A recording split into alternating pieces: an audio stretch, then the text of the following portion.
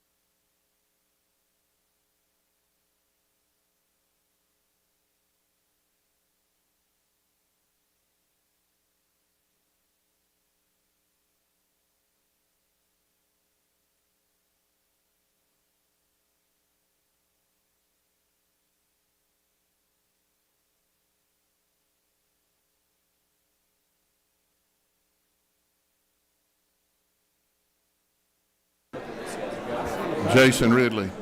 Is anybody sitting next to you? Mr. Leaders, there's a seat, one seat down here. If somebody'd like to sit here.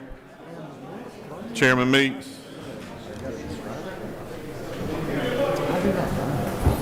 I feel like a Baptist preacher. If there's a seat next to you, slide over so somebody can get. Chairman Tillery, I've never seen this room this full.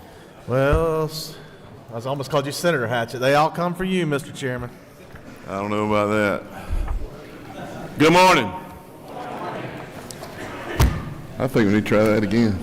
Good morning. Hey, everybody's awake. All right. Well, thank y'all for being here. The Lord blessed us. He brought snow this weekend. He's going to bring snow coming up. So he fit us in the middle. So thank you. With that, I would like to invite Chairman Gerald Green, Dean Green, on his birthday in his 44th joint appropriations hearing to open us in prayer.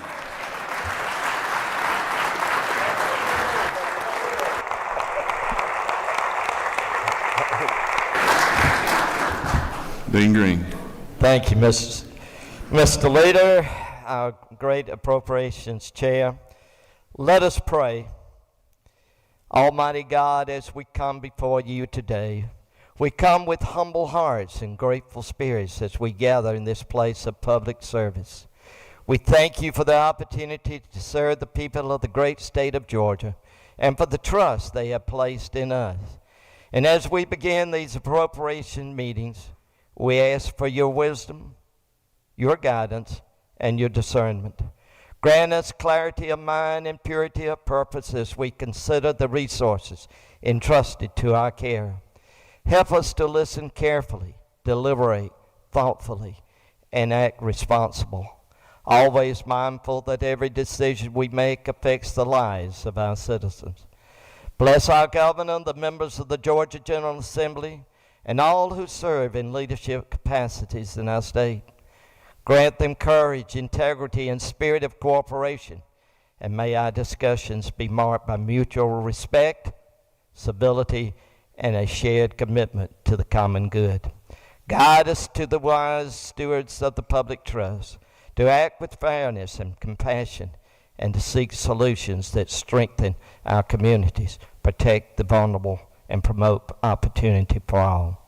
We ask your blessings upon the state of Georgia, upon its people, and upon the work we begin here today. May our actions honor you and serve the best interests of those we represent. And we ask all of this in the name of our Lord and Savior, the Lord Jesus Christ. Amen. Thank you, Dean Green.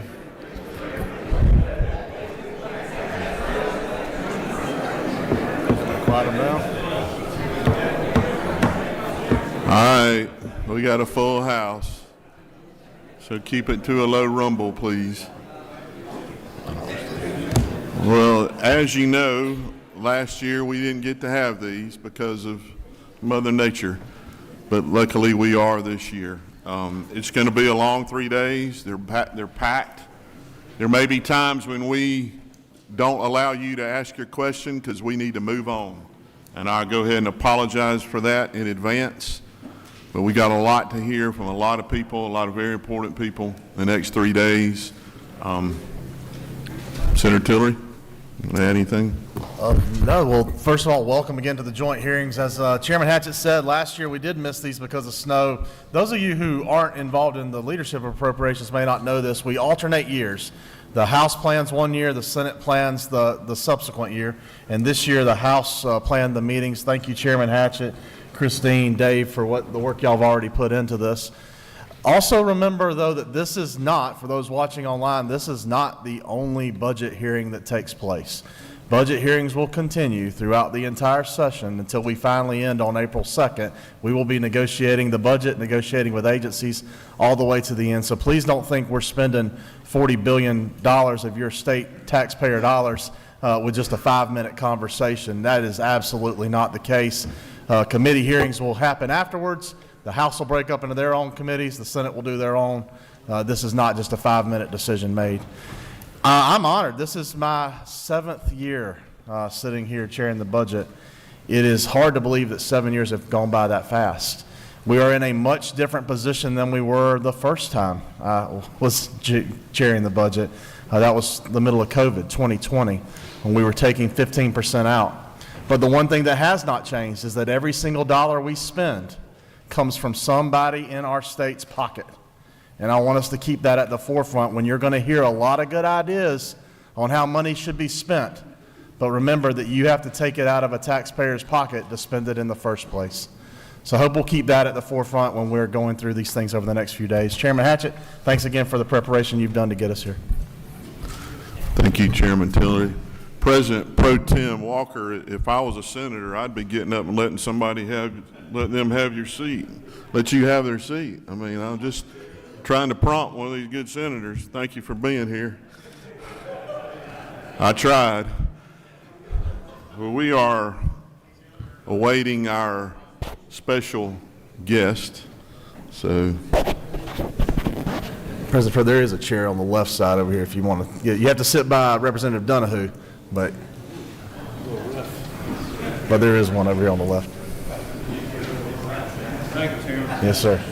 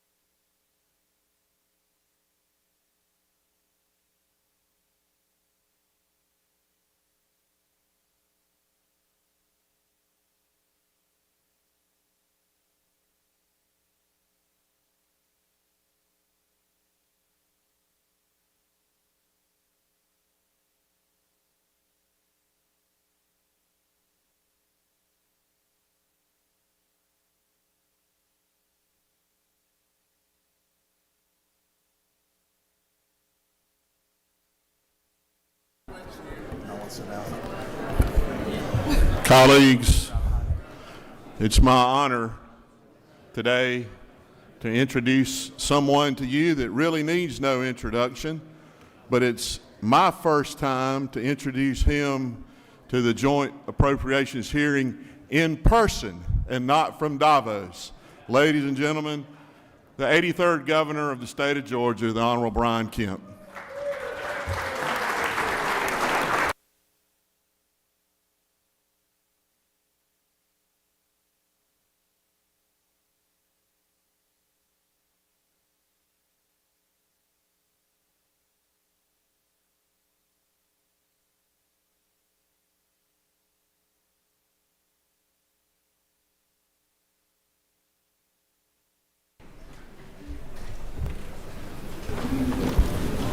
Governor, the floor is yours. I believe your mic is ready to go. All right. Well, thank you so much, Chairman Hatchett. I appreciate the kind words, Chairman Tillery, members in the House and Senate Appropriations Committee. I am honored to be here with you in person this year to present my final 2 budget recommendations. I also just want to take a moment as we start and thank you for allowing me to address you virtually in previous years while Marty and I have been on economic development trips to bring more jobs and investment to our state. As you know, last year we were in Germany at this time and met with some great leaders from companies that you all know, all of whom either already operate in Georgia or looking at potential investments. That includes Maersk, who's one of our largest clients at our port, largest shipping company in the world in terms of a market presence. And as we continue to grow and reach capacity at the Georgia Ports Authority, conversations like that mean greater business and job growth for our state. In fact, port activity now supports over 650,000 full and part-time jobs across the Peach State, a 7% jump over just the last fiscal year, which is pretty incredible. In 2024, Chairman Hatchett mentioned that we were in Davos, and I remember that trip well, the first one especially, because people were giving me a hard time for going over there, especially some of my friends on our side of the aisle. And now we know President Trump's going over there. I doubt they're going to give him as hard a time as they did me. But we did have a great trip. In 2024, we met with GF Casting, which then announced a few months later a project in Augusta promising 350 new jobs and $184 million in investment. The prior year, in our first trip to Davos, we met with executives from Hyundai, LG, SK Group, and others. And I don't have to tell you how big an impact their various expansions and announcements have had on our state and our hardworking people. Those trips had real impact on the communities and the people that we serve, just like the budgets that you work on and pass. So again, I just really want to thank you all for your partnership over the years and for sharing a strong commitment to responsible, strategic, and measured approaches to the annual budget, and also just thank you for indulging me and letting present virtually. It was worthwhile, all those trips were. But I am glad to be here in person with you all this morning. These annual budgets requires discipline and respect for the people that sent us here, because every dollar we allocate is a dollar they earned, not the government. As I said in my final State of the State address last week, refusing to grow government, budgeting conservatively, and paying off debt aren't flashy, but they are the right thing to do by our constituents. Georgia voters have again and again rewarded those who hold spending in check by returning them to the Gold Dome. So it is not only right to be conservative in our approach, it's not only the best thing for our state and its fiscal standing, it's also, quite honestly, just good politics. And the results, I think, speak for themselves. Our approach has maintained Georgia's AAA credit rating, saving taxpayers and future generations millions of dollars in interest. On top of this, it has allowed us to use cash to finance projects throughout the state instead of debt, saving taxpayers and future appropriators who will sit in your seats $3.3 billion in interest payments over the next 20 years. It has allowed us to store up strategic reserves for the next economic downturn, ensuring you all or future legislators won't be forced to cut critical services for Georgians when, not if, the next economic crisis hits. And it's enabled us to put more toward education, health care, and mental health resources than ever before in our state's history. We've also been able to make historic investments in infrastructure across Georgia, again, because of our strategic and restrained budget approach. That careful planning has allowed us to return money and reduce the tax burden on Georgians at a time when prices skyrocketed to 40-year highs. All told, we've now saved them $9.7 billion through tax rebates, reductions, suspensions of the gas tax, and other measures, and that is with you all's help. And again, with your help, we'll increase that amount even more. All of these historic measures did not happen by chance, or they happened by choice. We choose to live within our means, resist pressure to grow government, and use one-time funds for generational projects through a once-in-a-lifetime opportunity our revenue level gave us. Policies that grow the economy instead of government are also why we've seen sustained job creation, private investment, and rising wages in Georgia. This year, I'm asking you to double down on that winning approach yet again, further accelerating the largest income tax cut in our state's history by 20 basis points. With this third acceleration, we will deliver on the promise we made in 2022 to bring the tax rate under 5%, and we'll do it 3 full years ahead of schedule. As you all know, this will save hardworking Georgians another $770 million every year. And I again want to thank you all for your work in the past and ask for your partnership again this year in record time as valued partners that you are. I'm also asking for your support in returning a fourth one-time tax rebate to families as they continue to face affordability challenges and the lingering high prices that came with 40-year high inflation. This will give a little over $1 billion back to hardworking Georgians for groceries, help with the rent or car payment, the ability to pay a little more on a credit card, or help with other needs. With these latest measures added to those from years prior, your hard work will now have given a total of $7.5 billion in targeted one-time relief to the people of our state and over $3.8 billion in permanent tax relief. These tax measures are not in conflict with fiscal discipline. They're a product of it. That's a pretty good record for any legislator or governor, if you ask me. With that same disciplined approach, the budgets before you continue to prioritize investments that strengthen Georgia's economic foundation. We are focused on building and maintaining the infrastructure necessary to support continued growth in both transportation and workforce development. Georgia's roads, bridges, ports, rail connections, and airports are not just assets, they are economic tools. When they function efficiently, they reduce costs for both drivers and employees and employers, shorten commutes, and improve the quality of life for families in our state.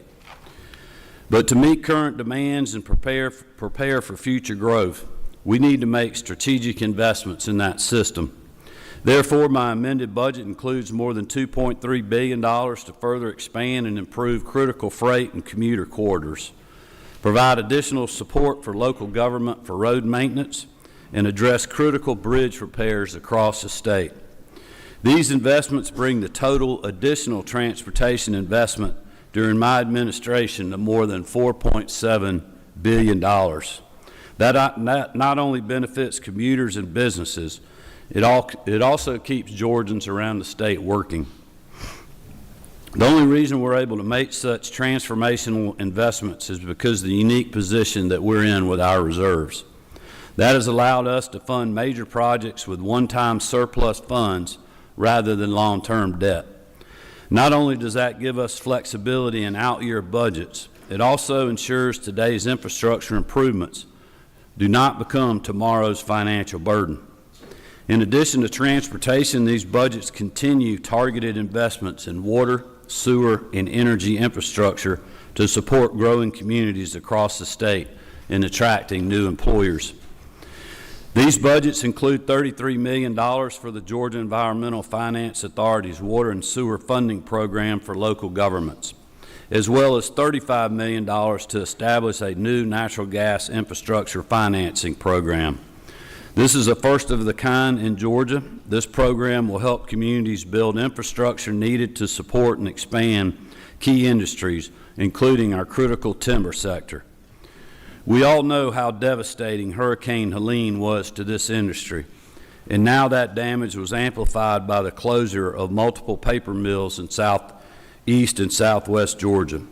That's why this past year I convened a forestry task force to bring together state agencies, academic institutions, and industry leaders to help us tackle this issue.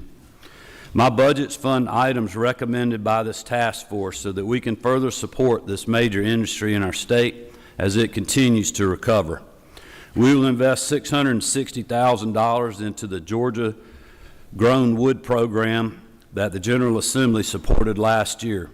This will support economic development and media campaigns to market Georgia as a premier destination for forest product manufacturing. This budget also includes $2.6 million to construct a mass timber county unit facility for the Georgia Forestry Commission in Morgan County. We have seen the private sector begin to embrace mass timber construction, even here in Atlanta, and this will be a first-of-its-kind construction for a state agency. I can't think of a better agency to lead the way than the Forestry Commission, which serves and protects our forest lands every day. Just since the last time I presented budget recommendations to you, the great team at the Georgia Forestry Commission has fought or helped contain over 4,000 wildfires. That is a 64% increase over the 5-year average. And yet, of the 37.7 million acres in our state, those fires just burned 26,000 acres. That's a testimony to how dedicated the men and women who work for the Forestry Commission are, and I want to commend them for all the yeoman's work they've done during this current fire season. That success is also a testament to your impact through previous budgets.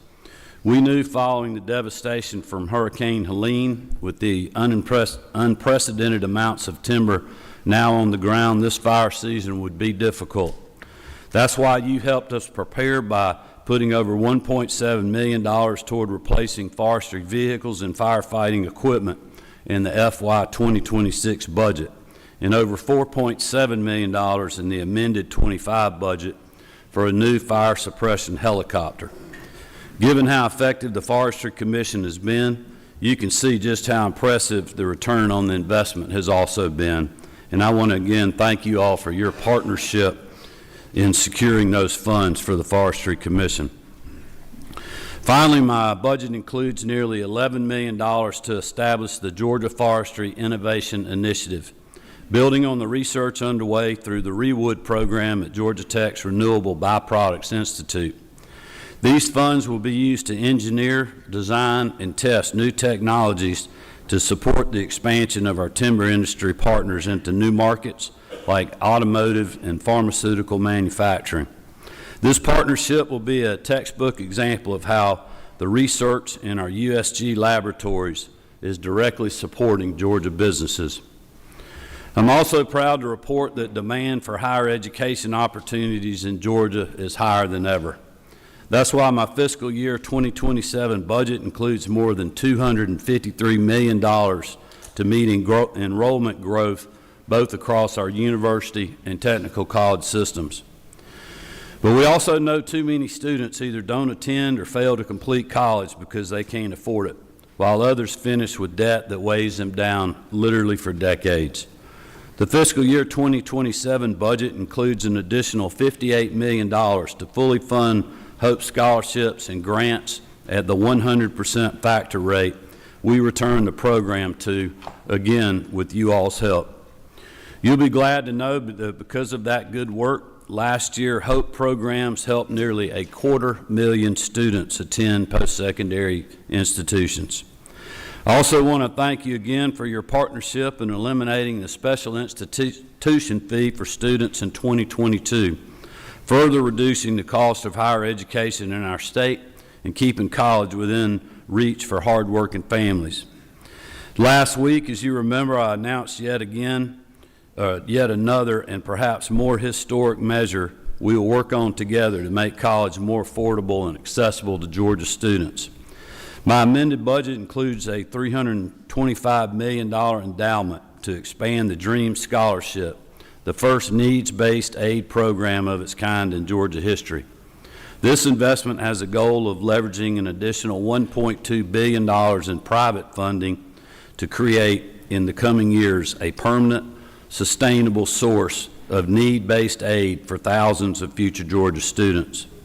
This structure matters a great deal when it comes to our budgets, because using one-time funds for an endowment rather than creating a recurring obligation expands access while also maintaining long-term stability.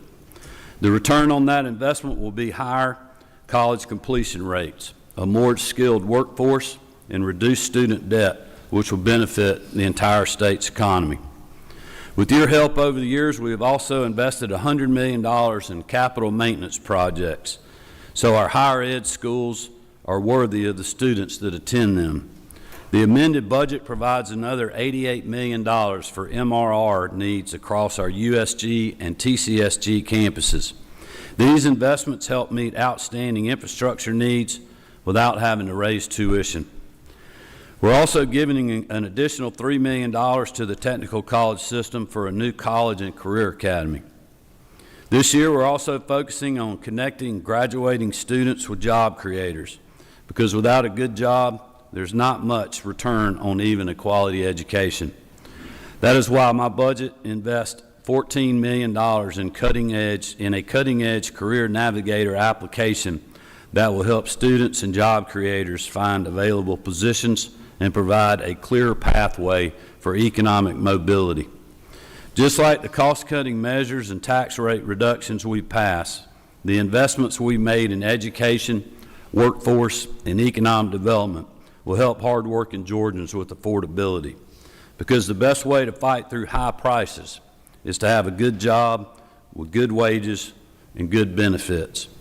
These are investments that will pay dividends not just for years, but I believe for generations. As we continue to build on Georgia's fiscal and workforce infrastructure, we're also protecting the foundations of our financial stability. Together, we have invested more than $4.1 billion in the last 3 fiscal years in capital construction and maintenance needs by using surplus funds rather than new debt. As I said earlier, that decision will save future generations billions in interest payments while also saving them on deferred maintenance costs. As a result, our debt ratio is the lowest it's been since we first began issuing bonds over a half a century ago. In addition to this historic accomplishment, you've also helped us eliminate the outstanding unfunded liability for state retiree health benefits, reducing it from over $2.1 billion to 0. Thanks to those efforts, we will save more than $240 million annually in health costs beginning this upcoming fiscal year.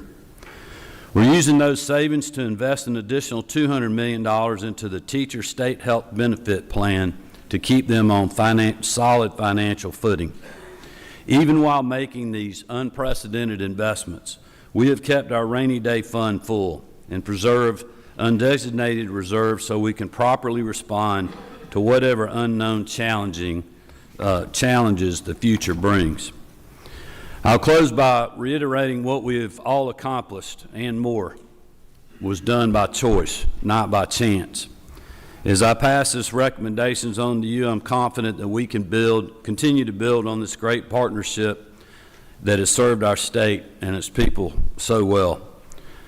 Also, would be remiss if I didn't mention the greatest First Lady in the country is with us this morning, Marty Kemp.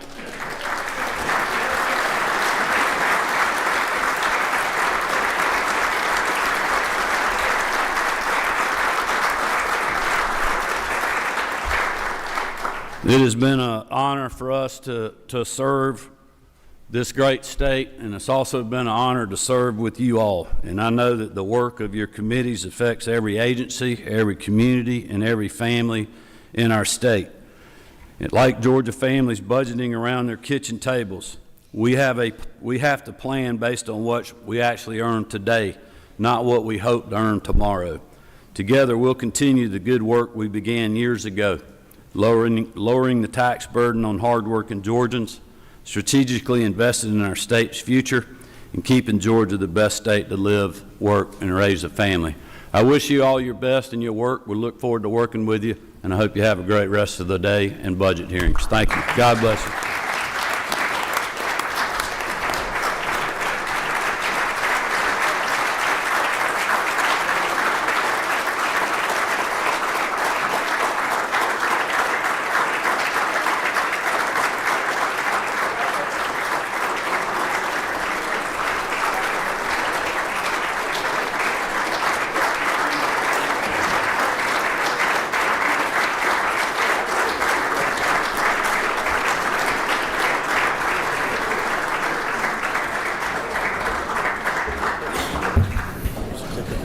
Governor, thank you, and First Lady Marty Kemp for the service you've given this state for the past 7 years and a little while longer. You're not done yet, but it does not go lost on me that you wore that green tie today. Thank you. All right. Well, I guess we get down to business now. Thank you. And first up is Dr. Robert Bushman, our state economist. The floor is yours. Good morning, everyone. Thanks for all of y'all being here. Packed room. Wow. As you heard, I'm Bob Bushman, state economist, here to talk to you today about Georgia's economic and revenue outlook. Thank you, Chairman Hatchett and Chairman Tillery, for inviting me to speak today. It's good to be back after getting sort of snowed out last year.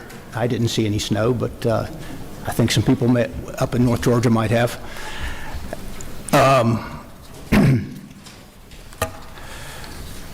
My presentation today will follow this rough outline, hopefully with time for Q&A at the end.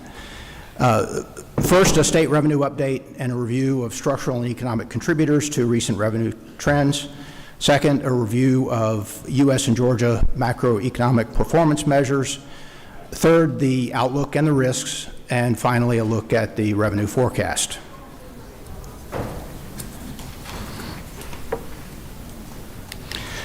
I'll start with a recap of fiscal 2025 performance compared to 24, as well as year-to-date fiscal 26 results.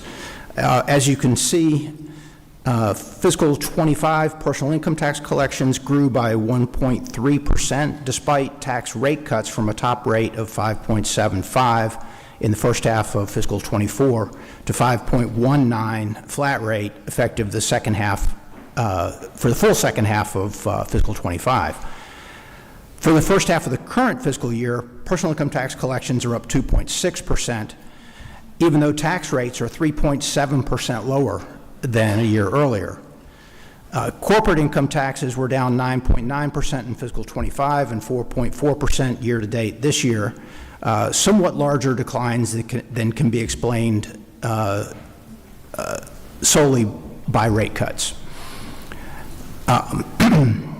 Sales tax gains have slowed, in part due to declining inflation, while gains in motor fuels in fiscal 25 and year-to-date this year are mostly explained by the shorter suspension of motor fuels taxes in fiscal 25 than the year before, and no suspensions so far this year. Without the suspensions, the gains would have been marginal, 1% or less. People are just burning less gas.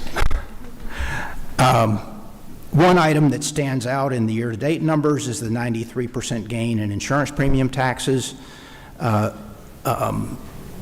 Most of the reported gain is the result of an extraordinary refund paid in September 2024.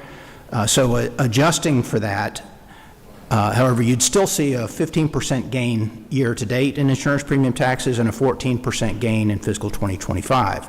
Stronger insurance premium tax revenue growth is due in large part to high inflation in insurance premiums, particularly in fiscal 2025. Total taxes in the year-to-date comparison are up 3.3%, an improvement over fiscal 2025 growth. But total general funds revenues grew more slowly, only 1.6%, mostly due to 28% lower interest earnings as interest rates came down and about $2 billion of undesignated surplus balances were drawn down for one-time items.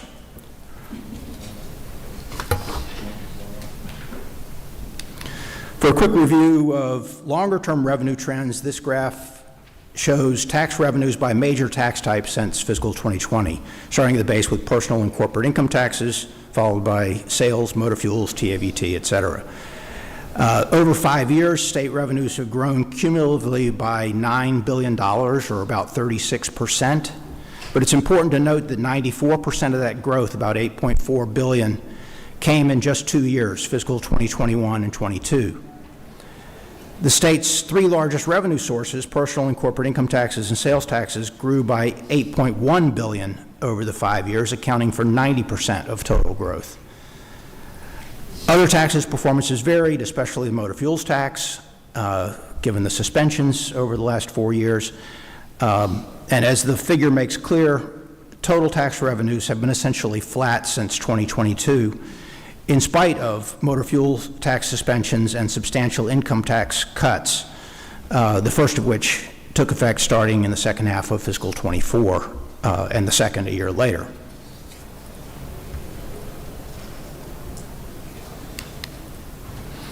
Taking a closer look at the main driver of income tax performance, this graph shows what's been happening with Georgia and U.S. personal income since the first quarter of 2020, just before pandemic job losses hit wage income. These data are seasonally adjusted for inflation and indexed to 100 in the first period, so you can see cumulative growth over time. First, the solid lines show total personal income, including from employment, from dividends, interest and rents, and from transfer payments. Georgia in orange and the nation in blue. The dotted lines show only the wage and salary component of total personal income. Those are the lines you should focus on, wage and salary income. National wage and salary income is up 8.6% cumulatively over the entire period, while Georgia is up 12%, with most of the outperformance coming in calendar year 2022. Growth continued through the first half of calendar year 25, the latest state data available, but Georgia underperformed slightly on wage and salary income over the last 4 quarters, though it did beat U.S. growth in total personal income 3.1% to 2.6%. Wage and salary income is really the main driver of personal income tax revenue growth over the medium to longer term. So let's take a deeper dive into that, our biggest revenue source. This graph shows both withholding and total net collections on an annual basis since 2015. Taxes on wage and salary income are collected generally through withholding. And historically, withholding collections have been approximately equal to total income tax collections on average each year. That changed starting in fiscal 2021 and dramatically so in the following 2 years. For fiscal 2022, the gap between the orange and blue lines represents an extra $3.9 billion of net collections over and above withholding, or about 2/3 of the $5.9 billion gain in total income tax collections from fiscal 2020 to 22. These non-withholding payments come primarily from estimated and final tax payments, less refunds, and except for refunds are generally related to income earned from a business, from self-employment, or from investments, including capital gains income. A big part of the $3.9 billion positive gap in fiscal 2022 was tax on capital gains. I'll show you my estimates of that on the next slide.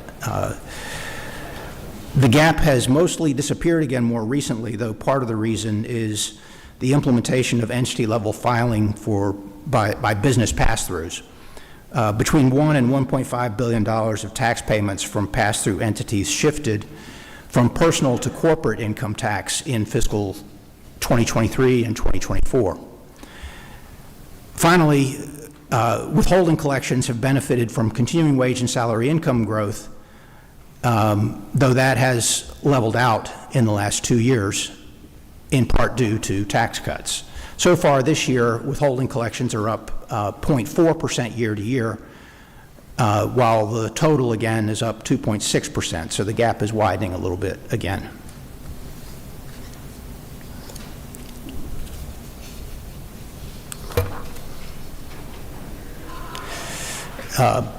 I've shown most of y'all this before, so I'll try and be quick on this. The table shows capital gains data reported from 2 sources: anonymized Department of Revenue administrative tax return data covering e-filers, and IRS tabulations of returns that were filed from a Georgia address, so excluding non-residents and anyone who moved out of the state by the time they filed their federal return.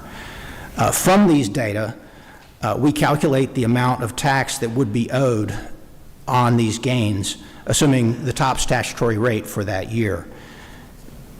Tax year 2021 was a great year for gains, as you can see, producing an estimated $3.1 billion in tax that would have generally been seen as revenue for the state in fiscal 2022.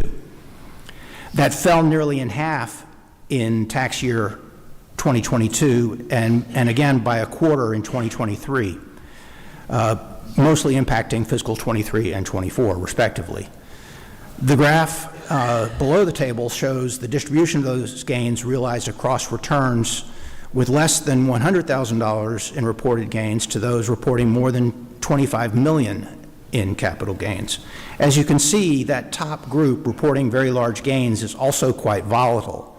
But you can also see that tax year 2022 was a big year for capital gains of all sizes, and that the biggest reversal in tax years 2022 and 23 was in the largest gains category, which fell by 84% over the 2 years. We don't know yet how much was reported in tax year 2024. It'll take a little while to get that, and a long time to get 2025.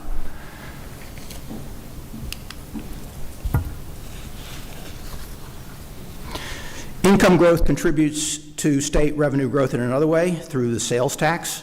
Sustained growth of ordinary personal income from a job or a business, or from dividends, interest, and pensions, is the main driver of sales tax revenue growth over the long term.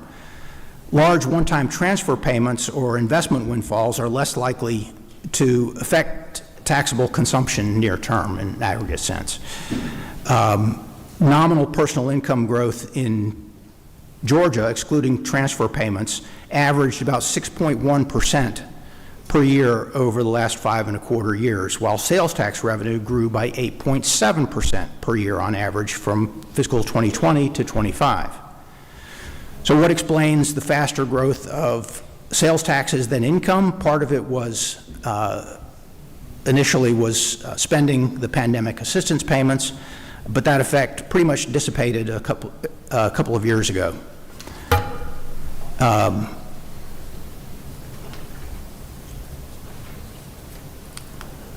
The other big factor has been the mix of consumption spending. Beginning with the pandemic, consumption shifted from services to goods, goods in red, services in green in this graph. The data are for the U.S. because state-level consumption spending data only comes out annually with quite a lag. But the picture is much the same, has been much the same in Georgia through the latest state data available. As you know, goods are generally taxed in Georgia, while most services are not. So the shift boosted sales tax revenue growth for the first 2 to 3 years after COVID hit. The shift back towards services since 2022 has been a drag on sales tax revenue growth in fiscal 23 through 25.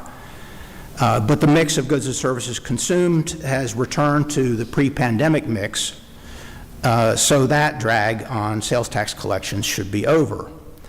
But as you can see from the blue line on the graph, personal income less transfer payments, incomes have not kept up with prices. This is the affordability issue in a picture.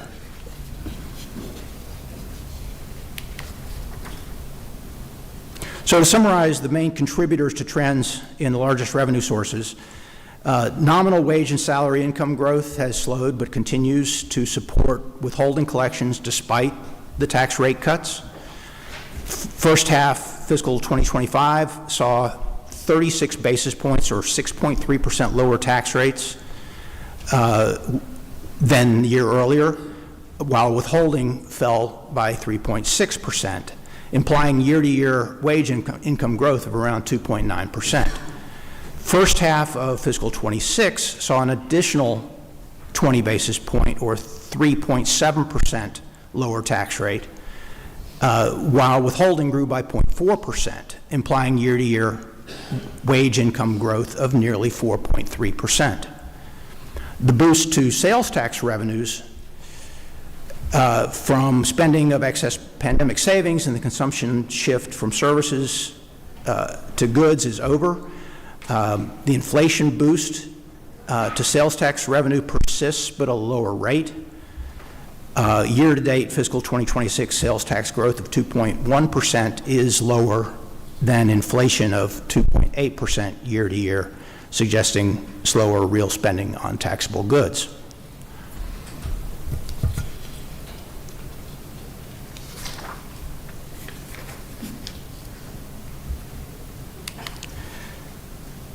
Now let's look at a few other broad measures of current economic conditions and performance over the last year to set up for the 26-27 outlook. First up, unemployment National unemployment rose to 4.5% in November, and then back to 4.4 in December, from 4.1 a year earlier, while Georgia, meanwhile, has been outperforming on this measure for almost 6 years now.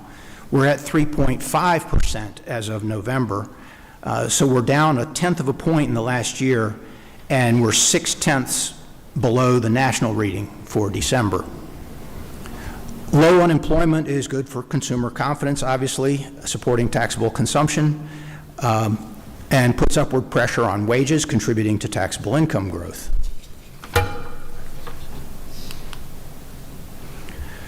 Since February 2020, Georgia non-farm employment has grown by 6.7% cumulatively versus 4.7% nationally through November. But for both the state and the nation, job growth stalled in 2025. Georgia gaining about 3,200 jobs over the year, well, at least through November, or about 0.1%. The U.S., meanwhile, gained 584,000 through December, or about 0.4%. Most of the weakness has come in recent months. The U.S. lost 117,000 jobs in 3 months through November before gaining 50 back in preliminary December estimates. Georgia is estimated to have lost about 7,000 jobs in September through November.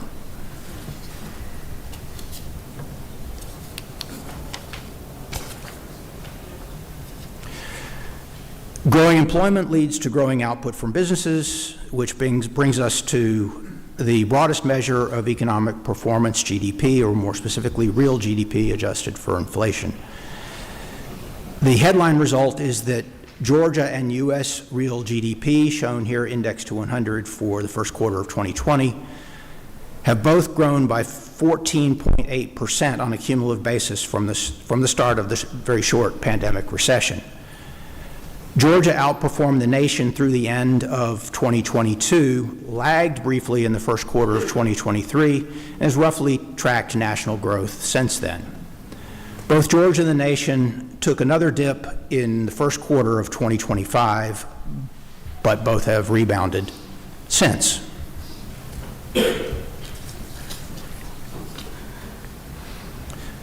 On to inflation. Y'all have all probably seen this before, so I'll try not to spend too much time on it. But this graph shows the inflation surge that prompted the Fed to raise rates a couple of years ago 11 times in 17 months. Headline inflation peaked at 9% year to year in June of 2022, far above Fed targets, but came back down to 2.4% by September 2024. Unfortunately, the decline stalled there until inflation began rising again last June.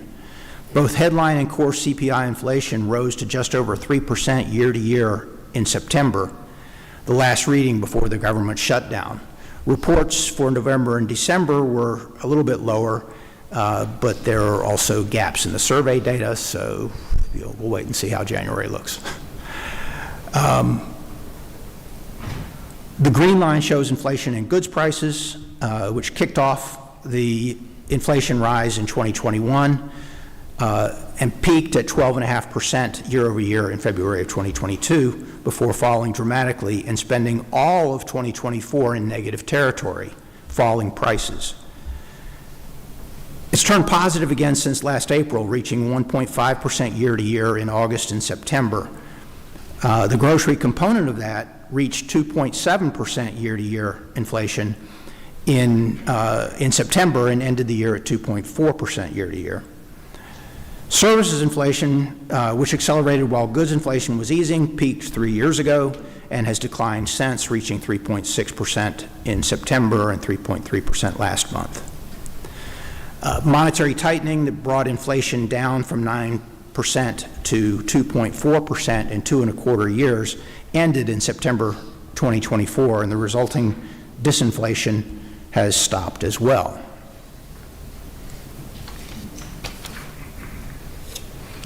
So here's a picture of the Fed policy rate over the last decade. The target Fed funds rate upper and lower bounds. A year ago, we had seen the long pause at the top come to an end with 3 rate cuts as inflation eased. But that was followed by another 9-month pause because with unemployment still low and disinflation stalled, forecasters worried about tariff-induced rise in inflation. Tariff effects on prices take time to work through to consumer prices, especially when anticipation of large tariff hikes led to a surge of imports to build inventories before the tariffs took effect. With the tariffs finally in place, studies from the St. Louis Fed, Moody's, and others have estimated that tariffs added as much as 0.7 percentage points to U.S. inflation by late last year. In other words, if not for the tariff hikes last year, December's inflation reading likely would have been close to the Fed's 2% target instead of 2.7%. Nevertheless, with the labor market softening, the FOMC saw fit to cut Fed funds 3 more times, a quarter point each, in the last 3 meetings of last year.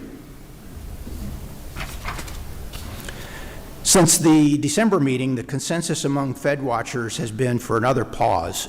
As of this morning, Fed funds futures markets are predicting the next rate cut won't come until the first meeting under a new Fed chair in June, with a second cut likely later in the year, probably December. That would bring us to a target range of 3 to 3.25%. Also at the December meeting, the FOMC decided to pause so-called quantitative tightening, reducing the Fed balance sheet holdings of longer-term Treasury and mortgage securities. Instead, the Fed plans to purchase $40 billion per month of short-term Treasuries, T-bills, in what they label reserve management instead of quantitative easing. Personally, as an economist, I worry that's a distinction without a difference, and that though smaller than the quantitative easing of the last cycle, this policy, together with further rate cuts and new tariff threats, will keep inflation at elevated levels for a while longer.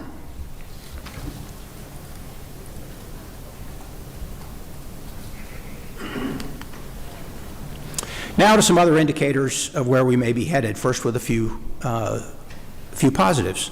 This graph shows the Fed's so-called financial soundness indicator for banks. Banks' Tier 1 capital as a percent of risk-weighted assets.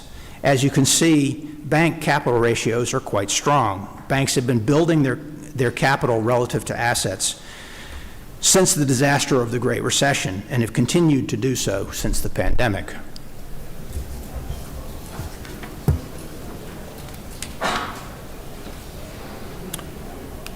Consumer financial health is also strong. Household debt service burdens, shown here in blue, have risen from pandemic lows when many households paid down debts with their stimulus checks, but remain at levels last seen in the late 1990s. Total household debt as a percent of GDP in red here has also been declining since the Great Recession and resumed its decline after the pandemic, bringing this measure back to 1999 levels. Consumer loan delinquency rates for both credit cards and mortgages also remain historically low, as do delinquency rates for business loans. So the consumer is still in good shape financially, and banks are in excellent shape. Good conditions for avoiding a financial crisis should the economy weaken again. Dr. Bushman, can I stop you there and ask a question for a second? Ms. Blake. Help me understand this, if I'm reading those lines correctly. You've got household debt as a percentage of income increasing. You've got household debt as a percentage of GDP decreasing. The blue line is principal and interest payments on debt. Okay. So you're adding in the interest, and that's why it's so much higher. So I'm trying to look at the side here. Is it saying, are you saying that 12% of an average family's income is going to pay the interest on the debt right now? Or is it the 75%? Which percent matches me? Debt service burden is the left scale. Debt is a percent of GDP is the right scale. So the GDP And so the increasing, denominator is not personal income, but GDP. so the GDP increasing is what's causing the percentage of household debt to decline as it relates to GDP. Oh, yeah, that helps, yeah, certainly. The average family But is the debt still service feeling it. burden has also gone up because interest rates have risen. Right. So while we're seeing that red line go down, in the microcosm of a family, they're feeling it still. Oh, yeah, yeah, yeah. Okay. Yeah, Making sure that, but still at historically low levels. I mean, well, not as it relates to 2020, maybe. no, if, Not. I didn't want to make the graph go back to, Gotcha. 40 years ago, but it's basically 1990s levels. So what would be the average percent of household debt and interest that you normally see? Around 20% then? Of their home income? Because you said if we go back to 1990, so I'm just looking at the edge over here where the red line is at 14 or 15%. If we went back to, you're saying it's historically low even though it's at 11.5%, 12% now. Where would it be if we pulled that back and looked over the past 40 years? It would still look low. So the 1990s were basically, most of the 90s were probably closer to the late teens there in the graph. There were a few years where it was down closer to 11% like we are now. And some of this is anecdotal. I'm not sensing that families are feeling that. I sense that they're feeling that they're actually under more pressure right now. And I didn't know if the data is showing opposite or the data agrees with the family. It's less so debt burdens than prices on everything Gotcha. being high. They're not putting it on their credit card yet. We'll see that soon. Yeah, I mean, credit cards included in that household debt number. It's just not the only thing included there. Yeah.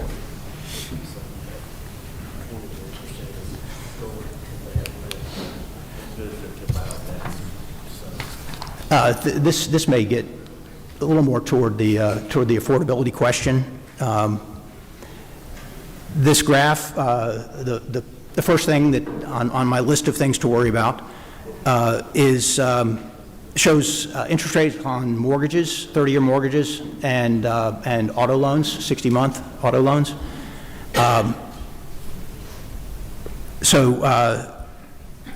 As you can see, they rose quickly in 2022 as the Fed tightened, and peaked late 2023. Come down a little bit, but are still at levels comparable to 2007, and so still relatively high. Certainly higher than many of us grew accustomed to in the last decade and a half prior to 2022. High interest rates on mortgages and other consumer loans are restraining demand. And in the case of mortgages, locking homeowners with 3% and 4% mortgages into their current homes. These rates are unlikely to be coming down much for the time being. In fact, longer-term Treasury rates have been rising lately.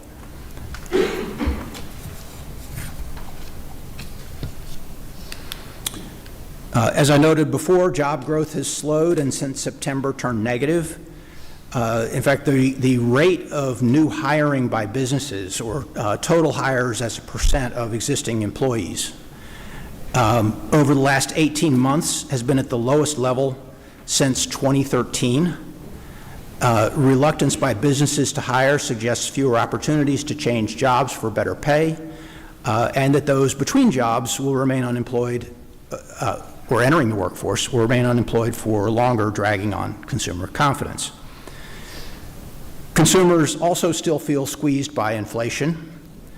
Incomes have not really kept up for the average worker, so consumer sentiment is weak. The University of Michigan Consumer Sentiment Index, shown here, is sitting at levels typically associated with recessions. Anything that pushes inflation higher again is likely to make matters worse for the average consumer.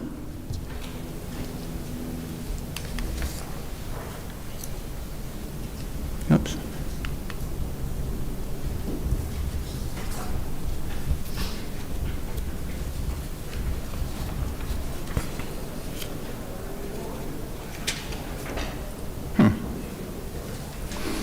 Well, I lost my notes for this page.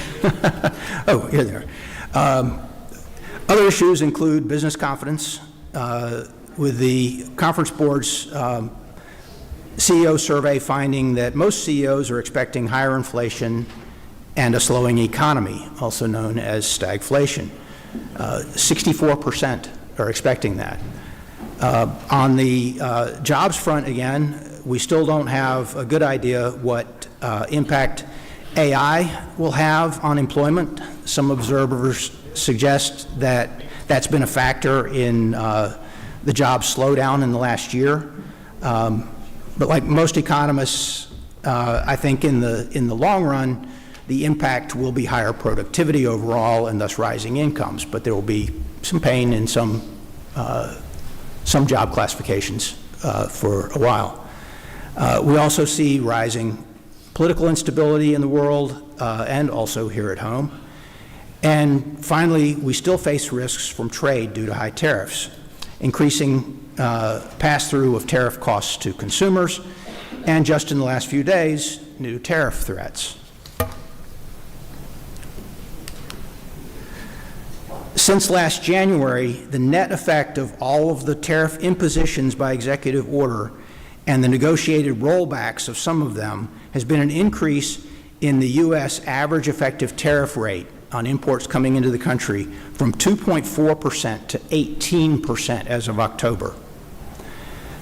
The bulk of the cost of these tariffs fall on U.S. consumers and businesses, depending on how much cost businesses are willing to absorb to avoid losing sales over the short term. Moody's estimates that as of August, 29% of the cost of these tariffs have been passed on to consumers. 53% have been absorbed by U.S. businesses, harming their profits, and only 18% was being absorbed by foreign producers, again, to avoid losing sales over the short term. The hit to profitability for U.S. businesses has been blamed for record business bankruptcies through 3/4 of 2025. As time passes, businesses, both domestic and foreign, have to pass more of the cost on to consumers to remain profitable. So we'll see continuing upward pressure on consumer prices. As time we also face risk of retaliatory trade policies, or in some cases, just a refusal by foreign merchants and consumers to buy or stock U.S. goods. Large exporting states like Georgia are the ones harmed the most by that. Remember, we're the 12th largest export state, with exports representing 6.1% of state GDP. Trade volume through Georgia ports has grown 8.5% per year since 2003 and reached $250 billion in value in 2024. We don't have 2025 data for Georgia exports or port activity, but through November, total U.S. trade is down 5.6% from the same months in 2024, with imports down 4.9% and exports falling 7.3%. So exports are falling faster than imports.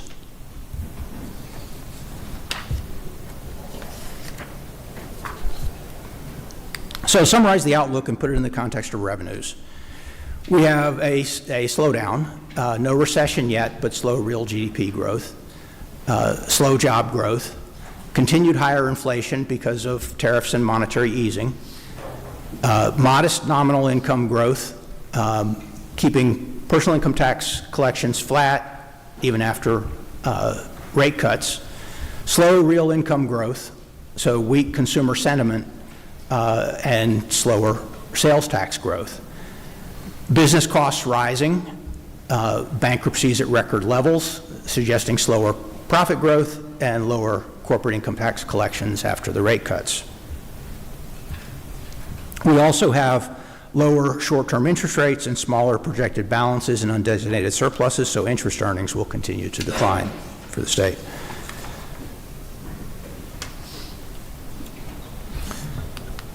All of which brings us to the revenue budget, which is conservative as it should be, but not overly so.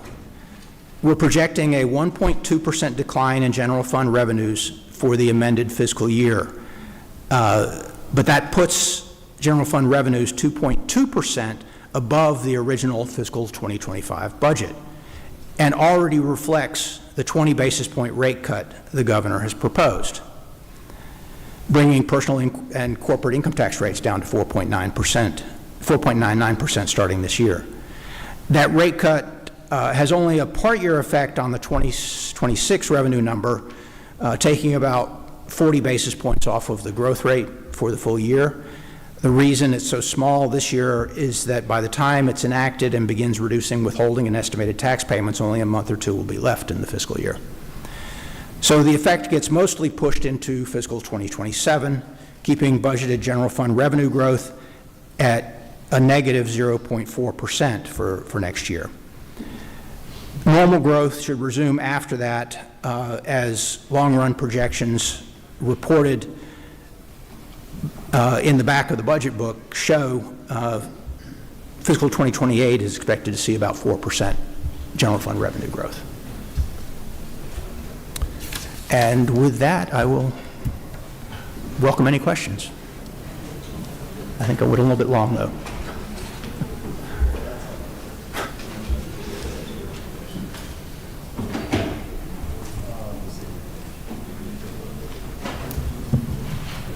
Got a couple, Dr. Bushman. First one will go Representative Ridley. Thank you. In the book on, I've got different glasses, so I can't see right now. I think it's 393. It talks about job growth in 2025 and through the first 4 months of FY 2026. It says the strongest was healthcare, social assistance, followed by local government. What would your thoughts be on that? If jobs are starting to fall in manufacturing and other jobs like that, but they're starting to produce in more subsidized jobs, what's your opinion on economic outlook for job growth? I'm not sure I follow the question. Well, I'm asking, like, in the job growth in the book right here, it's talking about this year that the most job growth was in healthcare, social assistance, and local government. Yeah. Why we lost jobs in manufacturing and other ones. Usually when you see that, what's your thoughts on when you start seeing more subsidized type local government jobs or government subsidized jobs increasing? Well, the important point there is the contrast with manufacturing and jobs like that. The decline in manufacturing jobs is not unique to Georgia. It's been a national trend over the last year. So, I mean, I would, like I said, consumer spending, particularly for middle and lower income households, has been slow. Other than wealthier households continuing to purchase, that's going to be a drag on producing goods. Tariffs, trade policies have impacted manufacturing. Like I said, exports year to date through November are down 7.3%. So manufacturers are not winning. Okay, thank you. Yep. Senator Lucas, is that you that's got your book? Yes, sir. Let me ask you a question. What is your projection of federal funds that we normally get that we won't get this coming year? The division directors within OPB have looked very closely at that and addressed in the budget any critical needs that are likely not to be funded by the federal government, and where deciding where we need to backfill. That would be a better question for the different agency heads that as they come through and talk about their budgets. Well, the reason I asked that question, if we don't get the money, Yeah. we're going to have to make it up. And that comes from the amount of money that we have in our reserve. Well, no. The critical spending needs where the funds from the federal government are expected to disappear have been addressed in the budget. I just can't point you to specific items because, frankly, I'm not an expenditure side guy. The division directors within OPB and the agency heads themselves would be the ones that would be able to answer those questions. It's not in our general fund revenues, the transfers from the federal government. But general fund revenues have been budgeted to backfill where the needs were considered critical by the different agencies and the governor's office and OPB.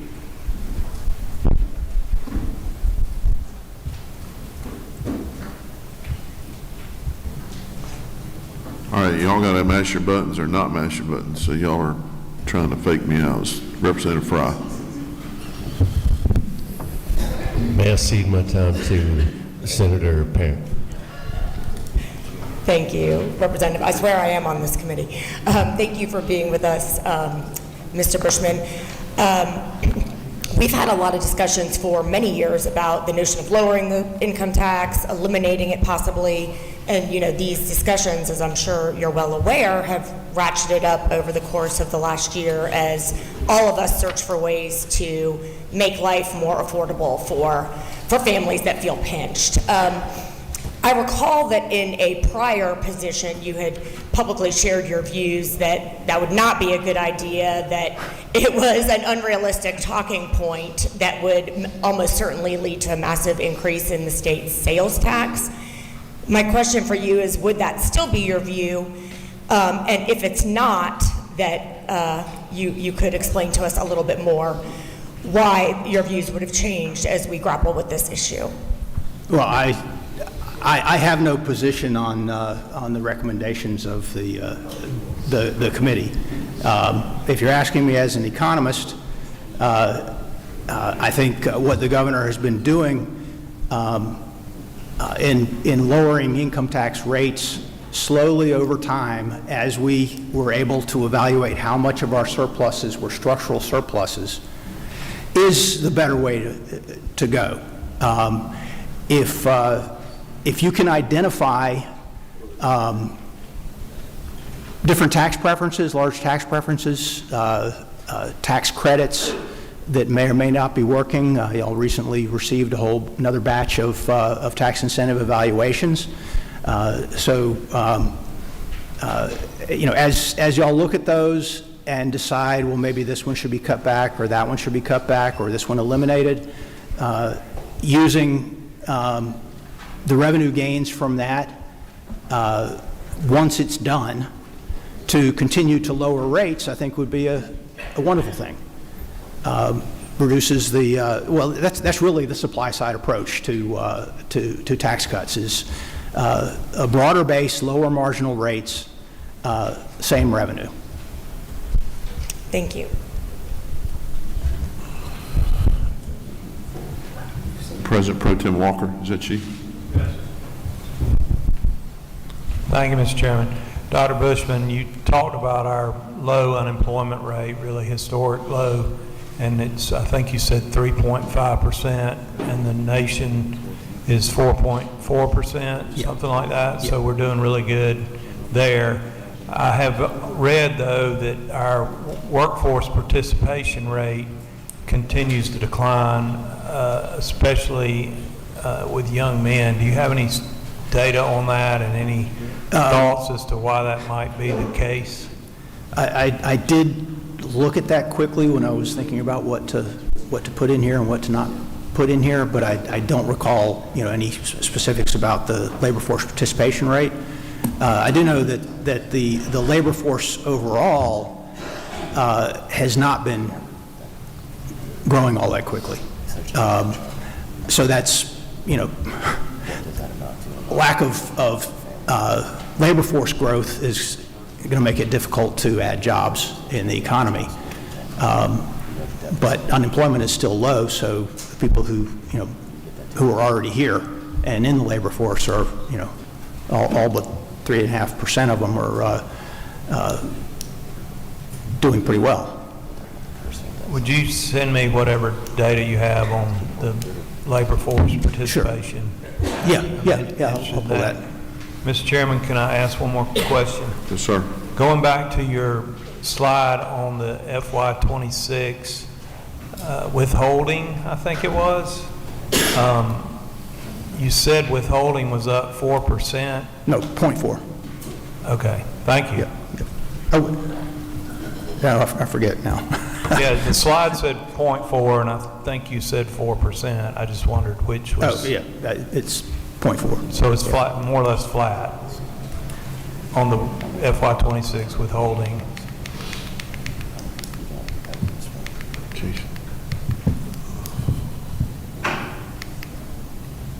We do have at least one more question. Sorry. Chairman Carpenter. Thank you, Chairman. So real quick, because you're painting a picture and I need an explanation. So you're saying the bank's balance sheets are great, consumer balance sheets are great, unemployment is low, but yet consumer sentiment is down to the lowest since the 60s.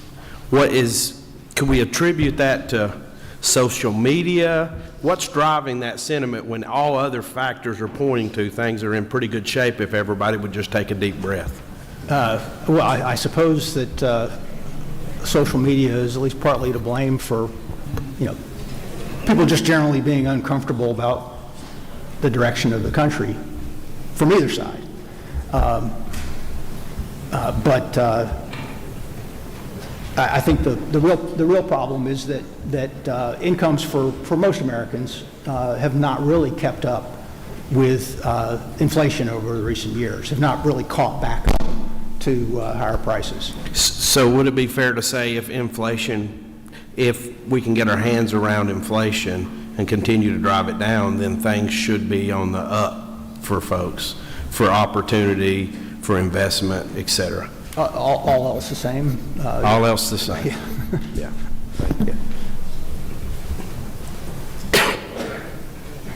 All right, thank you, Dr. Bushman. Okay. Thank you. We're going to move on to Commissioner of Economic Development, Pat Wilson.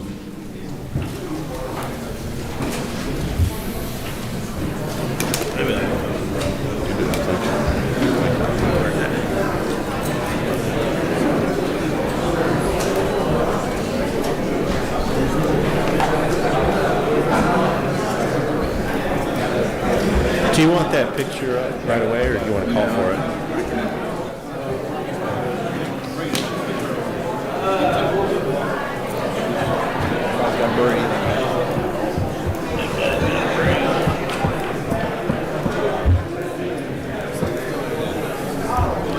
All right, if you're leaving, please hurry up and leave so we can get going. We're already 15 minutes behind.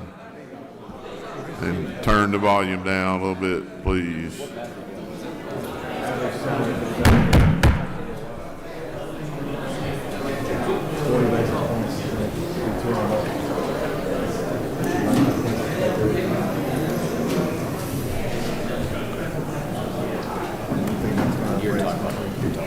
All right, Commissioner Wilson, slow down. Let's calm down a little bit. Floor is yours. Thank you for being here today and not in Davos. Well, thank you for allowing us to be here today and not in Davos. It's cold over there. People might throw things at you today. You better be careful. A little closer than usual. All right, the floor is yours. Chairman Hatchett, Chairman Tillery, members of the Appropriations Committee, and Dean Green, happy birthday. Y'all, thank you for today. Thank you for your time. Thank you for what you do for the people of Georgia in creating a budget that is conservative, that has the ideals of the people of Georgia, and really the focus that we need in order to continue to be successful. And I want to start by talking a little bit about last year, and I know we just heard from our good friend, the economist, and it seems to be the most predicted recession in the history of the United States. But if you look at the numbers and anecdotally the things that we see on the ground across the state of Georgia, we are in a very healthy state. We've got a healthy economy.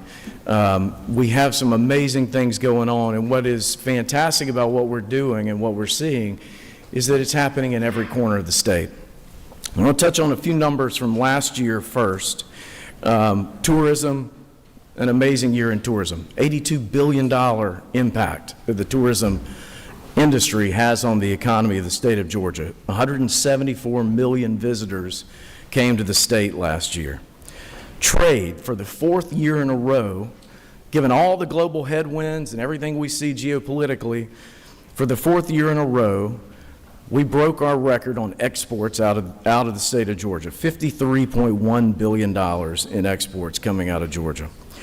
Our global commerce team, 23,000 new jobs that we announced last year, but we broke our record in investment, $26.3 billion of a new investment to the state. Our centers of innovation worked with 441 small businesses last year. That's another record for businesses served. Film, and while the industry, I'm sure we've all heard, the industry is down overall nationwide, we had the most successful series wrap in Georgia last year, and that was Stranger Things. And y'all may have seen, it is literally everywhere. They hired 3,700 Georgians last year for 890 days of filming with a payroll, just of local Georgia crew, a payroll of $298 million.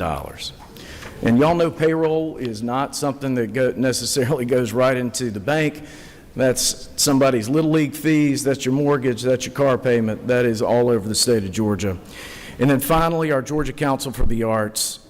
We administered 363 grants last year, but what I love the most is it went to 151 different counties. That is a statewide impact, and that's something that we're very proud of. But what I want to take a quick look back on, and I love following Governor Kemp this morning, his administration, when we walk out of his administration, we're going to say that the previous decade in the state of Georgia was the most successful, most prosperous decade in the history of the state when it comes to job growth, economic diversity, growing our manufacturing base, and the numbers prove it.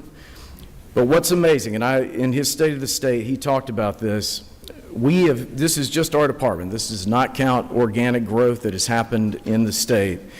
We've announced 219,000 new jobs in the state of Georgia in his 7 years. $118 billion of new investment in his 7 years. And what is amazing about that is 64% of those jobs went to the state outside of Metro Atlanta. 74% of the investment was outside of Metro Atlanta. That's pretty amazing, and that's just what we touched. That does not count, again, all the organic growth that's happening right here in the state. And so while we can say thanks, it really is everybody in this room. You guys have been a part of that story. And I've had the benefit of now working for 3 governors. I have worked with multiple speakers and General Assembly members. It's a partnership, and it's a partnership that this state has benefited from because we've made the state of Georgia the best place in the nation to do business together. You guys have supported great public policy. You've budgeted fiscally well. You've managed us through crises. I mean, I've lived through the recession and then COVID. We've watched all that happen, and this partnership between the General Assembly and the Governor's Office has really made Georgia the success story that is today. So this is just a way to say thank you to you guys for being great partners, and we look forward to where we're going to go in the future. So on to the Governor's amended budget. The new budget, the big budget, is not, there's nothing really for us to talk about there because it is exactly the same as last year. But the amended budget is exciting because the governor made an ad to our marketing for the first time in a very long time. And so if you look in section 429, under our departmental administration, the governor added $3 million to promote Georgia tourism, update agency marketing materials, and enhance business recruitment efforts. So, as many of you know, this is an unprecedented opportunity year for us to make an impression on people coming to the state of Georgia. The General Assembly and the governor have worked to support the FIFA World Cup, which is coming to Georgia this summer. And this addition to our budget is a way that we can maximize that effort and make sure, number one, that people who come to Georgia want to come back, that we show them the diversity, the amazing assets that this state has, that we bring the 158 other counties into Atlanta to help them market themselves so that when people have a great time here, they want to come back and they want to spend money. And so the money for in the amended budget will go toward what I think is an amazing idea from our friends at the Georgia World Congress Center to create an activation at the World Congress Center where we will basically create a trade show to highlight the state of Georgia. So if you have a captive audience and it is July in Georgia and it is hot and people need a break, they need air conditioning, they need a water or a beer or something, we're going to create a space for them in the World Congress Center so that they can come and stop. And while we've got you captive, let me show you a little bit about our state parks. Let me show you a little bit about Providence Canyon. Have you seen Smith Gall Woods? Let me show you a little bit about the Golden Isles. Have you seen tubing in Dahlonega? There's so many amazing things in this state that we can highlight, and we want you to come back and experience it after you've had a great time watching a match at Mercedes-Benz Stadium. And so this is a trade show concept that we're talking about putting on in the World Congress Center, and Kevin and the team are going to give us the space free of charge because nobody can be in it. It's inside the security perimeter. Only people who are there for the match can participate.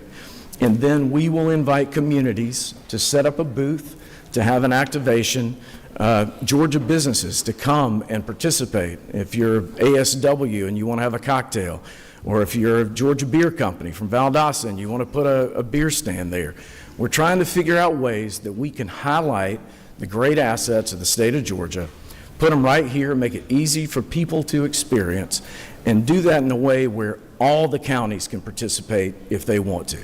And so the only buy-in from the counties is what you want to put in that space. And so we're excited about that opportunity. This money will allow us to do that and support the counties. The other things that we are expecting that we would spend that on are website upgrades. We have got to do a better job of marketing our assets and our communities on our website, make it easy to find, easy to search, so that all of the things that we are doing here are also findable on the website. And then finally, business recruitment. Taking advantage of this year and looking at who are the companies that are going to be coming and participating in the World Cup, how can we grab them, how can we get their attention, and how can we focus on selling Georgia, continuing to sell Georgia.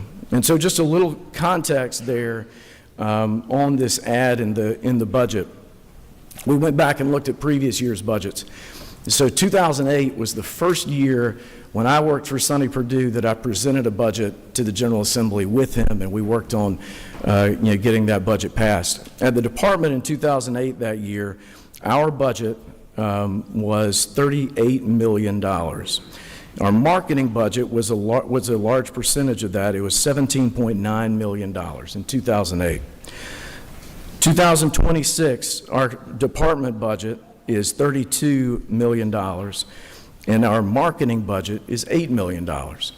And so if you look at the difference there, we've gone through a recession, we've gone through COVID, there were cuts, there were needed cuts. The office is overall, the department is smaller, we have fewer people, but I'd still think it's the best bang for your buck in state government.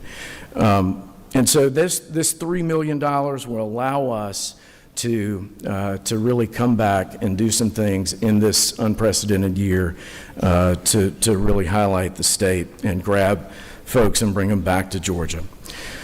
There's a second add in our budget that I wanted to point out too. In the under tourism, the governor added $110,000 that goes to the Georgia Humanities to really focus on the America 250th anniversary. And so this is an amazing year. And I vaguely remember 1976. I mainly remember it from my great-grandfather giving me silver dollars with the commemorative backing. But this is an amazing opportunity for us to share what America means, and us as one of the 13 original colonies, capturing tourists that are coming to events celebrating the 250th. And so one of the things that the governor did and we've partnered with is working with Georgia Humanities and the Georgia Historical Society to really highlight the 250th. And Todd Gross has done an amazing job with the Historical Society, but Mary Warren is our executive director of the Georgia Humanities. Mary, are you a year in now? A little over a year in. The Humanities does a terrific job of selling who we are as Georgians, capturing that and giving it back to whether it's students or whether it's everyday Georgians to highlight what makes us unique about being a Georgian. And so we're all the three entities are on the Georgia America 250 commission that was put together by the governor. And we are working together to focus on pushing out all the content that your communities are doing to highlight the 250th. And we're very excited about that. That $110,000, I think, will be very impactful to help us do that. And so with that, Chairman, that's really all I have in my budget, and happy to take any questions. Thank you, Commissioner Wilson. We got a great story to tell in the state, a great story to celebrate about our country this year. Chairman Meeks. Thank you, Mr. Chairman. Commissioner, thank you for being here today and the great work that the department has done all across our state and the continued work that we will do over the coming years. With the $3 million in the amended budget, I think you answered it, but would that specifically go to the promotion of World Cup? Not all of it, but yeah, part of that will.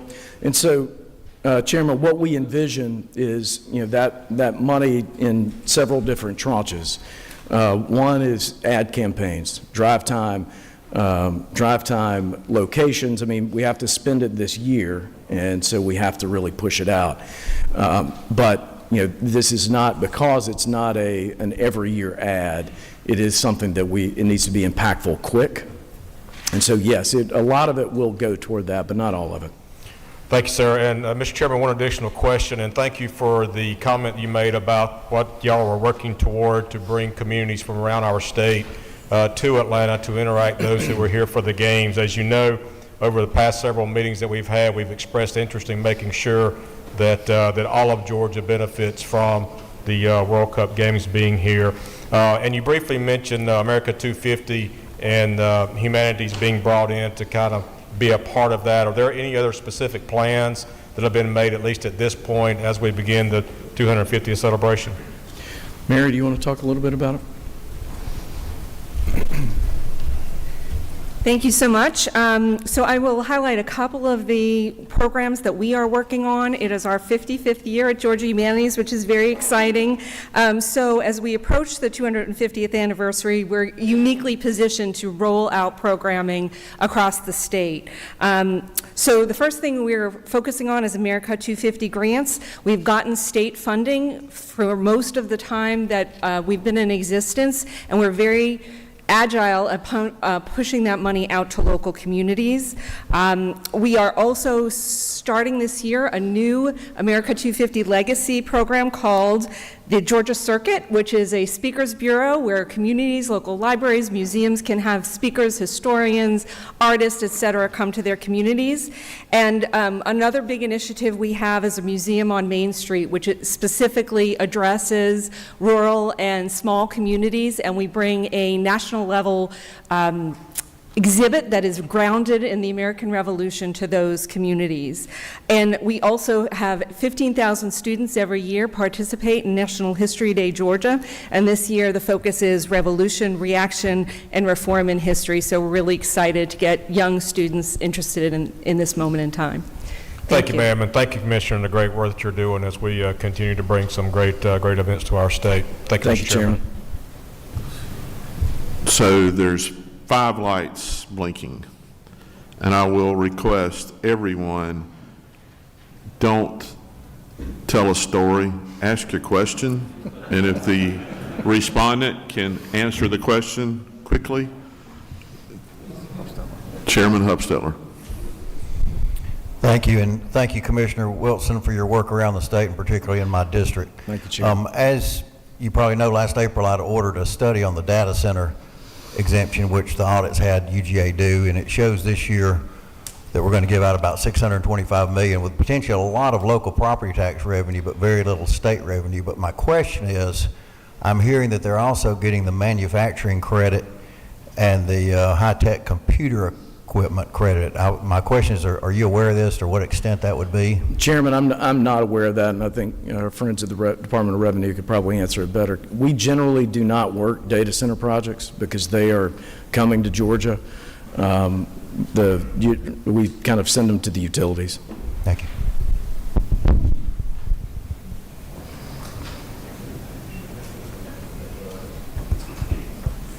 Representative Hughley.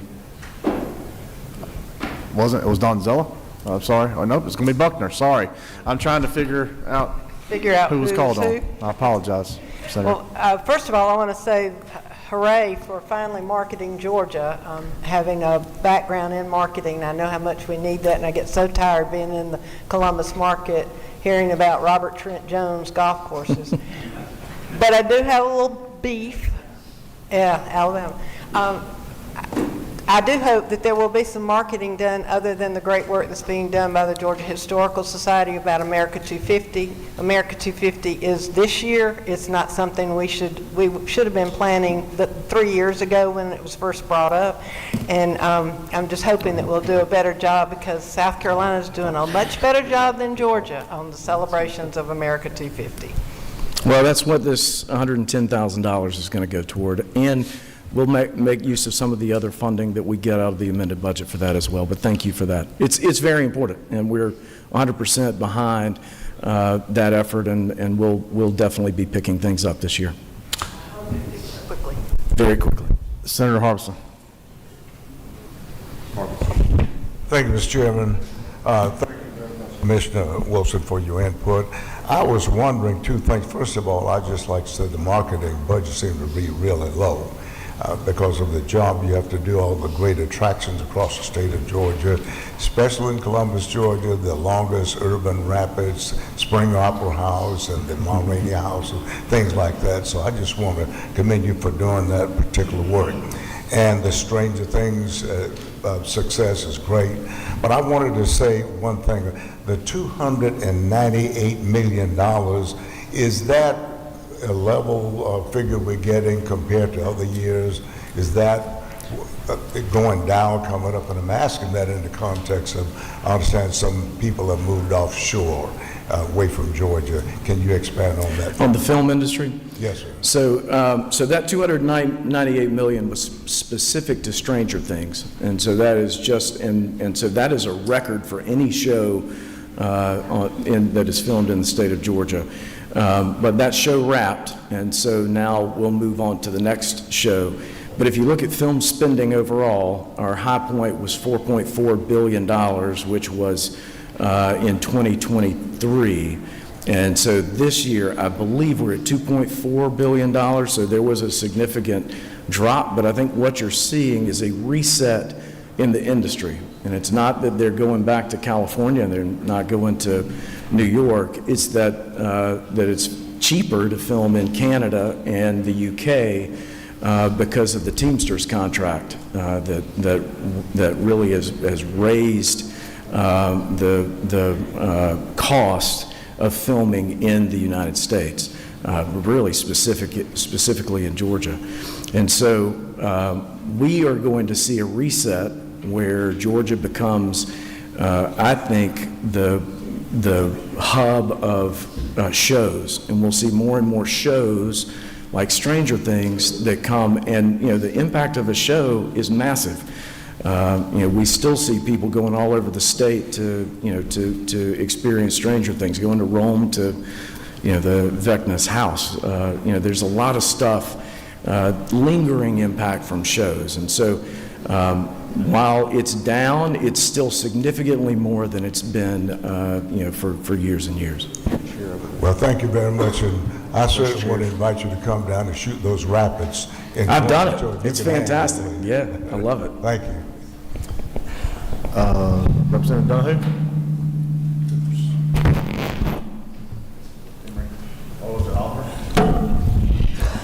Representative Oliver. Did I understand your answer to Senator Hofstadter that you do not support incentives for data centers across Georgia? No, it's just that we don't work the projects, and so I don't know what they're leveraging to come to Georgia. Do you support a moratorium on granting data center permits given the tension around the issues?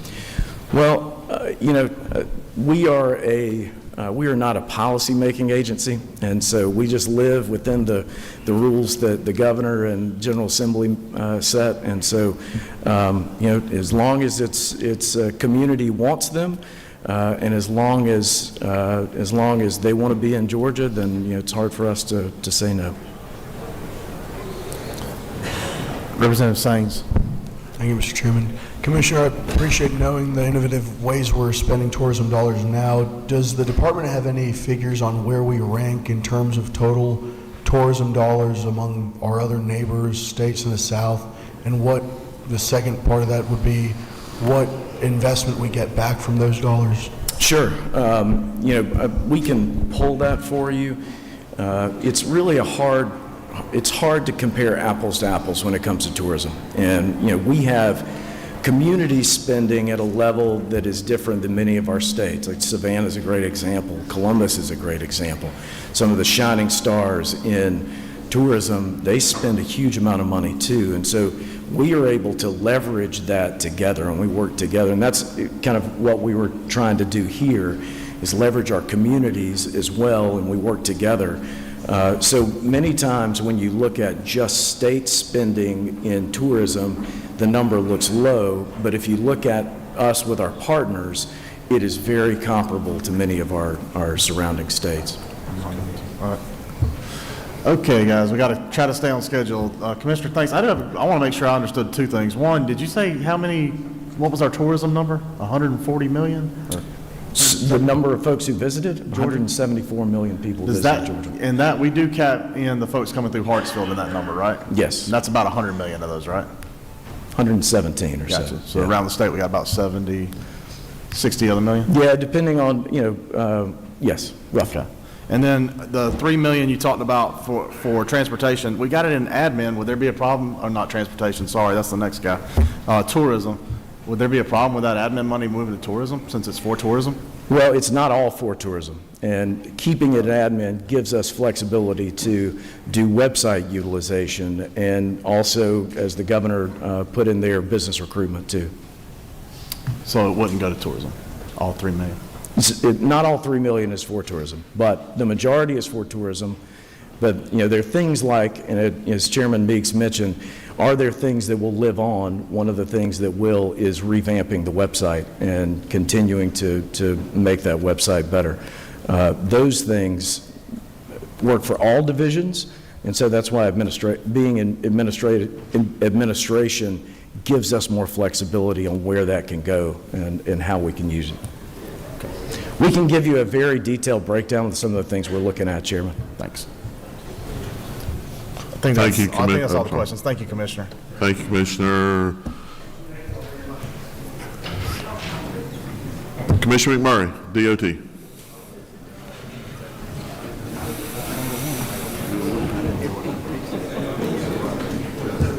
You should be smiling.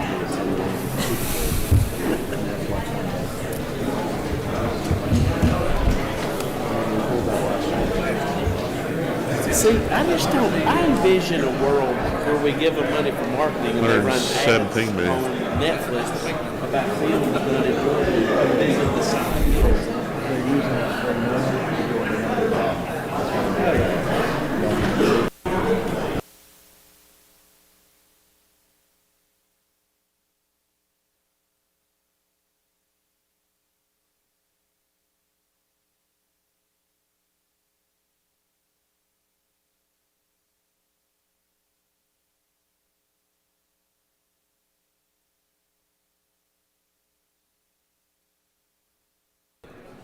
All right, we got to keep moving, folks. Turn the rumble down, please. Commissioner McMurray. Yes, sir. Thank you, Mr. Chairman. Thank you for this opportunity to present the amended FY26 and 27 budget recommendations on behalf of GDOT. Certainly want to acknowledge our State Transportation Board Chairman, Jamie Boswell from the 10th Congressional District's here. Came all the way from Athens, Georgia this morning. Thank you. As I was preparing for this presentation, a quote came to mind, one of my favorite quotes about leadership, and it says, "Of leadership, one must first acknowledge his or her reality." So with that, I want to share some realities as it relates to transportation in the budget. You've heard from the governor, the economist, and Pat Wilson now about some of the great economic successes of the state and sort of where we are. I want to pull that together as it relates to transportation and talk about some of those realities. In fact, Pat should have used this slide. I stole it right off his website, showing the great economic success we've had. How does that relate to transportation? Well, every economic success of a new business relies on the transportation network. And this slide does not even include Hyundai or Rivian and some of the other advanced manufacturing that's going on across this entire state, like Pat talked about, how much new work is being created outside of Atlanta. Well, listen, every one of those businesses relies on a road, a rail, an airport, a seaport, or now inland ports as well, or they may cross multiple modes. So you can see that economic development and transportation are joined at the hip. Another reality we must acknowledge is Georgia's growing. In fact, Georgia Chambers predicts about 2.5 million more people by the year 2050. And to give you some perspective of that, who's been to Houston metro area? That's the equivalent of dropping Houston, Texas metro area into the state of Georgia in the next 24 years. And that population growth is going to happen all across the state, but very specifically in sort of the northeast metro, up sort of the 400, 575, 75 corridor, where more population becomes more demands on our transportation system. Another reality we need to acknowledge, with business growth, especially with manufacturing and ag business growth, and the governor talked about the investment in our timber industry, which is critical to this state, becomes freight growth, because we all like to buy stuff, have it on our doorstep in the morning, and best I can check, we all like to eat well too, and I'm cognizant of the hour as it relates to eating.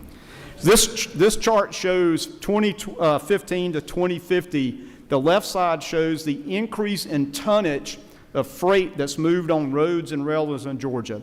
The simple math is freight tonnage almost doubles from 2015 to 2050. I call that having double vision. If you see a truck today, by 2050 there will be 2 trucks there. The chart on the right gives you the cost of congestion without significant investment in our roadways, and that number more than doubles. And it's broken down by agribusiness, distribution, and manufacturing. So you can see the inputs of not investing has a negative impact on the bottom line. And again, these charts were developed before Hyundai and Rivian were even done, or underway. So our planning director is working to update our freight charts, and we'll get more information, but you can see the significance. Let me share another reality with you. And this is a little bit deep. I understand the economists, you've already had a full day of economy and economic inputs, but this one really tells the tale. This is the National Highway Construction Cost Index. The red line is the 50 states' actual bid prices over the last few years, starting in 2020, going through calendar year 2024, and that's indexed to other things, such as CPI, which is the green line. We all talk about CPI as an indicator, right? We all understand CPI, but I think you can see the red line is outpacing CPI. The employment cost index is the yellow dash line sort of to the bottom there. And again, the last one is the blue line, which is the producer price index, which is really indicator showing covering industries like manufacturing, mining, and agriculture. And it's always a good leading indicator. So the national reality is here that the cost of construction, the increased cost has outpaced all those things. So it's sort of an interesting thing. I've showed this slide many times. And the trend has, this data goes through 2024, the trend is ticking down just a little bit, but it's not coming down fast at all. Now, this is national information. Let me drive this home closer to us here in Georgia and show you from 2021 to FY 2025 what the cost of doing business have become. You can see that resurfacing a two-lane road has increased by 51%.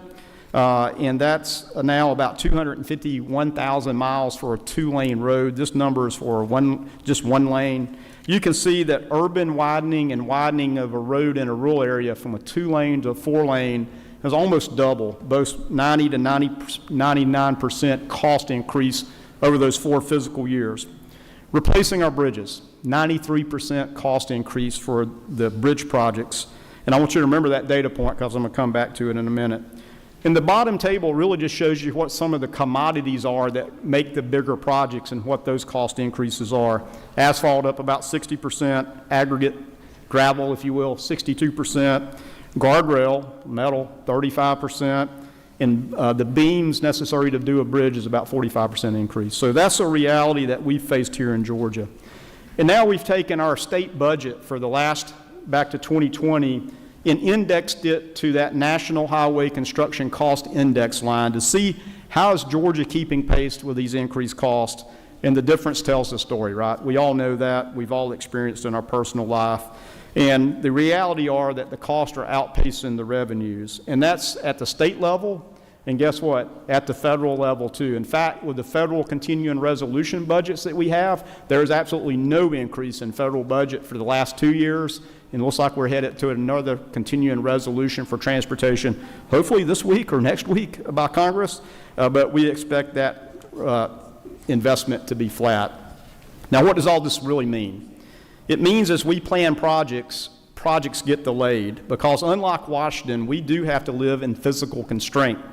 And so our state transportation improvement plan, which is our 4-year physically constrained program, are so impacted. When costs go up, you basically, to deliver a project that's physically constrained, you have to move a project to the next year. And when you move it into the next year, like the graphic shows, it pushes another project out, and another project gets cascaded into another year. So projects gets cascaded into the future. And we never like having to tell any of you that your project has now been moved out, because I'm pretty sure that in each of your districts, that's the number one project. And I've got a feeling that your number one project is probably more important than your colleague in another district's number one project. At least that's what y'all tell me, okay? So we understand that the pain of that when that happens, but that's the reality we have. But listen, I'm here to give you some good news. The reality of what Governor Kemp has done and the leadership of this committee and our other subcommittees on appropriations over the last 2 years has made a big and marked difference for Georgia. In fact, to make Georgians' lives better. And I want to acknowledge that reality with you and show you what that looks like. So we went back to the same National Highway Construction Cost Index, the blue line, to show you what the inflationary reality has been. But when we go back to Amendment 24 and Amendment 25 with the $1.5 billion of additional state general funds in 24 and the additional $1 billion in Amendment 25, you can see what that's done. That's right-sized us to get ahead of that inflationary impact. Now, that doesn't mean we go back and we solved all our problems, but it means that we are now gaining ground instead of continuing to lose ground. And that really has been important for us to move projects ahead. So let me remind you how we've used those dollars. Going back to amended 24 and 25, a big investment in airport aid at $98 million. About half of that's to do a replacement airport in Griffin that we would have lost Federal Aviation Administration money if we did not have the money in that budget year, and then to address airports all around the state. The $250 million each year in local roads administration has been huge. I have had no city or county complain whatsoever about getting that additional money. Doubt you have either. Freight program, $500 million in each year. I'm going to take a little bit deeper dive into freight in a minute. Capital construction, $593 million in the amended 24. Again, because projects cost more and we were in physical constraint, we were pushing projects out. In fact, we were able to advance 44 projects, bring them ahead. 25 projects we were brought ahead because there was not funding for it. And we created and started 19 other projects that we would not have had the money to start on that you know that need to be done without it. Basically, those 25 projects we were able to advance, we brought them up 40 project years. So if a project moved up 2 years, we call that 2 project years. So those 25 projects advanced 40 project years. And just the inflationary cost range by accelerating those projects saved $75 million to $300 million because we could do them now and not later with inflation, where inflation adds cost. Capital maintenance, again, I showed you that maintenance cost, repaving had increased by about 51%. Again, $50 million to help drive toward getting that better. And last but not least, let me just say thank you again for last year for the Hurricane Debbie and Hurricane Helene funding. That $200 million was vital that we could, again, contract and use our crews to clean up from those devastating storms. Just a note, I'll footnote this, is we've got less than $50 million reimbursement from FEMA so far, so we'll keep you posted on as those reimbursements come in. Now let me show you how we put that money to work, because that is tremendous investment that you've chose to make in amended 24 and 25. We can see that 100% of our capital maintenance money has been expensed. This means this money has been paid out to contractors and vendors. Capital construction, we're about 69% of that money going out the door for work being done. And then the last two are amended 24 and 25 for freight. I'll remind you that we did not have a state freight program until a couple years ago, and we certainly appreciate both the House and Senate Transportation Committees for bringing that forward and you passing that. And so we created a new program that we stood up, and we have advanced 24 projects for that $500 million in each years. Now, you can see that expenditure is a little slow, but that's because we didn't even have that program, and we started projects and moving projects forward that otherwise we would not have. And let me show you where the big three are that consume about $725 million of those dollars. One is the widen I-16. By the way, these next three projects all will be under contract this calendar year, so we're very excited. That's about $520 million from 24 and 25 funds to widen 31 miles of I-16 up to the Hyundai Meta plant. We know there's 23% trucks on that. That's a high number, by the way. 23% trucks on the interstate is a very high number. And we know that widening I-16 will reduce delay by about 56%. We're going to do this very innovative. We're going to let the contractors bid as far as the money will go. Instead of telling them to build A to B, we're going to say, here's how much money can you build C to D to E. And we'll bid that this summer. Again, I-95, widening I-95 in Savannah from I-16 to South Carolina. South Carolina is widening to 8 lanes right now. We will take 95 to 8 lanes as well. That's about $75 million investment. Again, bids this year. And lastly, State Route 96, which will complete the last 9 miles of a 25-mile corridor that goes from I-75 over to I-16 there in Houston and Twiggs County. We plan to bid this project in June, and we'll complete that 4-lane crossing south of Macon. There's not a lot of east-west freight corridor connectivity south of Macon, and this project does that. So that will consume the remaining amount of those prior year appropriations, and we're very excited to get that out. But building on Amendment 24 and building on Amendment 25, I am so grateful and thankful for the governor making a recommendation of a historic $2.3 billion of state general fund strategic investment in our budget. So let's take a look about what those items are. The first is $100 million to address rural bridge projects that support agribusiness and the timber industry across our state. These funds will be used to address those rural bridges that are ready to be bid, but we didn't have the money. Remember that 91% or 93% cost increase in bridges over the last 5 years? So we are working on bridges that they're stacking up, if you will, that we would not be able to advance otherwise without this $100 million. Now, I'll give you a data point. The average bridge cross is about $6.8 million. So some smaller rural bridges are less, but the average is about $6.8 million. Next, let's move over to State Route 316, that 40-some-odd mile corridor from Gwinnett County, I-85, all the way to Athens, Georgia, University Parkway. Traffic on that varies anywhere from about 30,000 to up to 108,000 vehicles per day, with about 12% trucks. Now, the thing about 316 that you all know is there's a lot of crashes. In fact, about 1,300 crashes per year. In fact, 6 of the intersections on State Route 316 are in our top 50 highest crash locations in the state, and 3 more crack the top 100. That's not the list you want to be on. The other thing we see is when the crashes happen, they're very severe. In fact, 4 intersections have higher crash severity than anywhere else in the state, and one of them is almost double the severity index, which is not a good thing. Listen, if you've driven 316 lately, you can see that we have 18 intersections being converted to either interchanges, overpasses, or a better access point along the way. But this $200 million the governor put in the budget is absolutely vital for us to be able to work toward addressing the remaining 13 intersections that need to be addressed to complete that corridor. So we're very excited and thankful that this corridor ultimately can be converted to very similar to like an interstate or a freeway type experience to get you back and forth from Atlanta to Athens along the University Parkway. Next, again, for GMA and ACCG, a home run, another $250 million, which basically is double the local maintenance improvement grant money. Again, we have been using this, the cities and counties have been using this primarily for resurfacing because of that data point I told you. They're able to basically continue to resurface their programs across the state for cities and counties. The other thing we've been committed to is get these dollars out quickly. So we do this through electronic application process, and the cities and counties sends our list. We get the money out very quickly. We want to make sure that these dollars are being deployed across the state. Next is a big project. Has anybody ever experienced the express lanes on I-75 South in Henry County going the wrong way for you? Yes, okay. All right, we'll move to the next slide. No, I'm just kidding. No, I'm just kidding. Yeah, Chairman Carpenter, I want to know how can you be wrong every time, because I flip the coin and I'm not very lucky. But listen, post-pandemic traffic patterns really change.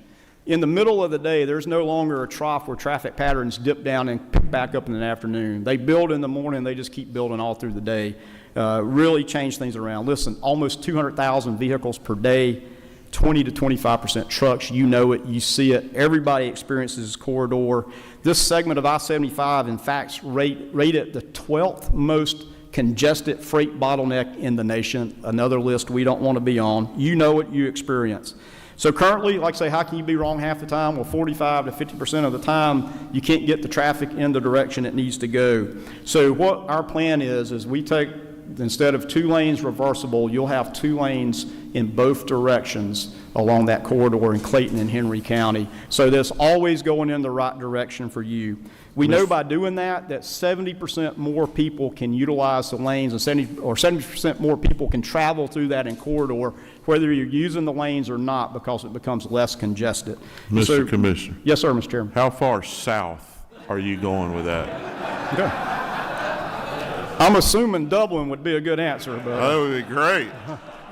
All the way to Macon would be nice, but do we know how far south we can take it? So, yeah, thank you for that question. Let me tell you what this money does, because that is an important aspect of what we can do. This money it's a big number. Let's be real candid, it's a big number. This money is going to basically help us design it, do the permitting. We have to buy property, and goes toward construction. So we will be working with CERTA, the toll authority. This is in payments to CERTA. So we'll work with the toll authority to figure out how do we optimize these dollars, because you will need more dollars than this to actually build the entire project. And what we want to do is make it go as far south as we can. And we'll look at limits on both the north and the south side. But this dollars gives us the ability to basically leverage these dollars to go further. And that's what our intent is to do. We know where traffic stops down at Bill Gardner Parkway on 155 coming in, and we know that you're stuck going south as well.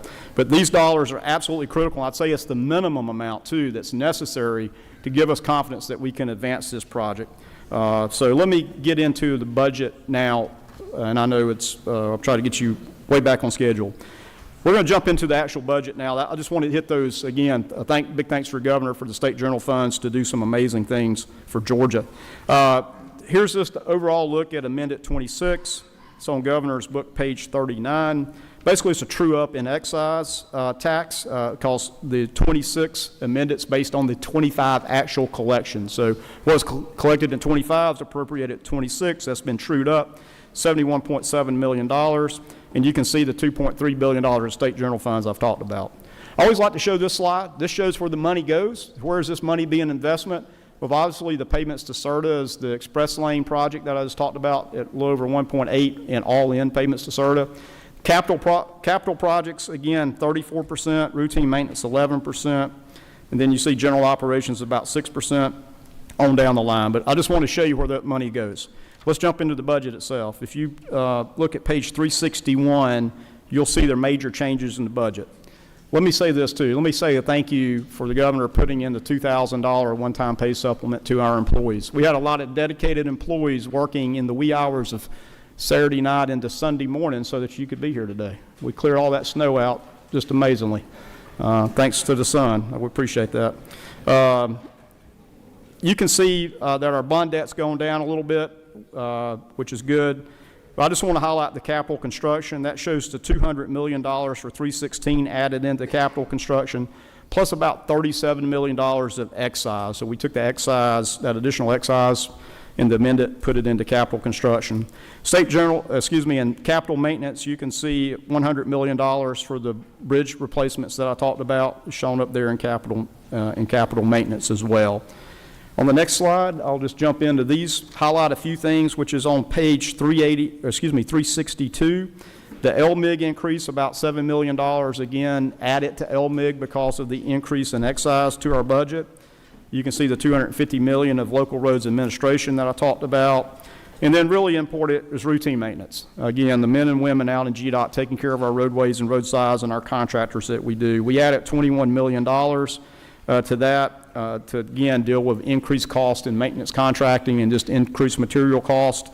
And also that has about $4.3 million of the state one-time funding for employees, a $2,000 supplement in there. So you can see what that increase is. And of course, lastly is the big one, is the $1.796 million in additional funding for the payments to CERTA for the 75 South Express Lane. Let me jump into 2027 very quickly. Now, this is tabulated on page 41. It's basically the excise is the estimate of where collections are forecast to go at $2.6 billion. Transportation trust fund fees are based on 25 actual appropriations, so that's getting rectified. So what was appropriated last year being brought into the amended budget, which added $15.5 million. The transit trust fund fees, those are those rideshare car service fees, $3.8 million add based on collections in FY25. The reduction in state general funds are a combination of several things, but part of that is a little bit of reduction in diesel locomotive excise tax. But it recommends a total increase of $148.2 million to the base budget for a grand total of $2.946 billion. Again, this slide shows where is the money being used, very similar. Obviously, the payments to CERTA line goes down because the 75 South Express lanes are not in there, but you can see 53% of the budget is in the capital programs, 20% is in maintenance, 10.5% is in general obligations, and 10% is LMIG, but just showing you where the money is going. Very quickly, if you turn over to page 363, I'm just going to highlight two things. Capital construction, the increased excise, we put $112 million into increased $112 million, and excise was $98.7 million to the capital construction program, and then $14.5 for additional cost increases as well. And then at the very bottom, you can see the rail. I can show you that again. It's a little bit of the diesel tax on locomotive diesel reduced. Now, all the negatives on this chart are mainly due to the reduction in state health benefit rate changes, so I'm not going through all that. If you see a deduction, that's usually where it's tied to. And all those deductions were put back into capital construction. On the next slide, just again, LMIG got the increase there to be 10% of excise collection. If you go to page 366, you can see routine maintenance, again, $33.5 million added for the increased cost, just trying to take care of doing business. And I just want to highlight traffic management, $4.4 million increase. That's dealing with increased cost that we have had last year or in the current budget year.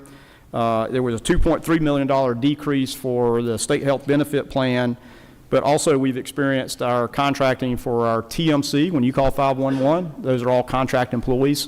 And so that has gone up, as well as our ITS, camera signs technology, just like your cell phone bill and cable bill keeps going up. Our costs go up on those things too. We use a lot of technology to keep people moving. So in conclusion, I just want to thank the governor for his budget proposal that absolutely moves Georgia forward for us to remain our #1 state to do business, as transportation is so vitally important to our business of Georgia. I really appreciate your support of the State General Fund over the last 2 budget years. I wanted to demonstrate where those dollars are being used, and that the dollars are absolutely being used. They're making lives better for all Georgians, no matter where they live. This is across all of Georgia. And I just want to pledge to you is that through this budget, you can count on GDOT to get it done. So with that, I'll be glad to entertain any questions or comments. And the last thing is the quote. I love this quote because you make this possible. The future is not something we enter. The future is something we create. So thank you for giving us the ability to create the future that all Georgians want. Thank you so much. The longer you talk, the more light started blinking. Chairman Ron Stevens, is that you? No. Okay. Mr. Chairman Jaspers. We're sharing, Mr. Chairman. If I may, I'd like to take a moment, members, to recognize Commissioner on what we know that he does a great job every day, especially this upcoming weekend with the storm coming in, of how good a job he does. He has been selected chairman of AASHTO, which is the American Association of State Highway Transportation Officials, for this upcoming year. And besides that just being a great honor, he'll be looking at the state response to the federal budget that's coming down. And Russell, we just want to thank you for what you've done for Georgia and that recognition. Thank you, Mr. Chair.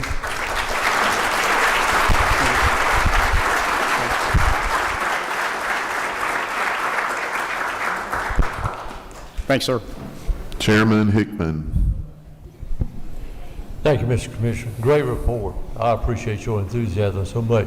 We're a big fan of the Peach Pass when we're going the right way.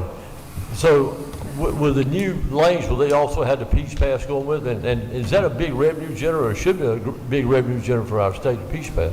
So yes, you will continue to be able to use Peach Passes as we deploy this project, and the revenue will be something that we actually model and look at as how do we work to finance the project. So that is, you try to let those revenues offset your cost, and so we try to use the less public dollars as possible for those lanes. So, but this, what's in the budget is sort of the bare minimum to help us offset the cost, which will be much higher than the $1.796 billion.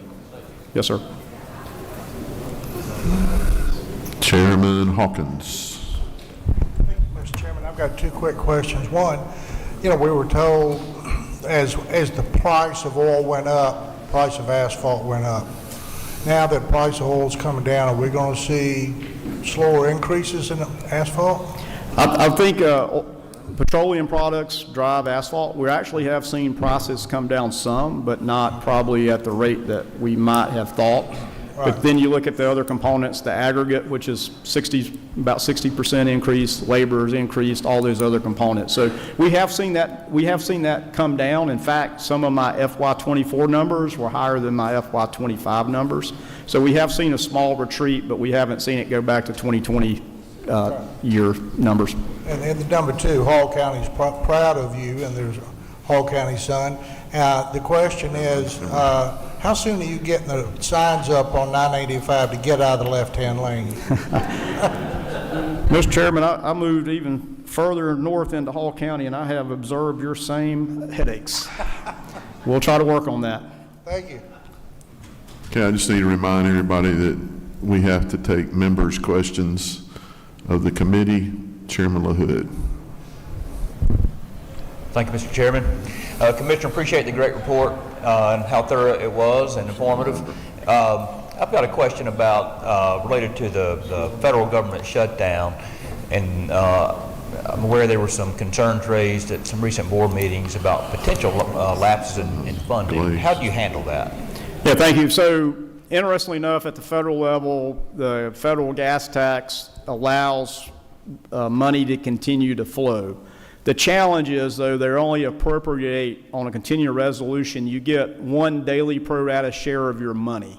And so it's hard to run a business to develop projects if you get 1/365th of your funding when you only get a month or 2 weeks continuing resolution. So the good news is the money keeps flowing so we can pay contractors and vendors for what they've done. The challenge becomes is how do we advance another federal project when there's not the guarantee that you're going to get that federal money to reimburse them. So that's the balancing act we have. The federal government lets you do an IOU with them, and we take advantage of that so we can try to keep projects moving because we don't want to slow things down. But at some point, we have to, the IOU is we pay it forward with our state funds, and then as soon as there's, quote, real federal money, we reimburse ourselves. So we can't get ahead of our skis, and we don't want to put ourselves in jeopardy by fronting the federal budget too far. So that's always the peril we're in at this time of year, and we watch it closely. Matter of fact, I've got a meeting this afternoon to talk about that very thing, is what does next month and the next month look like for letting with federal projects. Hopefully they'll get a continuing resolution passed for the entire budget year this week or next before the end of the month, which gives us certainty. Appreciate you being prepared for that. And one more quick question related to the express lane. I was a beneficiary this morning driving up from Valdosta, hit the northbound express lane. It worked great. So I think that's been a tremendous success. How would you compare the original Peach Pass on I-75, the funding that required, to the funding for this expansion, and any key differences between the two projects? Yeah, so it was originally funded through GDOT, and there was a small bond sold for that project way back then through the toll authority. And you know, when that's been in, I forget how long it's been in existence, but that was probably a couple $100 million project back then, maybe $500 million, I'm guessing. But now, obviously, with this cost increase that we've seen over the last 5 years, historic, basically double in pricing, so it's a lot more than it was back then. But and then again, when that was put in place, traffic patterns where everybody went into Atlanta in the morning and out in the afternoon, and we didn't have this thing in the middle of the day that we're all experiencing now, which is not going to go away. Thank you. Chet. Thank you, Mr. Chairman. I want to also reiterate what Chairman Jasper said. It is just a pleasure to serve with such a gentleman like yourself. I'm always worried that DC is going to scoop you up and take you out, so I hope that never comes. But my question is, you and I have had conversations about this. I'm very happy about the governor's proposal to put in the extra lanes there coming through Henry County. At 4 a.m., there's not a bunch of traffic, but what there is a lot of at 4 a.m. is semis parked along the median. And I know you've talked about some solutions for that. Do we have any plans to maybe put in some more rest areas for that? Because to me it just seems like a recipe for disaster when you got 60 literally 60, 100 trucks parked along the median in and out of exits, and they're sleeping there because they have nowhere to park. I don't want to pose that. Yeah, thank you for that. That's a recognition of all the freight tonnage that's being moved through Georgia and culminates right here in Metro Atlanta. So we are working at our rest areas, visitor centers, and way stations to increase parking in the land that we own. So we have projects underway, I think, at every visitor center, rest area, and way station. It's in design at this point, and we'll continue to bid those and build those as we have funding. We're using a combination of state and federal funding to try to address that. And it's still going to be hard to address that need as we continue to grow. Private sector needs to help solve that issue for sure, but we've got to try to make it safe. And it's like I said, they're stacked up, and the later the night or the earlier in the morning, the freight volumes, like I said, were 20 to 25% on I-75, but at 4 a.m., they're probably about 80 to 90% on 75. What are y'all doing at 4 a.m. on the interstate? Representative Glaze, last question. Early bird. Thank you so much, Commissioner. I'm at 85, exit 61. You're now making sure that we can get through there, and the soccer headquarters is accessible. We appreciate you. The question is, are there any state or local projects that have been put on hold or stopped because of the infrastructure grants? So in Georgia, in the end, that's a federal infrastructure grant. Yes. The answer is yes. The Stitch project over the downtown connector was one of those grants that got held up. There's a Beltline project that has moved forward. It got held up a little bit, but it's moving forward. But those are the two, there's a third one. There's also a trail in South Fulton Trail there, I think, that is did not meet the requirement of the federal government. Those are all federal decisions. We're not involved in those. Will there be any kind of backfilling then for those projects, or will they be looked at from the state level? We probably don't have a budget program that sort of fits those, but there are some other federal budget programs that could be that you could use other fund sources for. We can talk offline about some of those, yeah. Okay, thank you. Thank you, Commissioner. Thank you. I gave you some propaganda. Please look at it. It's very helpful. A lot of helpful information here about how the money gets spent and our transparency. Thank you, Mr. Chairman. Thank you. Next up is Commissioner of Agriculture, Tyler Harper. Should have asked him.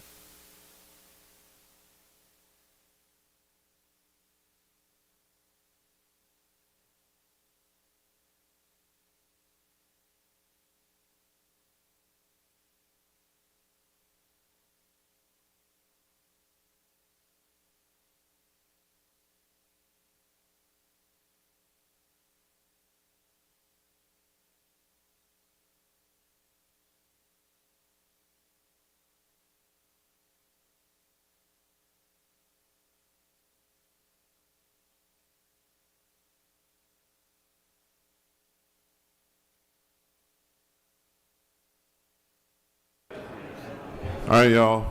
Let's try to get this done and get the Commissioner Harper to see how short he can make his presentation so we can get lunch. All right. Hey, I resemble that remark. Commissioner Harper. Well, thank you, Mr. Chairman. I appreciate the levity and definitely appreciate the fact that we still have the opportunity to have those particular jokes. I apologize, I didn't bring my stool today. It is still on the Senate floor. I no longer have it anymore. But hopefully what I lack in stature, Mr. Chairman, over the last couple of years, we've been able to make up for in our efforts together to ensure that our number one industry continues to be successful. And that's what we're here to talk about today. Chairman Tillery said that we didn't budget for a stool. So. Yeah. Amen. I appreciate that, actually.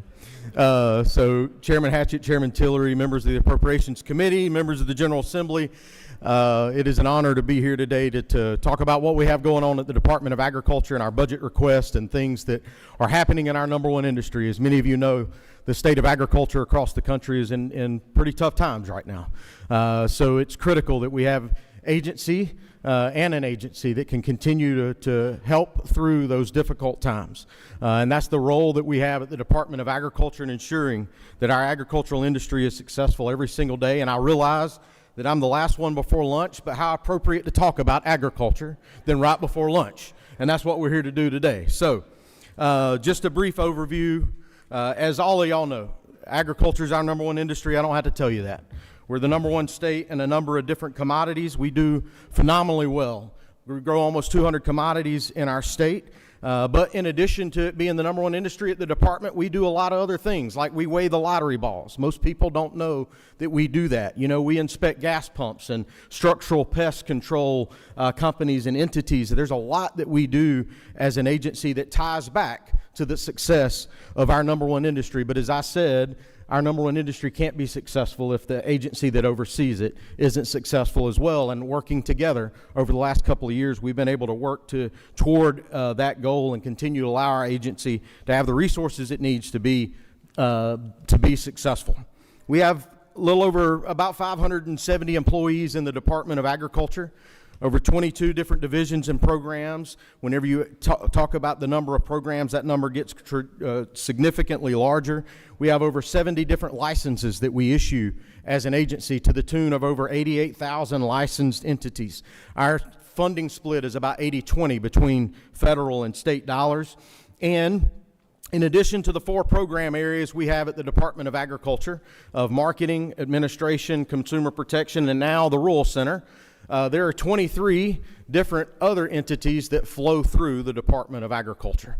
So there's a lot of pass-through funding that goes through us to other entities through our budget. And so we have about 23 attached agencies at the Department of Agriculture. Talking about one of those 4 program areas, working with y'all last year, the Rural Center was moved from the University System of Georgia to the Department of Agriculture. That was official on July 1st.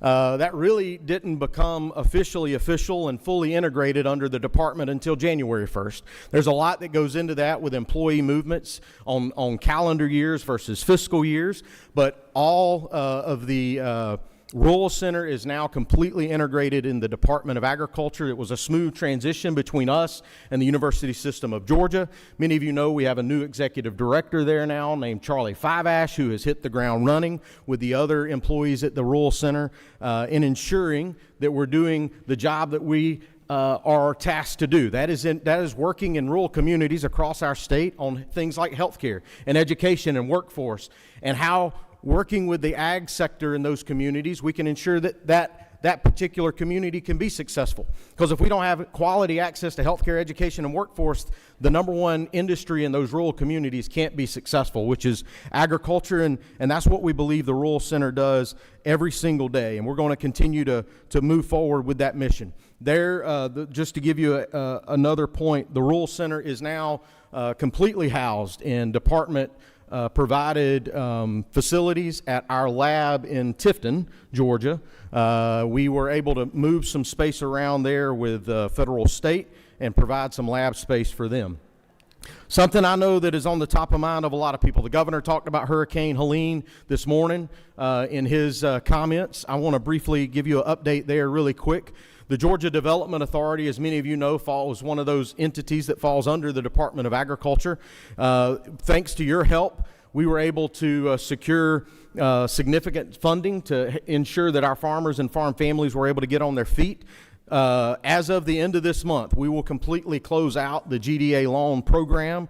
We will have issued 488 loans for a total of $164,583,723 that are going to farm families significantly impacted. 25 million, or actually about 15 million of that was funds that GDA brought to the table from Safety 21 from the previous hurricane, and we were able to add to the $150 million pot you gave us. Forestry obviously has the $135 million. I know Director Sabo is going to speak more directly to that in his presentation to you on Thursday as to where the status of that is. It is a partnership between GDA, the Development Authority, and Georgia Forestry Commission, and they've taken the lead on that, and I will let him discuss that. In regards to the block grant, as many of you know, we announced in October that Georgia will be receiving over $531 million in block grant funds to help farmers, producers, ranchers, and timberland owners across our state continue to recover from Hurricane Helene.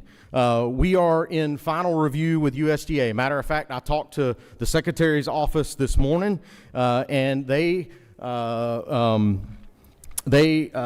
gave me confidence that it is moving through the OGC review process quickly, but as soon as they give us the green light, we will be rolling fast. I feel very optimistic that we are very close to that.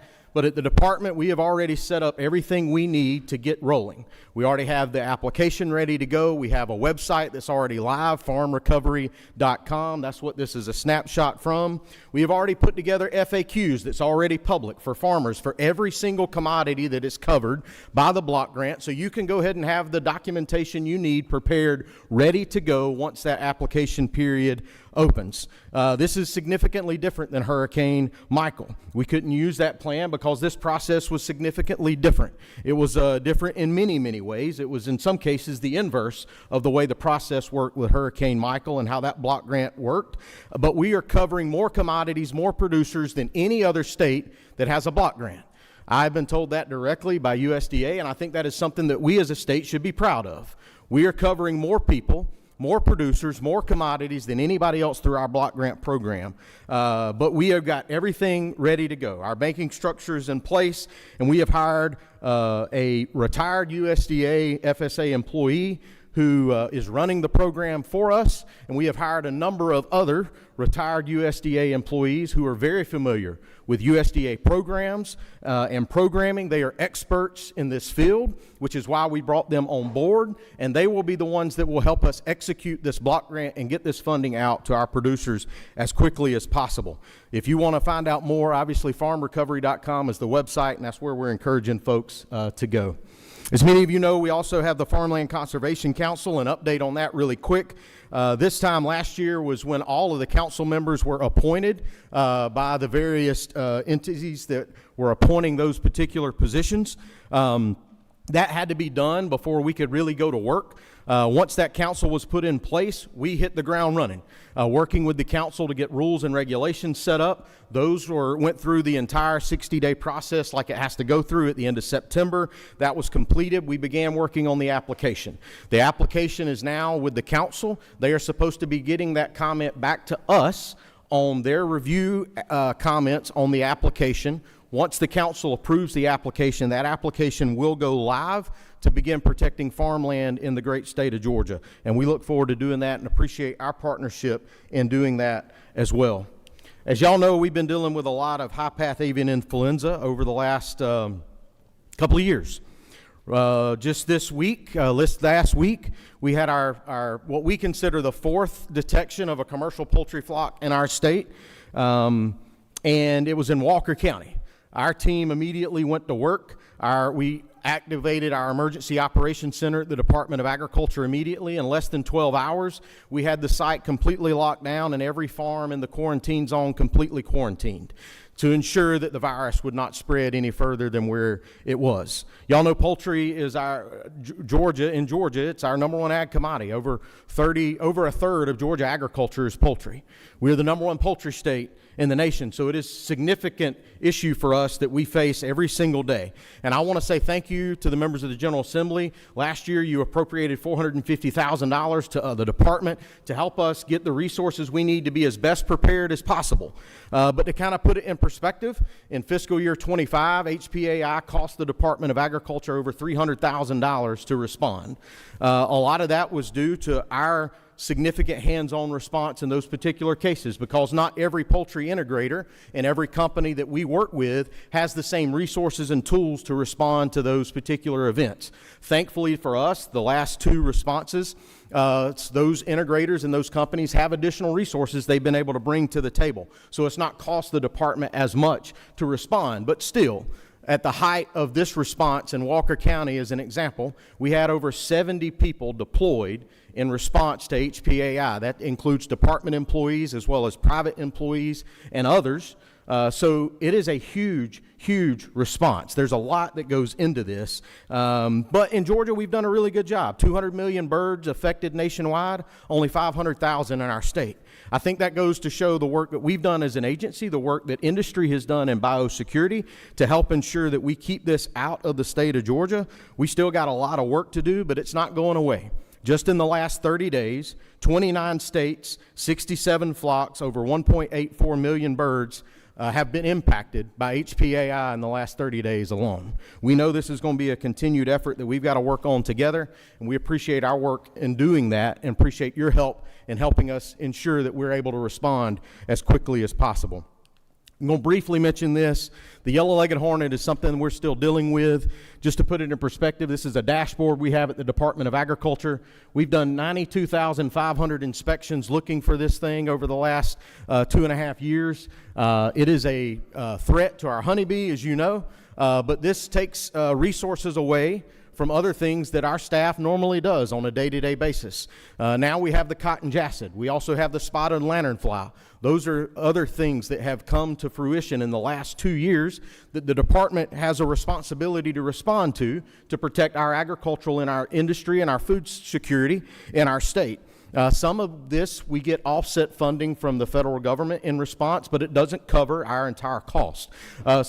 Especially when you talk about taking employees off of their normal day-to-day job to respond to these incidences, it increases our workload as an agency, and it's definitely something we continue to respond to.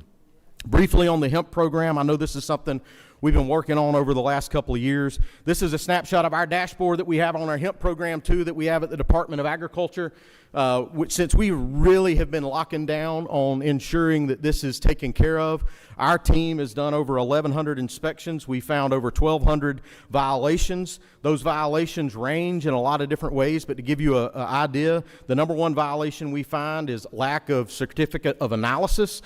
We find lack of warning labels, and we also find that they're still trying to sell stuff that looks like food or candy, which is something we're taking a hard stance against. Just to put it in perspective, we've done those over 1,100 inspections with 5 people. They've been really hitting the ground running hard. We have 2 licensed coordinators, thanks to your help, that are working on getting those 8,000 licenses issued. That's brought in over $2 million in revenue to the state. Now we know where these entities are. We can regulate them. Of those 1,200 violations, 54 of them have been referred to our law enforcement division for criminal investigation. Actually, 81 of them have been referred for criminal investigation. 27 of those have been related to under 21 issues where we have done undercover stings and found issues across the state, and we have been locking people up and taking people to jail for doing things that they shouldn't be doing. We've been doing that in conjunction with local law enforcement. The other 54 are different other criminal investigations ranging from selling things that they shouldn't be selling and calling it hemp. We've been doing a lot of that work. We get about a little over $1 million to operate our hemp program, and like I said, it brings in a little over $2 million in revenue to the state. Obviously, we're working with the resources that we have, but appreciate your help as we continue to work together to keep this out of the hands of folks that don't need it and allow it to be a successful program at the same time. The GATE Trust Fund, or the Georgia Ag Trust Fund, we primarily use this, and I'll brief over this really fast. Every year we're required to send a report to this OPB, the House and Senate budget offices, on the funding and how we allocate that funding through the trust fund. That report is available to anybody that wants a copy. If you would like a copy, I think we have a few with us.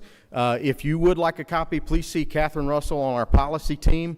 She can make sure you get a copy of this report. I would encourage you to get it. It is I think it's a great report. I think it really details out the work we've been doing on the farmers markets and the work we've been doing elsewhere across the state. But just to put it in perspective, our farmers market bring in over $1 billion a year in produce sales in the state of Georgia. $1 billion a year.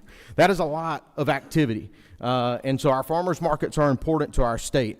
And we use this funding in addition to the other funding that you have helped us with to help upkeep our markets. But it's not a lot of money. It's only a couple of million a year. And that doesn't go very far when you're talking about significant amounts of issues and maintenance that are required to help us upkeep our markets. All right, moving into the budget. The governor's budget I'm just going to be very brief here. He provided us some significant investments, and we're very appreciative of the governor and our work together in ensuring that our agency continues to be successful. Some of this I'll mention in just a second, but these are some things that we asked for, and the governor helped provide some of that funding for us. An inspection software for food safety, $1 million when it comes to our employee retention programs, but also some shortfalls that we have. I'll talk about that in just a second. Some cost of living adjustments and including the $2,000 supplement that he mentioned in his State of the State. We are appreciative of that. I'm going to really get into more of this in just a second, but the governor included a lot of the funding that we have asked for, but we really appreciate our work with him to ensure that our employees and our agency has the resources it needs to do its job. Obviously, he upped the Georgia Grown Wood program that we've been proud to partner with the Georgia Forestry Commission on as a direct partnership through the department and the commission. And obviously, we're working through that to promote Georgia Grown Wood and find ways to recruit companies to our state to help us continue to allow our forestry sector to be successful. It's taken some significant hits in the last year, significant hits. And we've got to work together to ensure forestry is successful, and we're proud to be part of that partnership and continue to work with the Forestry Commission and others to promote our forestry sector and what we're doing. This is the governor's FY25 budget recommendations. Again, additional funding for software that we asked for, some adjustments related to COLAs and other things where we had, where we found where we had some shortfalls, and in addition to that, making some adjustments in the budget related to other things that were put in the budget last year. Obviously, the center's budget continues to be the same. Our capital projects in the budget, the governor included, were vehicle replacement funding for the lab at the farmers market, as well as the final recommissioning funding that we need for our Tifton laboratory in Tifton. We would appreciate your help in keeping that funding from the governor in the budget, but in addition to keeping that funding in the budget, we do have some additional needs. I will start obviously with the vehicle funding that the governor included. As I have mentioned to y'all every year, at the Department of Agriculture, we have significant turnover when it comes to our vehicles. We are just trying to catch up. When I walked in the door at the department, we had an over $3.5 million need in vehicles alone. Y'all have helped us whittle that down. But our agency, just like any other state agency that utilizes vehicles, we have a constant yearly need for that. And we would appreciate your help in funding that and our work together to help us continue to fund that need year in and year out. In many cases, this is our employees' office, is that vehicle, because that is how they do the job that we ask them to do every single day. In addition to that, the new lab that we have talked about last year, many of you know we had the food safety and dairy lab was in the ag building across the street. Times are different now.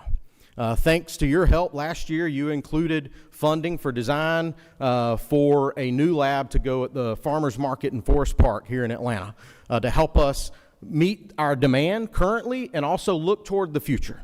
The lab space here on Capitol Hill just was not meeting that need. We were having to send samples out of state to be taken care of because we didn't have the space to do them here.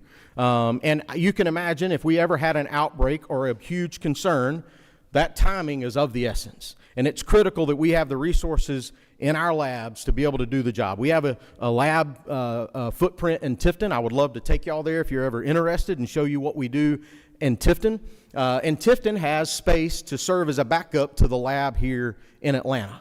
The lab in Atlanta mainly houses our food and dairy divisions. The lab in Tifton houses things like fuels and metrology, seed, feed, fertilizer, those things. Our Tifton lab can serve as a backup. Unfortunately, Atlanta in its current capacity cannot. We are currently using space at Georgia Tech to the tune of over $1.1 million a year in rent. So it is costing us significantly as an agency. So we would appreciate your help in helping us build the lab and the space that we need to operate as an agency. Our estimates are $34 million. I've been working with GISFIC, or we have as an agency, for construction. I understand that they are not complete with their finalization right now, but in our conversation, they have led me to believe that our number, based on the need that we have shared with them, is the number to continue to pursue.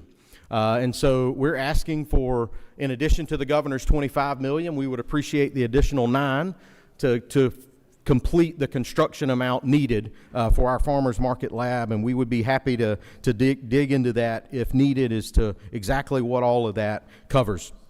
In response to operational needs that we have, the governor funded about $2.5 million of our little over $3.8 million ask.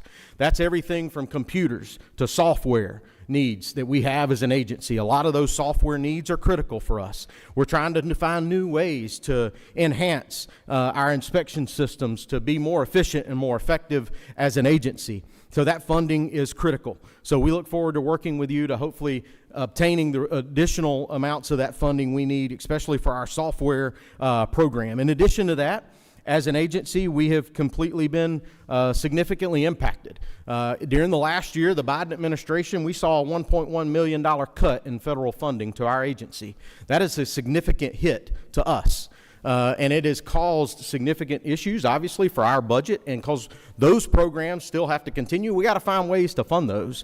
So we're asking for your assistance in helping us address those issues and continuing to find ways to help fund the needs we have.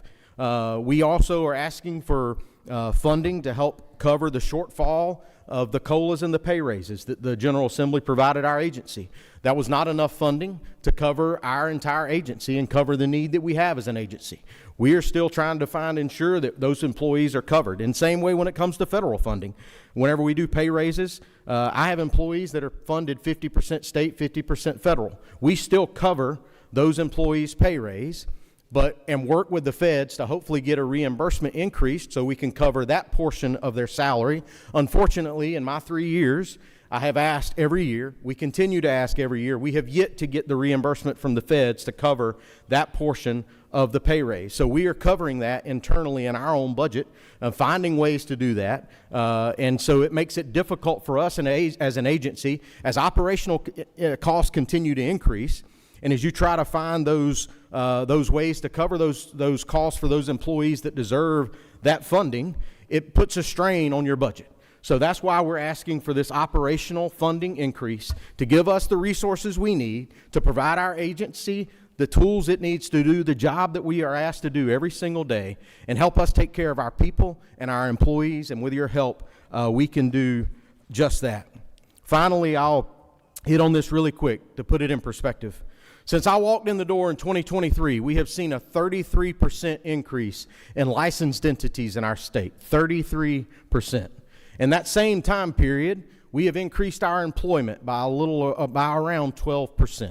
It was about 500 when I walked in the door. We're about 570 now. We still have about 80 or so vacancies. Even though we've increased employee count by about 12%, employee workload has increased by almost 14%. Because of the number of entities that we have to oversee, regulate, and inspect. So, just because we've increased the amount of people that we have on our payroll doesn't necessarily mean that we have gotten more efficient. We have actually increased the workload on our people, and I think it's important for us to work together to continue to address that.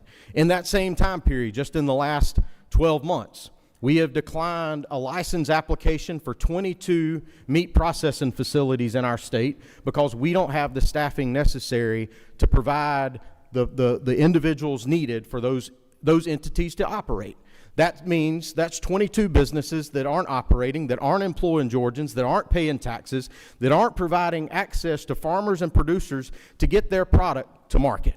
As an agency, we have a responsibility that we're providing that access for our farmers and producers every single day and protecting this food supply and everything that we do as an agency. And so we have a lot of work to do in our work together to ensure that we're providing that resourcefulness to our state.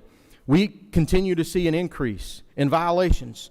Matter of fact, over a 30% increase in violations in food safety. We have seen a 45% increase in violations in our companion animal division, and I want to thank our companion animal team and our law enforcement team that have worked together to address animal abuse in our state in significant ways.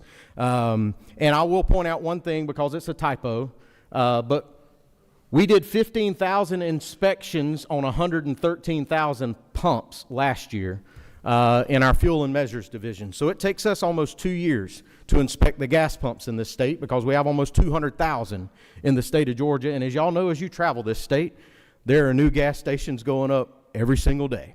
That means more resources that we have to deploy to ensure that our agency is successful. So, working together, working with you, we can ensure that our number one industry is successful. We can ensure that agriculture continues to be top of mind. We can ensure that the businesses and entities that are regulated by us at the Department of Agriculture are able to do their job every single day in providing the food, fiber, and shelter we rely on. And I appreciate our work together in doing just that. And I look forward to our conversations over the next 90 days or so. 40 nights and 90, or 90 days and 40 nights, or 90 nights and 40 days, whatever it is, as we work together to do just that. So thank y'all for giving me an opportunity to give you a brief update and overview on the department, our funding, and our needs as an agency to continue to do the job that we've been asked to do every single day. Thank you. Thank you, Commissioner Harper. 2 questions. Chair Lady Taylor. Oh, okay. Chairman Meeks. Thank you, Mr. Chair. Thank you, Mr. Chairman. And Commissioner, thank you for the great work that you are doing, and your department and employees. There's certainly no lack of work to be done in our agriculture industry and the challenges that we have ahead. So thank you for what you are doing. 2 quick questions. One, on your employment retention within the Consumer Protection Division, what kind of turnover rate do you have within that division? Mr. Chairman, I will tell you, I will get you an exact number, because I would rather give you an exact number than tell you where we are. But I will say this, though. That said, we had about 120 or 30 vacancies when I walked in the door. We have lost a number of employees. We have gained employees. And in that time period, in the 3 years I've been commissioner, we've whittled that down to about 75 or 80. So we're making progress. We're making headway. We're going the right way because of your help in giving us significant pay raise and salary increases for our employees, and helping us ensure that we're paying the people the boots on the ground. So we're heading in the right direction, but unfortunately we're not getting there quick enough to keep up with the workload that our agency has, and any continued efforts to help us ensure that we're able to do that would be appreciative, but we can get you an exact number on that. Thank you, Commissioner. And lastly, with the lab down at the Atlanta Farmers Market, we hope that that's going to be a mass timber project built out of timber produced here in Georgia. And then lastly, with the reimbursement from the feds, understanding that the pay raises is one thing, but with the other agreements that we have working with the feds, are reimbursements coming in a timely manner to the department? Some of those reimbursements actually, to your point, Mr. Chairman, some of those reimbursements we've actually completely lost, as I mentioned just a second ago, in some in our food safety and our meat inspection program. Some of those have been delayed, but for the most part, we have been able to get, I believe, most of the funding that I have not spoken to directly in the presentation today. We've been able to receive that particular funding, but we get funding from a variety of sources: EPA, FDA, USDA. So there's a lot of different areas and agencies that we deal with as an agency in the federal funding that we receive. But other than the specific areas I pointed out, meat inspection and food safety, where we have lost funding or not been getting reimbursed as appropriately, the funding has been coming to our agency in a timely manner. Obviously, the shutdown affected us a little bit, but we were able to overcome that. But when it comes to those other areas, we have been getting the funding as required, but we still have some shortfalls in a number of other areas. Well, thank you, Commissioner. I look forward to working with you to address the many issues we have, including the shortfall that we have in being able to issue license for people to do business in the #1 state in the country. Thank you, Commissioner. Thank you, Mr. Chairman. Representative Buckner. Thank you, Mr. Chairman. Thank you for all that you do for agriculture in Georgia. On page 393 of our budget book, there is a report that's the Georgia Economic Report, and it mentions a couple of times. Representative, will you hold the mic to your mouth? There you go. It talks about non-farm payrolls in Georgia, but there's no mention of farm payrolls anywhere that I can find in that Georgia Economic Report. What's the picture of farm payrolls in Georgia?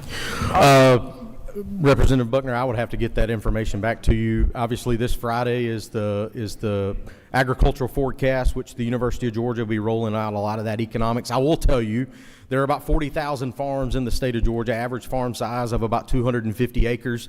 Across our state, about 95% of our farms in Georgia are family-owned operations. I think that's something for us as a state to be proud of. But when it comes to specific payroll and how much is of owned farm payroll, I don't have that off the top of my head, but we can work on getting that number to you. Yes, ma'am.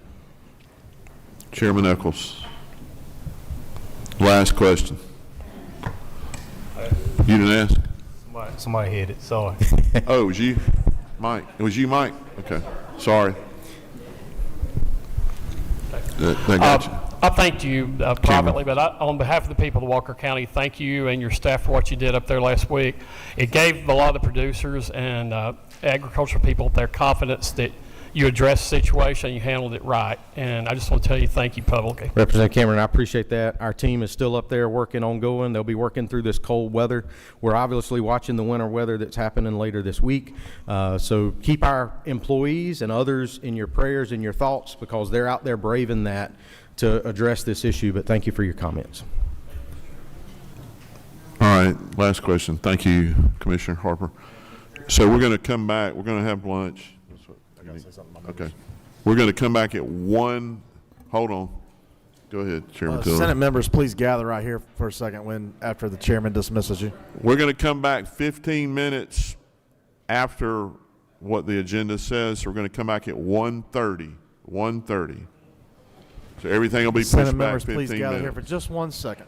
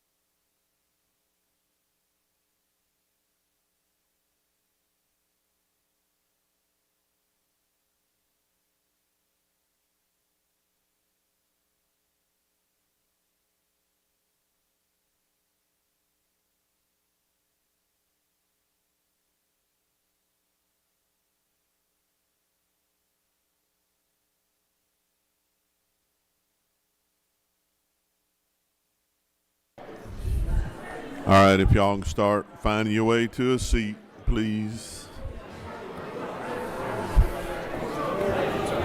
Well, who are you?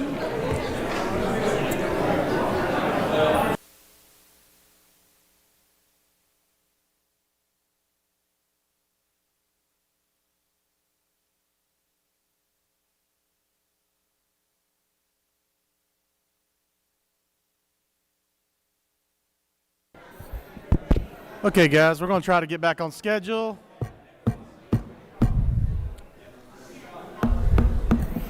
We know you're excited to see your friends.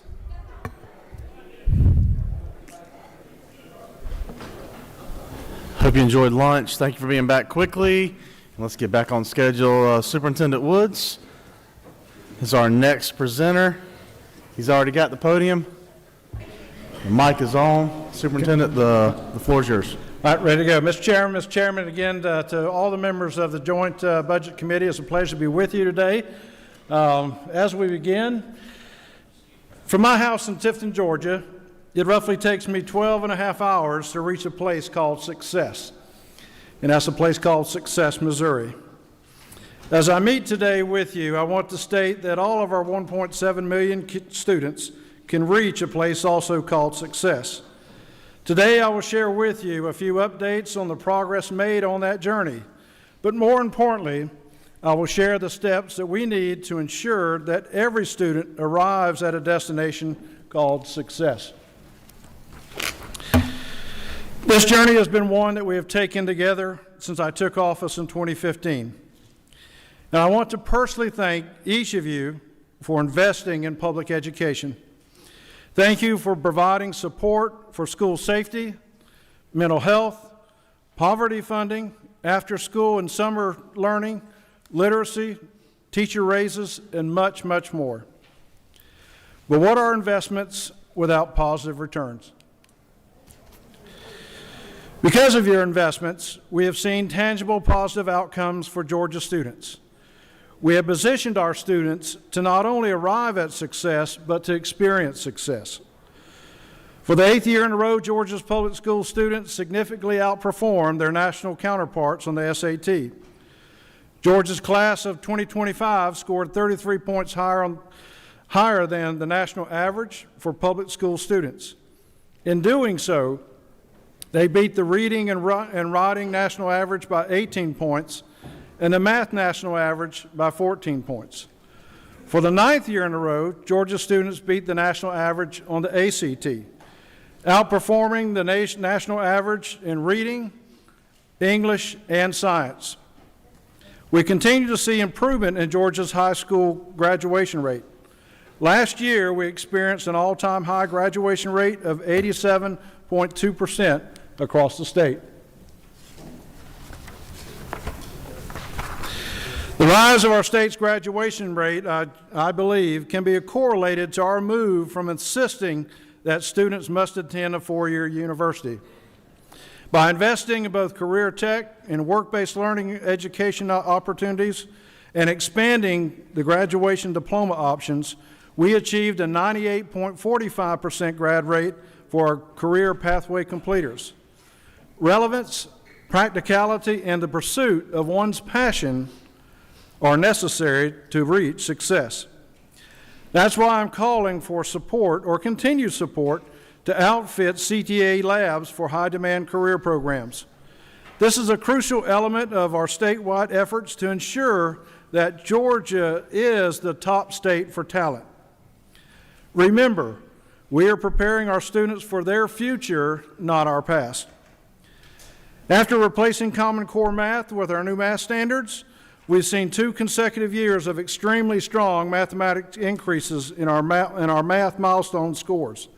In fact, several grades have already recovered to pre-pandemic levels.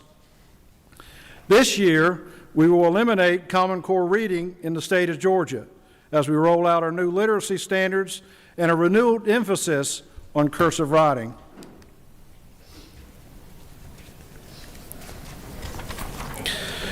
Regarding literacy, I am in strong agreement with Speaker Burns' proposal to place a literacy coach in every Georgia elementary school.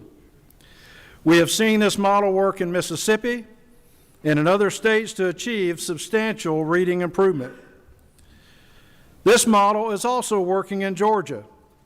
Currently, we have placed a school-level coach in all of our lowest-performing elementary schools in the state, and the results have been incredibly clear. We saw a 15% improvement in reading outcomes in 1 year based on universal screener results. Some schools in Georgia, on the Georgia milestones, had grade-level reading increases as high as 29% points. This model is only being used, however, in the lowest-performing elementary schools. These coaches are only being funded with federal school improvement dollars. Both limit the ability to reach all students and prevent them from having the opportunity to reach and experience success. School safety remains a fundamental keystone of our priorities this year. With the support of both Governor Kemp and you, a line item for safety and security funding has been provided to make our schools safer.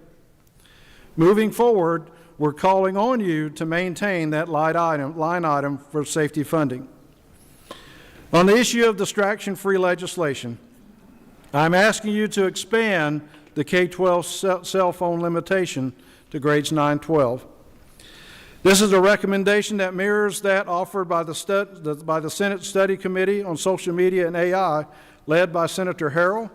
It is a priority of Speaker Burns as well. This is both an academic and mental health issue. Studies show the negative academic impact and emotional strain placed on excessive cell phone screen time usage. Both my student advisory and teacher advisory councils consistently rank mental health struggles as the #1 issue faced by students. In addition to the above, it is our duty to model appropriate usage of electronic devices. Teachers and staff must set the example. Schools must focus on reunification processes with parents for any unseen situation.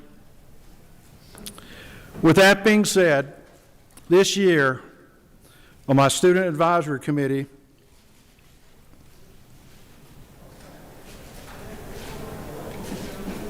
I have a young student that was shot at Appalachia High School. In listening to the student, I do believe that we can protect academic integrity of the classroom and address concerns by both students and parents. But I do believe this process should be answered by our local districts. I know that you share our concerns over financial crisis in Dublin City. For several months, the department has been working with members of the General Assembly, many who are in this room today, to determine the best course of action to prevent such an occurrence from happening again. You can view a full list of our proposals by scanning the QR code. To our school districts, there is no intent to create an overburdensome and overly compliant process that will unnecessarily impact all due to the irresponsibility of a few. It is simply about ensuring that students, teachers, staff, and families do not bear the cost of financial mismanagement. If every student is to achieve success, then they must have the correct vehicle to take them there. And that, of course, is our teachers. To recruit and retain these individuals, we must invest in them and their careers. I want to thank Governor Kemp for including a 2001 time supplement for educators in his budget proposal. This is a very appreciative first step. To continue this step of progress, I'm asking for the following: a $10,000 salary raise increase over the next 5 years, an expansion of the 21-year teacher salary cap, a call for all teachers to receive a duty-free lunch unless they receive extra compensation, a guaranteed 5 personal days for teachers and classified staff, support for a statewide expansion of the Georgia Department of Education's teacher apprenticeship program along with Georgia Best, a program offering free advanced degrees to eligible teachers. And we are advocating continuing the return to work legislation that helps fill teacher vacancies. That legislation will sunset this year if no action is taken. These recommendations are not solely aspirations on my part, but they fully align with the recommendations that have come out of SR 237. Both Governor Kemp and you have taken historic action to invest in Georgia's teachers over the past 8 years.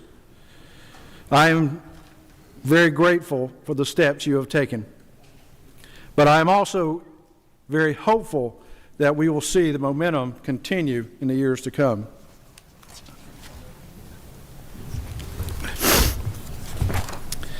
I encourage you to review the full set of the 2026 legislative priorities from the agency. You can access them using the QR code on the screen. But ultimately, behind every policy, proposal, are students, educators, and families whose lives are shaped by the choices we make. Students will be arriving at school seeking the opportunity to arrive and experience success. We will either derail that process or we will set up guardrails that will assure a safe arrival. I'm asking all of us to come together and make success a reality for 1.7 million children in the state of Georgia. At this time, I'll turn this over to Russ Rome, and he'll go over the QB budget. Russ?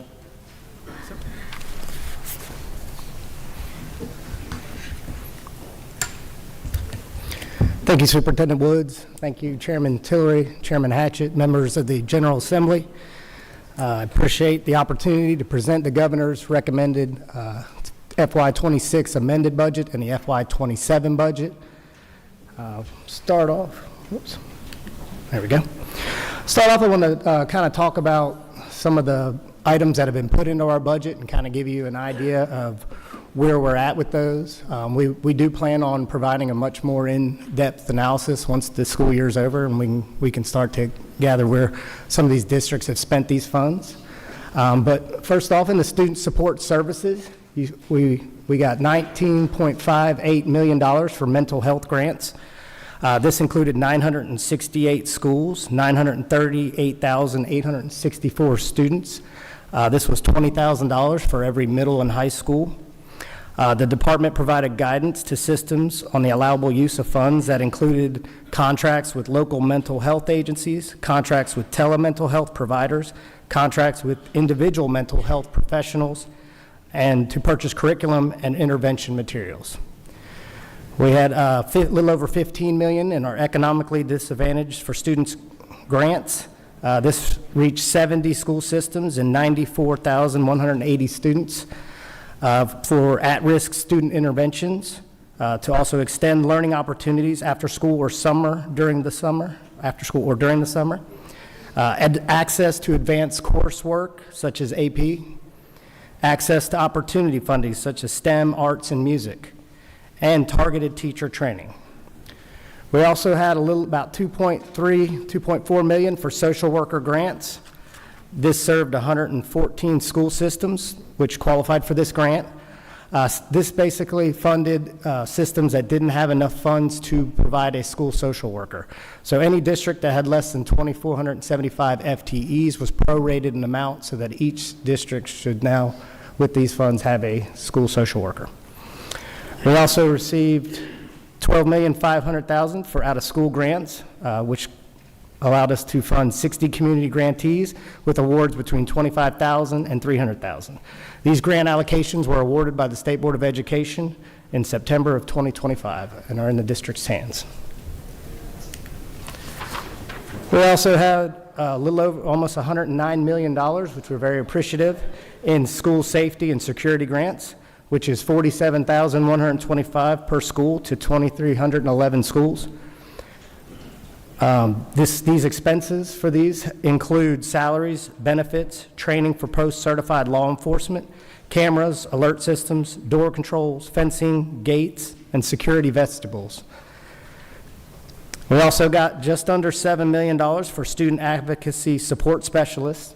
This system-level position is to coordinate efforts by the local school system to provide appropriate intervention for students with or at risk for mental health services.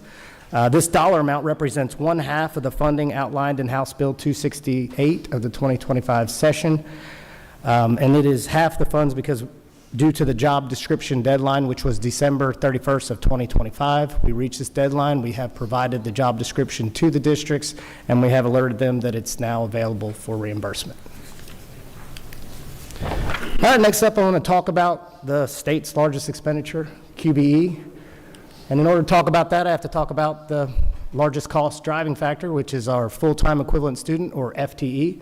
These are obtained each March and October in student counts provided by the districts.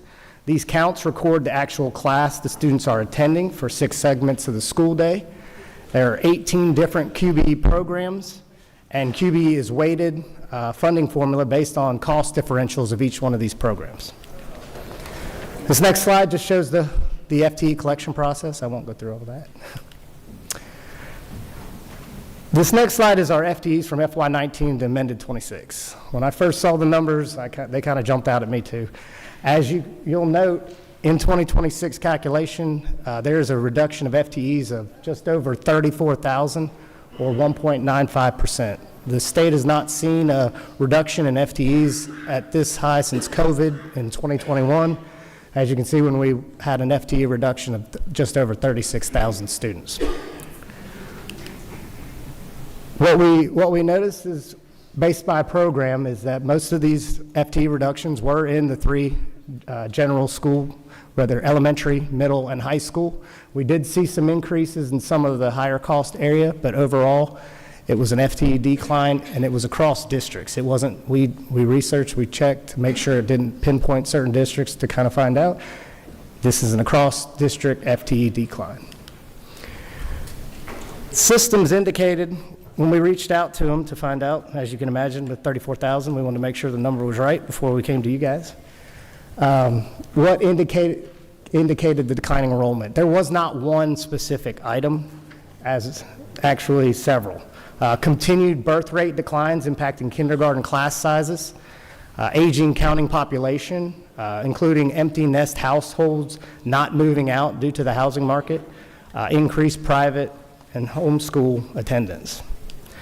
I included this next slide to kind of give you an idea as one of the key factors with the kindergarten the 12th graders exiting, outpacing the kindergartners entering. As you can see, in 2011, we had a lot more kindergartners coming in than we had 12th graders graduating, and that has slowly declined all the way to the FY26. As you can see, there's a pretty good differential now in students leaving versus the kindergartners coming in.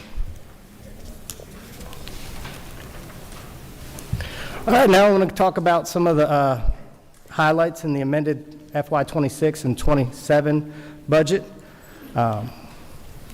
First off, we got just under $367.7 million in our amended fiscal year budget. As the superintendent mentioned, this is for a $2,000 one-time salary supplement.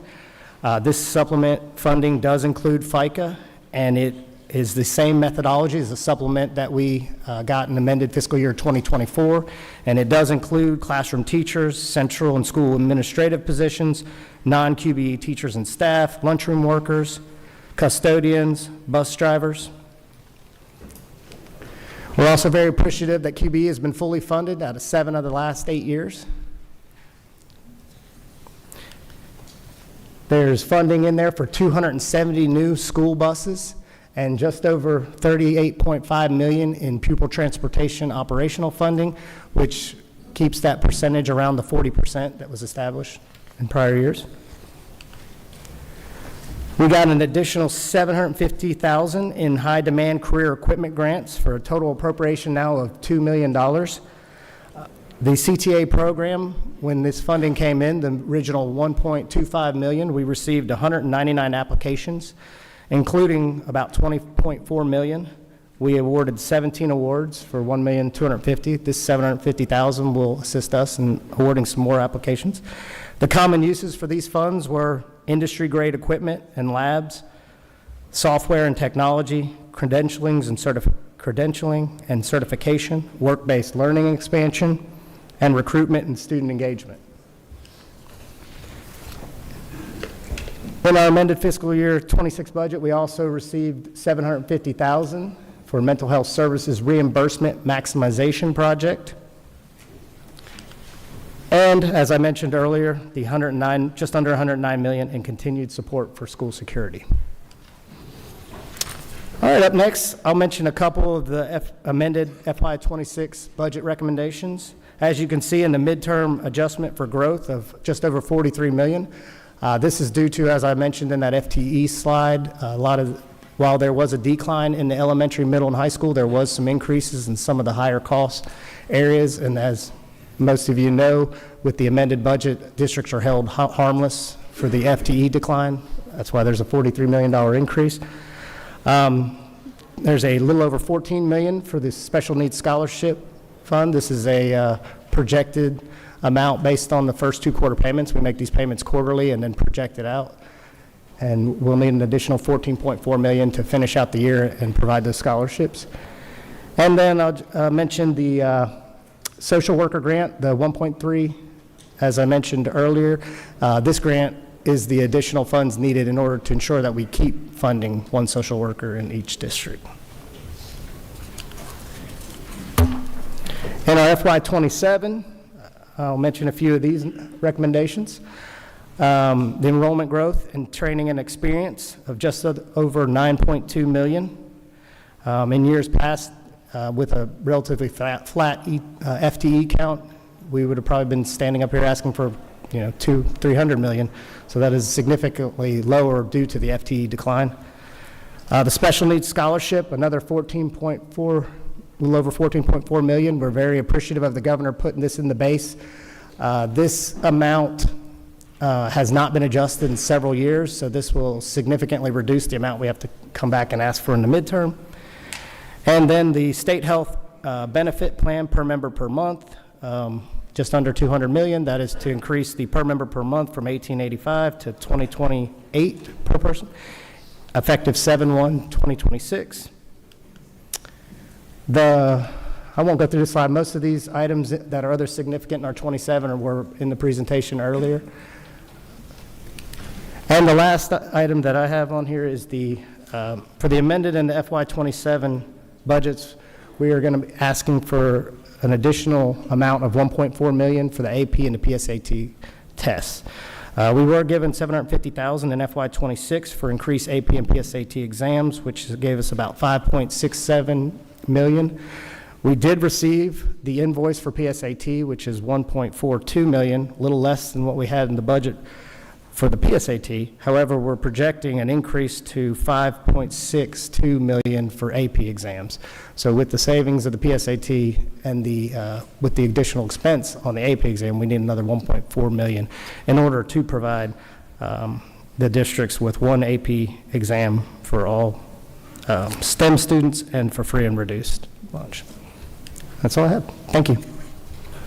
Thank y'all. All right, I want to remind everybody, we're really glad there's so many people here, so many members of the committee and others that aren't members of the committee. I just want to remind you that today, because we're running behind and a lot of questions, we're only taking questions from members of the committee. That could change tomorrow and Thursday because sometimes the non-members may be the only ones here. So that being said, Representative Ballard.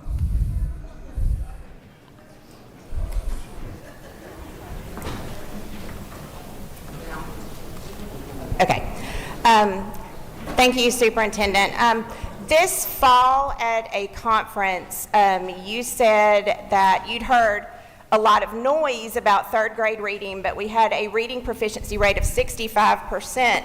Yet I'm looking at the milestones dashboard and it said proficient 20, for third grade, proficient 24%, distinguished 11%. So that's 35%. So what's the discrepancy in those numbers? I would have to, I mean, the numbers I've looked at, again, is specific you're reading. Some of the information, again, I have to look at the dashboard, you know, really is a combination of ELA scores as a composite score. So that may be what's being referenced. Again, according to Dr. Timberlake, the information that I've been presented with, the proficiency rate for third grade, just looking at reading, you know, should be around 65%. Okay, well, maybe you want to look at your dashboard because it doesn't say that. Okay.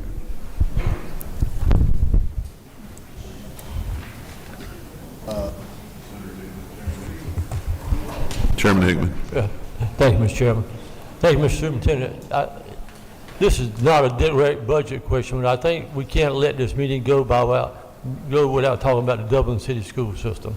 Sure. And the travesty that's happened there and the back behind, and the fact that they were 14 months behind in state health plan benefit payments. I know we've had some great discussion on that. Would you kind of bring the group up to date on what's happening with Dublin City schools, and then also what is the projected downfall or shortfall for June 30th of this year for them? Okay, now, Rusk, I'll let you kind of address Dublin City this time. Yeah, thank you, sir. Yeah, I don't want to mess up my dates, but I want to say it was back in August. We were alerted around that time frame of a significant deficiency in the Dublin City school system, specifically around their state health benefit plan. I believe they owed around $7.4 million, which was a combination of both employee and employer contributions for since the beginning of 25 and into FY 2026. Before we made our first meeting, they did catch up all their employee deductions, which has caused, so they were now at around 6.6 million in state health benefit plan. When we first went out to the district, we were projecting and started looking at their books, we were projecting close to a 10.3 million, I think, was the original deficit, and some significant staffing issues. We've been working with the district. We've got, I believe,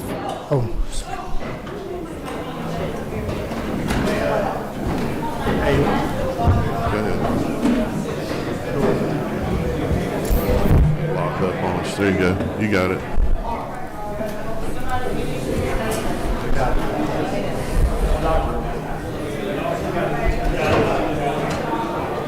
Who is it?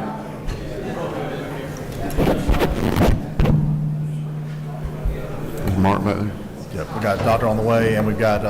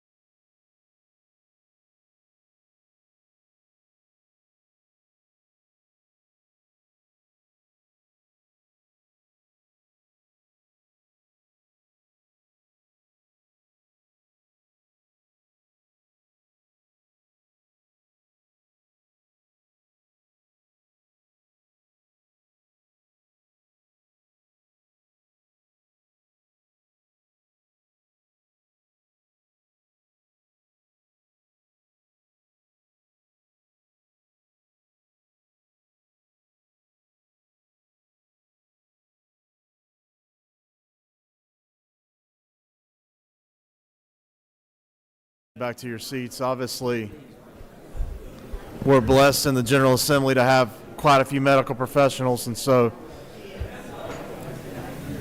the medical emergency you just witnessed was obviously attended to by 3 physicians within less than a minute. 4.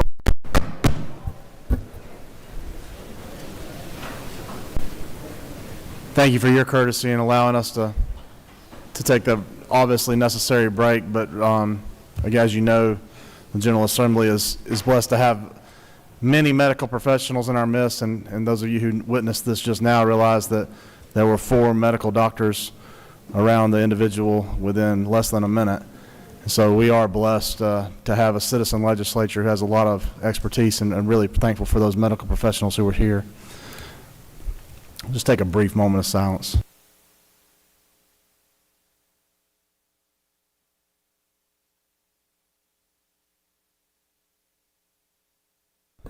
Thank you all. Commissioner Woods was, and Mr. Russ, sorry for the interruption. I honestly don't remember if we were asking a question or you were answering a question. City, Dublin City question. Okay. So I was kind of giving a brief. That's update. a good one to fall out on.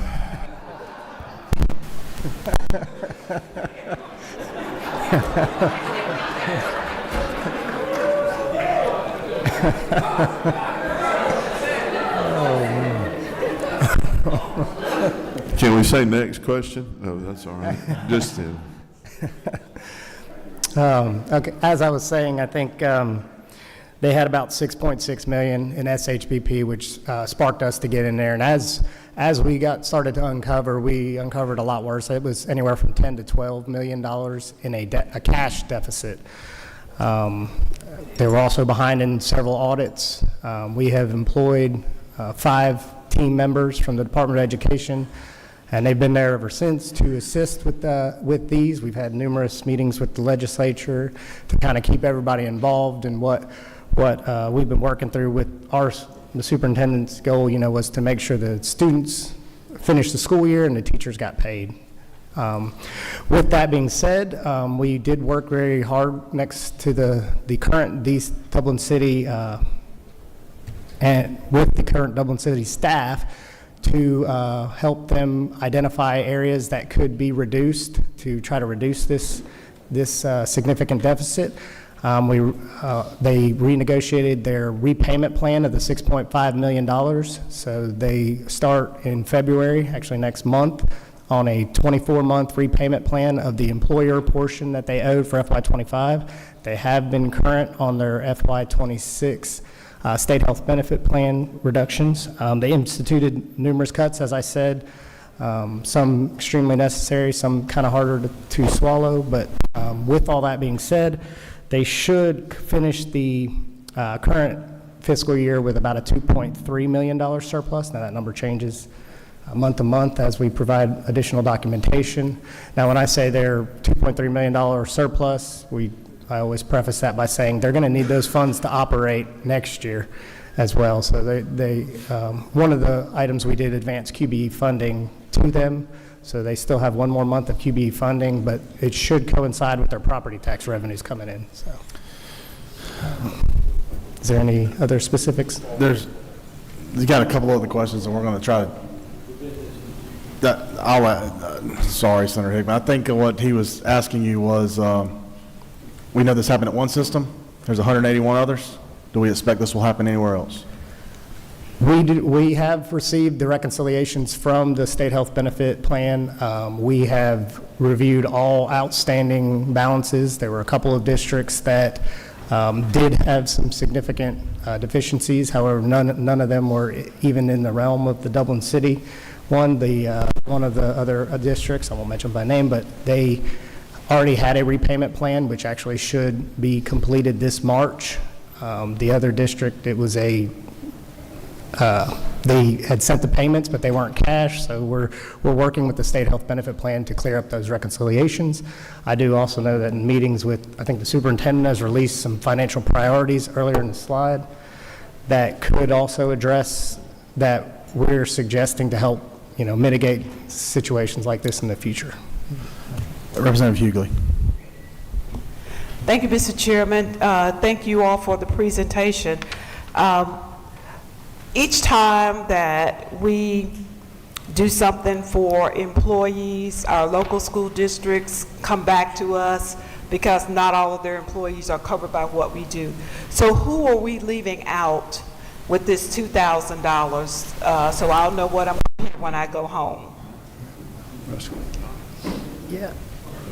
I believe we just got the documents from the governor's office to who, and we're kind of sifting through them, but as I stated on that, the other slide, it appears everybody that, you know, I do think there was some folks that might have been left off back in the 24 that we learned from and that we've tried to pick up. So not specific, if you have a specific area, I could answer that. But So let me just ask you then, are custodians included on here? I see Yes. nurses, nutritional workers, bus drivers, are custodians Yes, ma'am. included on here?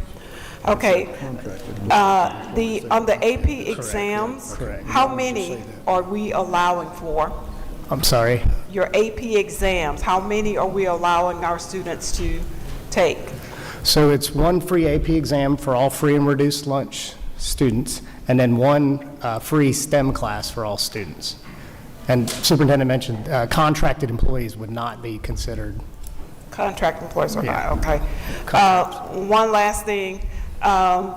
You talked about the number of private schools students have increased and homeschool students have increased. Can you send us those numbers?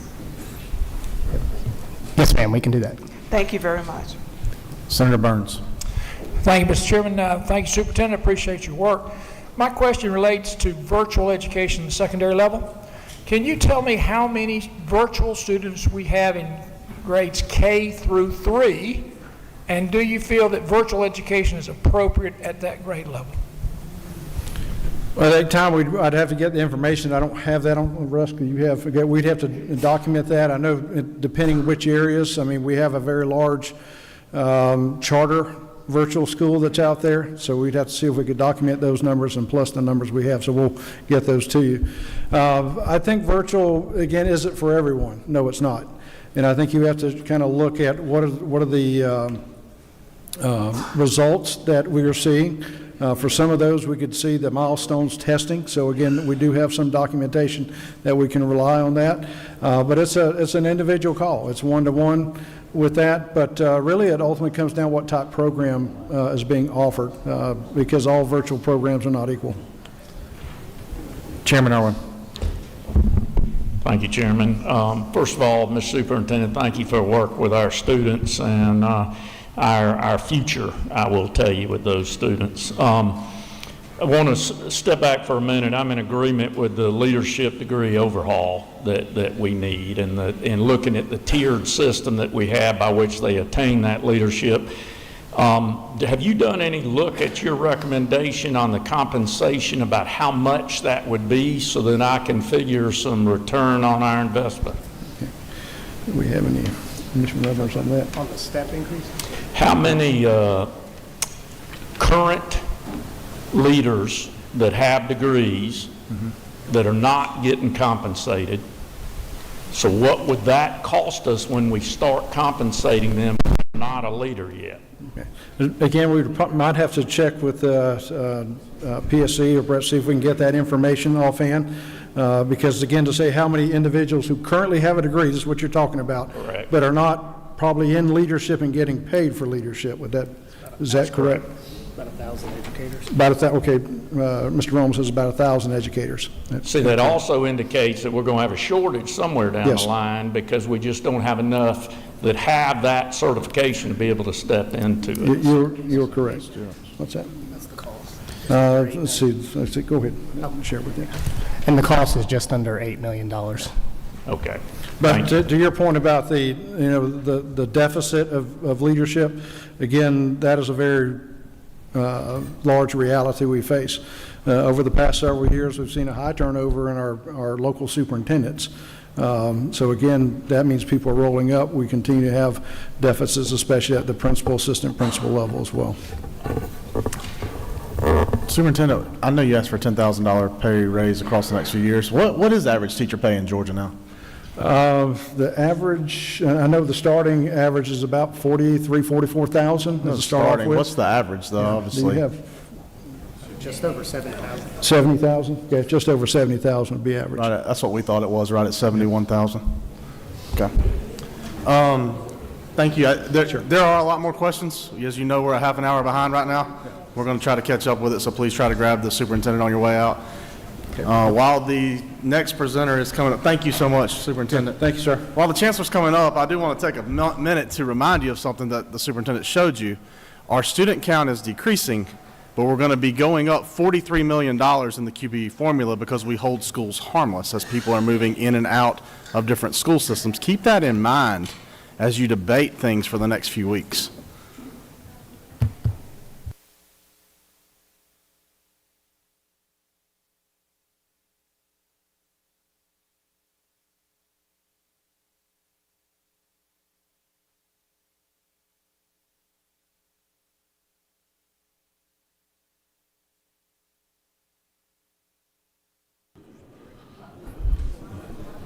I would like to remind anybody, if they're standing, do not lock your knees. Please, don't lock your knees. Come on up, Chancellor.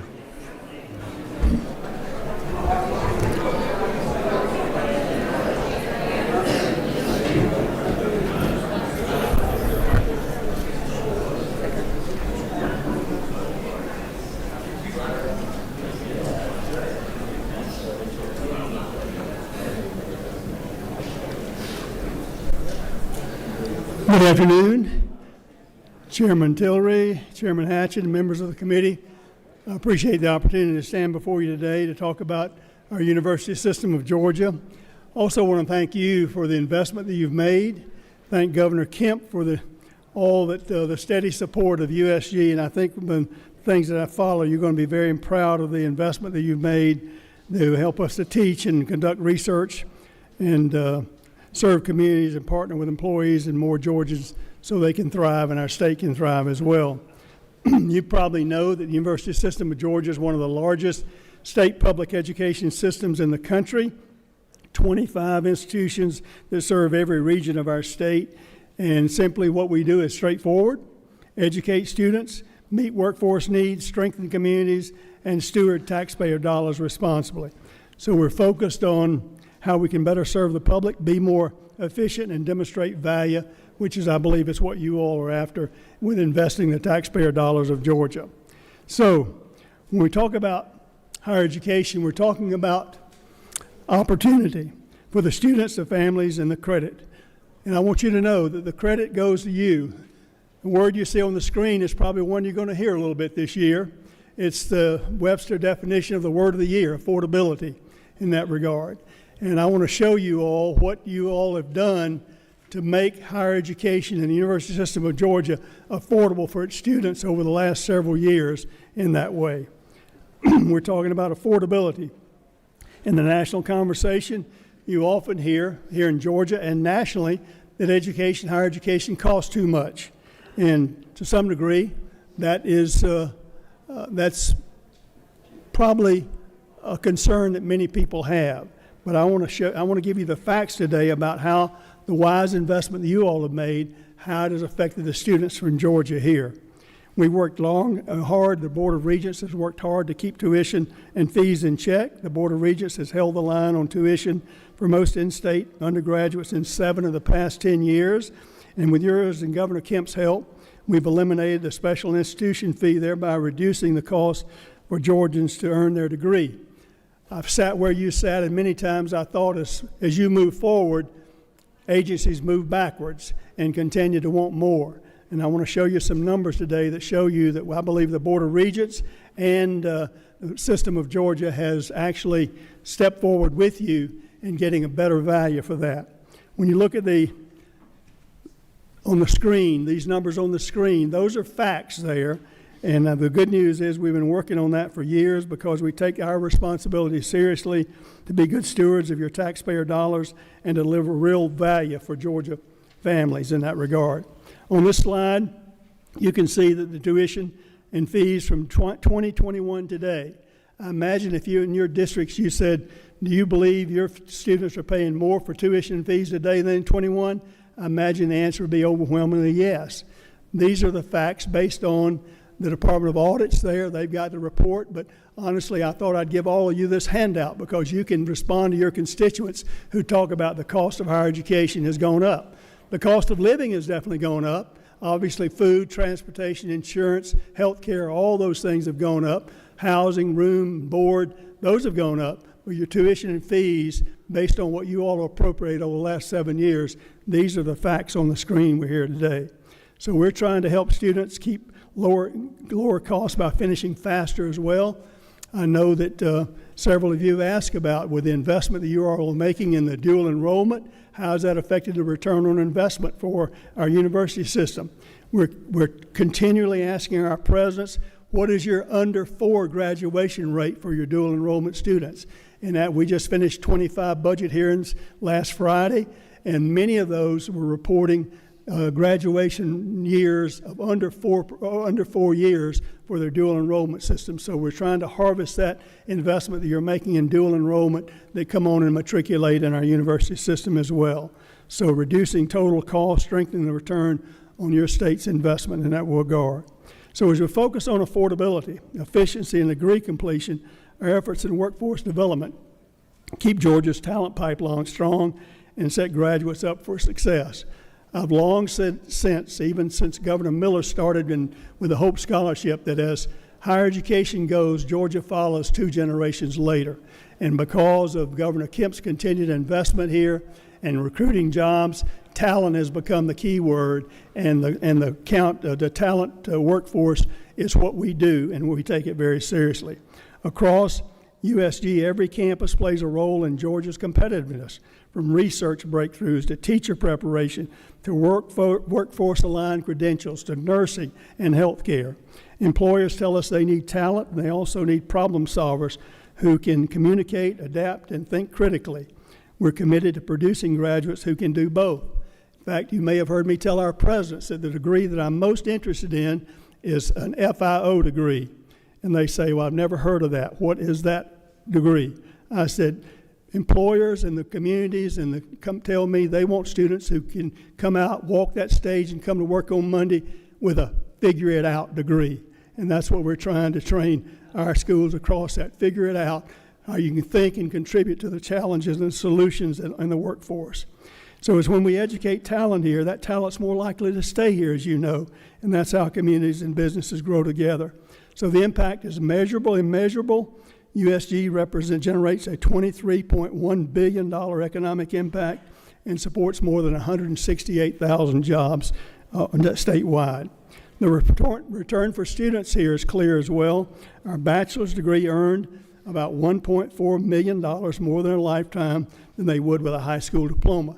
That's not our numbers. That's Professor Dr. Jeffrey Humphers of the University of Georgia and his economic output every year. It's still and growing, $1.4 million career earnings over a lifetime. So here's a headline that matters most for Georgia's workforce in our budget: enrollment. And you can see that nationally, Georgia colleges are competing for fewer traditional age students. And you saw that in the previous report about high school graduates and kindergartners starting. You've heard about the demographic cliff. Our solution to the demographic cliff is getting more margin, more market in there, and getting particularly adult learners coming back that maybe have some credits, some debt, and no diploma. Those are the 1.4 million Georgians that we're also trying to recruit to finish their degrees as we go forward. This fall, we enroll more than 380,000 students across our institutions. That's a record. That's more than 17,000 students above last fall's total, and a year-over increase of 4.8%. That's in the light of the demographic cliff that began last summer. We're also seeing growth among first-year students, transfer students, dual enrollment students, and as well as adult learners. Part of the success is due to the funding that you all did for Georgia Match, which helps students understand their options and encourages them to take the next step, Those students who may not have even thought they could attend college or compete have now tried it and increased over 10% of our applications last year. These will be productive students who are successful going forward. So USG is meeting students where they are, offering clear pathways and credentials and degrees. Enrollment growth is not just a victory lap. I want to stress that. We've kind of grown out of the COVID downturn, but we don't think enrollment is just the victory lap. That's not where we're asking. It's our responsibility, because when we get them in the door, when more students say yes to USG, we must deliver on student success, affordability, and completion. That means progression from the first year to the second year, moving on from the second to the third, and then from the third to that diploma in the fourth year in that way. I know many people like to talk about 6-year graduation rate. I'm kind of a 4-year graduation rate guy. So that's what we're telling the presidents as well. And that means 15 hours per semester for 8 semesters. See ya. Here's your diploma. Go to work.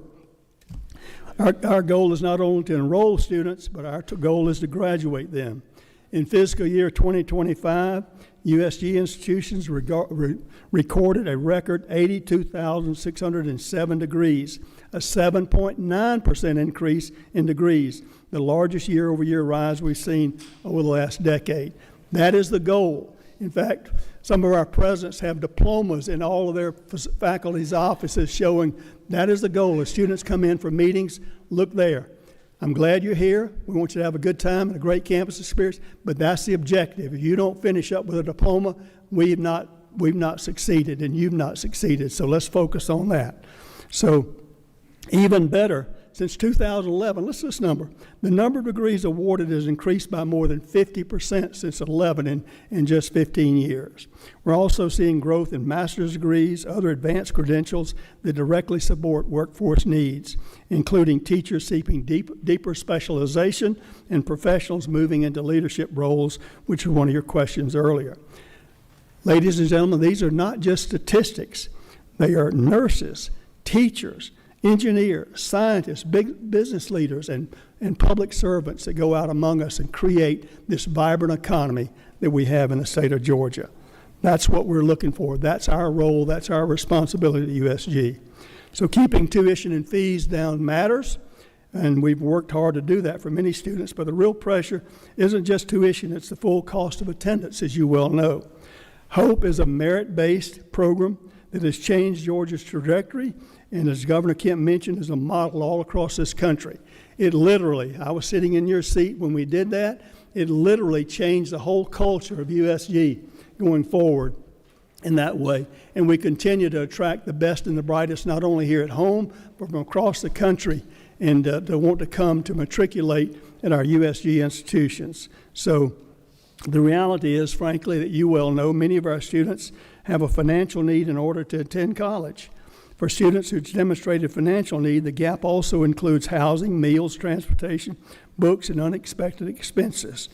I'm grateful and very appreciative to Governor Kemp for his recommendation to you all to invest $325 million in the USG Dream Scholarship Program, with the expectation that USG and our institutions will privately raise matching funds. This is a one-time endowment that I've committed to the governor that we're going to go back and try to match it 1, 2, 3 times here with philanthropic funding across the country with national foundations that can provide an ongoing endowment for need-based scholarships in Georgia. I believe it is a historic investment in Georgia students by funding the first state-needed scholarship of its kind. You all probably remember, some of us have had to apologize that Georgia is only one of 2 states in the nation that do not have a needs-based scholarship. This will take us off that list and demonstrate that we're serious about providing higher education for all of our students, regardless of their ability to pay or not. But I want to say clearly, I want you to hear me clearly, this is not a handout. It is a hand up. Students will have the parameters that are expected to earn this by their service, by their workforce, by doing what they can to provide for themselves, not just having a gift to come in and apply and get money. This is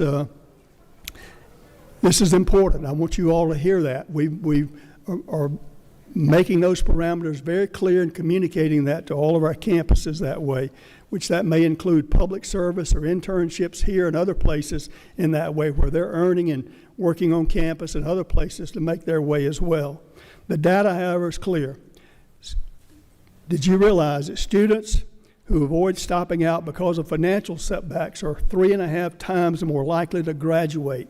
Once a student stops out, and sometimes it's just a few $100s, $300, $400, $500. Georgia State has shown through their Panther grant, sometimes money as less as $1,000 means a difference between them getting a diploma or stopping out, going out of school with some credit hours, a lot of debt, and no diploma. That's what we're trying to stop here with this Dream Scholarship.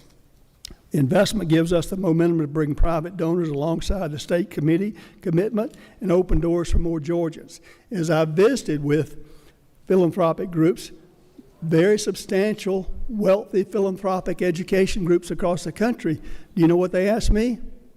What's Georgia doing? Today, you've got the opportunity this year to do something to demonstrate to them that we're putting our money, the taxpayers' money, where our mouth is about all students in that regard. And I hope you'll consider this very seriously in that regard. I'll be happy to answer any questions about that. We've already noted and seen small instances of where need-based support can move the needle.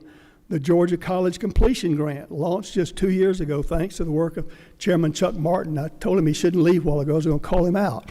But, okay, he got back in. Thank you, Chuck, for that. It helps students bridge the financial gaps that might otherwise prevent them from graduating. And we want to just continue to do more of that with this Dream Scholarship.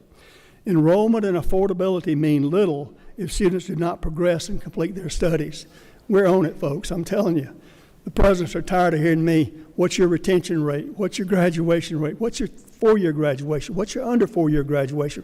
What is your 5-year graduation? I don't want to hear about your 6-year graduation rate, but we're on it and doing that. We're using data to identify students who need help earlier, connect them with advising and tutoring, and remove barriers that delay graduation. We're also simplifying the transfer process so students don't lose time or credits when they move from one institution to another, including our friends and cousins in the TCSG. Better transfer pathways are good for students and good for efficiency and better graduation rates earlier. In addition, as the governor mentioned at Eggs and Issues, we're partnering with his office and sister agencies to address career navigation, getting students in the right place at the first time, enabling students to connect with academics that apply to their career aspirations earlier. It's something I've been advocating since I became chancellor, knowing that our high school career counselors are there dealing with many other issues rather than college or careers going forward. So this will also enable that. So it will provide students with personalized guidance to help them match academic pursuits with career goals. We're also aligning academic programs with workforce needs through a more agile program review process that includes clear evidence of job demand and expected outcomes. One of the state's most urgent workforce needs, as you well know, is healthcare. Across USG, we're expanding capacity in nursing and other high-demand healthcare professions while maintaining quality and clinical readiness. That means more capacity where we can responsibly grow it, as well as stronger clinical partnerships and simulation experiences that prepare students for modern practice on day one. It also means strengthening faculty pipelines and clinical placement capacity because quality depends on instruction and supervised practice. Georgia has currently only one medical school today, you know, at Augusta University, and we are grateful for the valuable work that the medical college has been doing for almost 200 years, even as we recognize the challenge that creates for physician supply. So thanks to you all, Governor Kemp's support, we're moving forward with the University of Georgia School of Medicine, which is building a new medical education and research facility scheduled for completion in just December of this year. That's moving fast, folks. As we expand medical education, we must also expand residency opportunities so doctors can train and stay here in Georgia. Georgia, as you know, retains physicians at higher rates when they complete their residency here. So our focus is on a full pipeline, medical education, graduate medical education, and the clinical partnerships that keep talent in state. Obviously, MDs are not the only medical professions. Dental health is also important, and that's why that oral health is where Georgia must grow its workforce, especially in rural communities. You know some of those sad statistics about health care availability in some of our rural counties.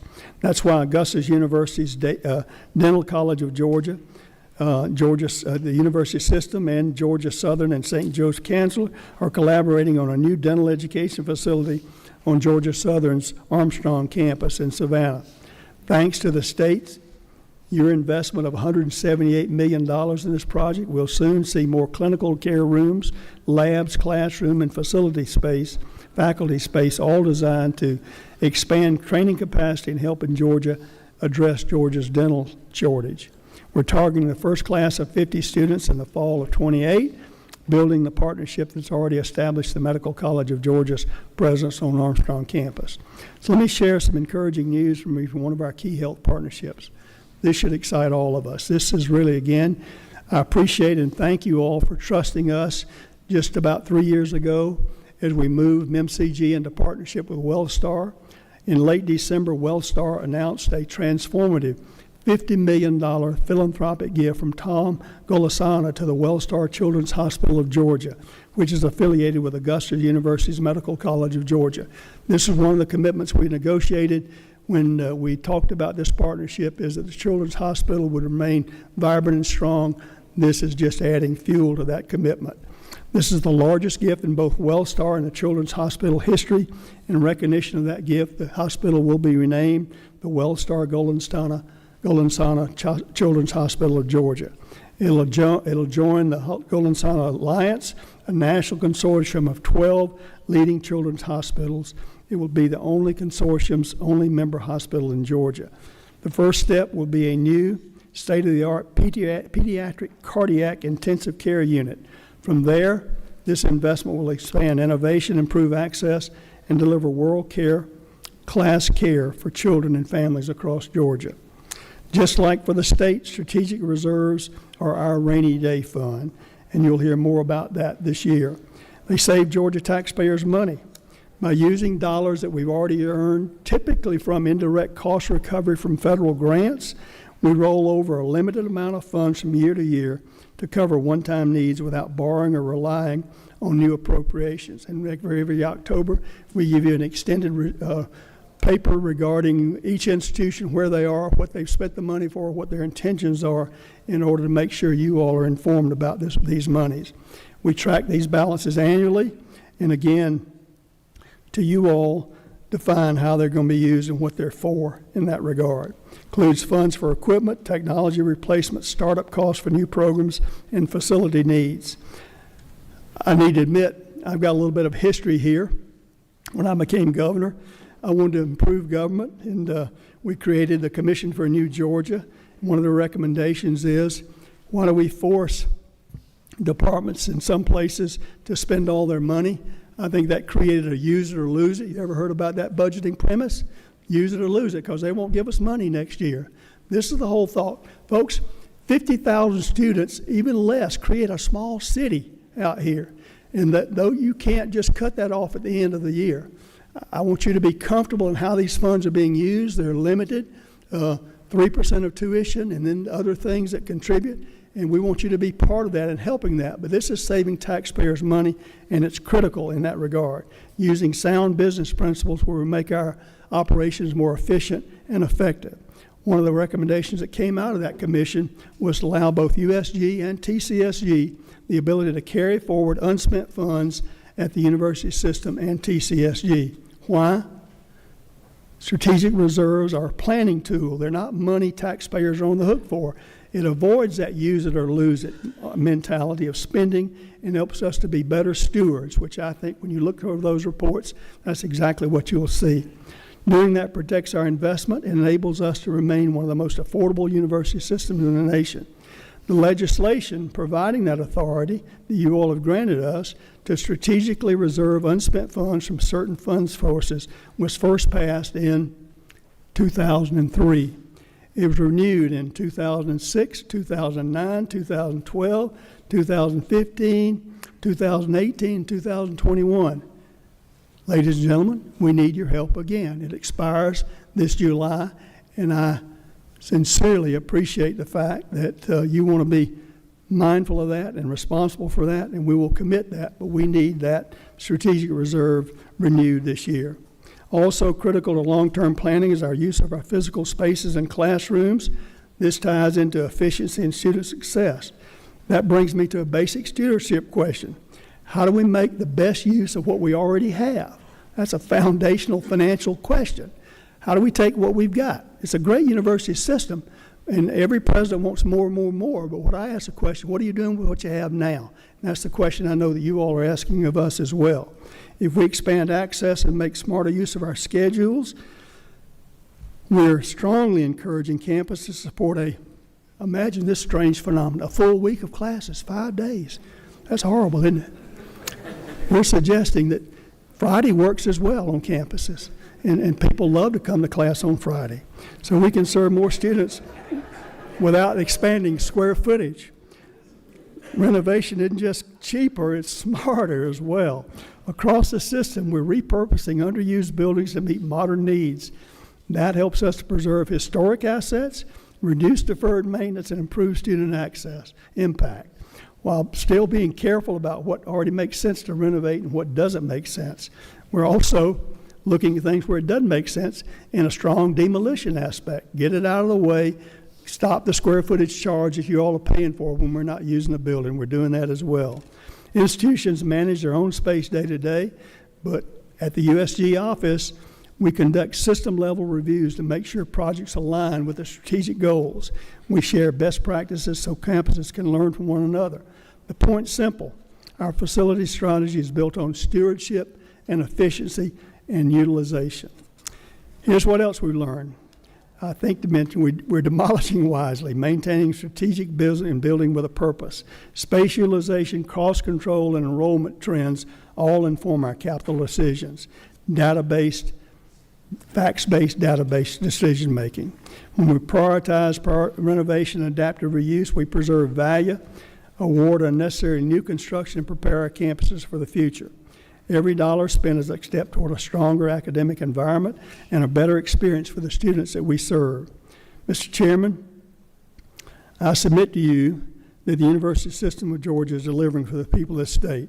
We're growing enrollment in a national environment. We're awarding more degrees than ever before. We're keeping college affordable and providing transparent information about cost and value. And we're strengthening Georgia's healthcare pipeline through nursing growth, the University of Georgia School of Medicine, dental education expansion, and major clinical partnerships. I want to thank you all, the members of this committee, the General Assembly, and the Governor for all of your support in allocating the investment of taxpayer dollars to the university system. And I want to thank you for your questions and your partnership. And since this is the budget here, I probably ought to turn to some numbers now, if you don't mind. I'll turn to specifics of the governor's recommendation for the amended and next year fiscal budgets and capital budget recommendations. We look forward to working with each of you this session and appreciate your continued support of higher education University System of Georgia. One of the major items that you may notice was a $325 million in needs-based funding aid that I previously mentioned. I want to focus on now on the cash-funded capital. That, again, is an endowment. It's a one-time type of commitment, not something that you'll be expected to fund next year. That's on our shoulders, and I commit to do that.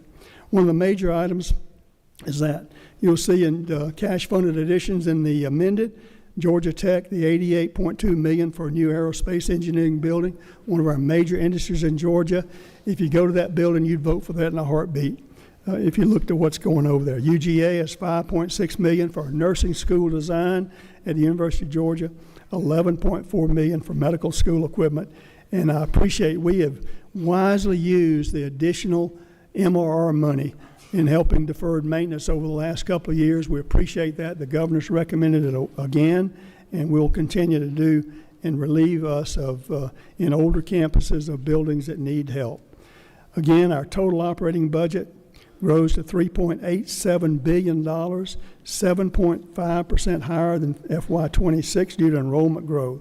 So to totally increase roughly $207 million, $70 million. $216.5 million is formula enrollment growth. University System of Medical School in Georgia also has some of that. Healthcare, insurance, and retirement adjustments over $36 million and $4 million for retirement rate increases. Other notables are $2.8 million to establish the Institute of Civic Thought and Leadership at Georgia Tech. And, many other states have done that. We think it's time that Georgia, again, started something where we can help students to understand civil debate and create a culture of Western civilization taught here in the state of Georgia. Now on to some of our capital requests. This slide shows the governor's capital recommendations for FY26, which include $118 million, .1 in support of capital projects. For time's sake, I'm not going to go through all the list, but I'm happy to talk with you about any of these as we go forward. This concludes the overview and operating and capital budget recommendations, Mr. Chairman. So thank you again to you all, Governor Kemp, and the General Assembly for your continued support of higher education, University System of Georgia. I hope that you believe, as I do, that you're getting a good return on the taxpayers' investment in higher education and talent flow. I look forward to any of your questions, Mr. Chairman. Thank you, Chancellor. We got 3 or 4. Leader Hughley. Thank you, Mr. Chairman. Mr. Chancellor, I'm on the other side of the room over here. I want to congratulate you all on this Dream Scholarship, but I do have a question in terms of how did you come up with a $3,000 amount, and is there a maximum over the course of a student's career that they can receive under this scholarship? That's the $350 to $3,000 is a per annual type of thing, and that would be no more than that per year. Yes, but you're talking about 4 years, 5 years, or 4 years. So it's just for 4 years. The other thing is I'm glad that you mentioned that we need to get out of the use it or lose it mentality and allow our institutions to use strategic carryover for planning, and I hope that we will do that. That's something that our local university and technical schools are very concerned about that. So thank you for championing that. Thank you, ma'am. Chairman Burns. Thank you, Mr. Chairman. Thank you, Chancellor. I appreciate your leadership, hiding in the corner. I especially appreciate your focus on degree completion and your measurements of less than 4 years, and greater than 4-year graduation rates. Do you have a baseline that we can begin to measure the progress in that area? Do you have a baseline for under 4, 4, and more than 4? I think, Senator, the best thing to do is let me provide you every institution's numbers on those. There's no baseline. For instance, we've asked them all to report what it is. So I think the best way we can do is provide it to you and others who are interested over what there's under 4, the 5, and the 6 is for graduation completion. But that's the goal, and I appreciate you've been a stalwart in pressing that issue of harvesting the investment that we're making in dual enrollment in that regard. And we're delighted to show you those numbers. Thank you. Chairman Newton. Mr. Chairman, Mr. Chancellor, thank you for your stewardship over the system and for so many years of service. You did mention. Can you speak up, Chairman Newton? You did mention a few things about affordability, which I think was helpful. In particular, the decrease after adjusting for inflation and tuition, at least tuition and fees that have gone down. Can you tell us any more about that? You mentioned how the presidents are encouraged to look at 4-year graduation because the number of years you're paying that tuition obviously matters if it's 5 or 6 instead of 4. What are some ideas that you're doing? Is there a particular goal? Does it vary for all the different schools? I know we have 25 different ones. Sure. Can you tell us any details on how that encouragement is going? A great question. Honestly, one of the things we're really looking at is there some magic about 120 credit hours, and is that what qualifies as a bachelor's degree? So we're seriously investigating that. We're also focusing on shorter-term credentials, badges, certificates, and things like that, where people can come and maybe already in the workforce getting upskilling efforts that way. But obviously, the completion is what we're on, and as I tell the president what I told you, I'm not really interested in your 6-year graduation rate. I'm interested in your 4-year and under 4-year graduation rate. Thank you, sir. Chairman Watson. Hold on.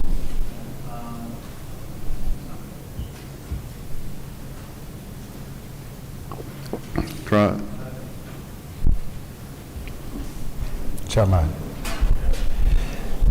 Thank you, Chancellor. Certainly is great to see the tuition decrease over the years. I just wanted clarification on the line item you had said showed I think it looks like it was a reduction of $4.6 million of AU MCG campus. Can you just help me understand that a little bit? Yeah, that was the money that was put ahead before they earned, with the expectation that money now will be earned in that regard. So that's why it's taken about out of the base there at the $4 million mark that you mentioned there, because you would put that in for the last 2 years and help before the earning of the credit hours come about. Representative Glaze. Thank you, Mr. Chancellor. I wanted to ask on the Dream Scholarship, is it stackable, and is the Dream Scholarship, will it be the priority? It is, Pell will continue in any other contribution they made. It is on top of that. It's a gap-based funding that way that will help them not stop out because of finances. Thank you. Forcing. Representative Evans, is that you? Yes, Okay. thank you, Mr. Chairman. Thank you, Chancellor, Secretary, Governor. Good to see you. On the needs-based scholarship, you mentioned, and I think the budget says match, and I think the governor said this morning $1 billion in private funds, and I was wondering, is that something that the regents are raising? Is that something the member institutions are raising? And how far along are we, and who do we have to thank for those private funds? Well, we're just beginning since the governor's announcement. Obviously, I was not able to talk about a match prior to that time, but that's on me, and that's on our development, that's on our USG Foundation, that's on our regents, and that's on the philanthropic community of Georgia, but nationally as well. As I've gone to national philanthropic educational foundations, the question I mentioned to you earlier was what I get. What is the state doing? Now I can take this $300 million and say, here's a state speaking up. Now we need you to come alongside. My goal is to my personal goal is about 5 times. I'd love to have $1.5 billion in there as an endowment that would throw off cash for the foreseeable future need-based scholarship.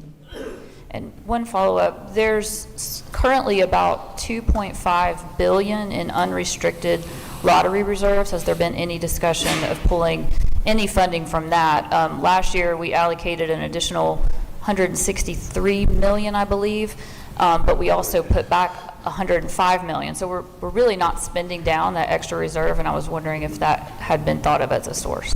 It has been considered. Obviously, we need to be very jealous of the Hope Scholarship that continues. Those lines can cross very quickly. The government's concerned about that, and I've been to his judgment and the OPB's judgment about that in that way.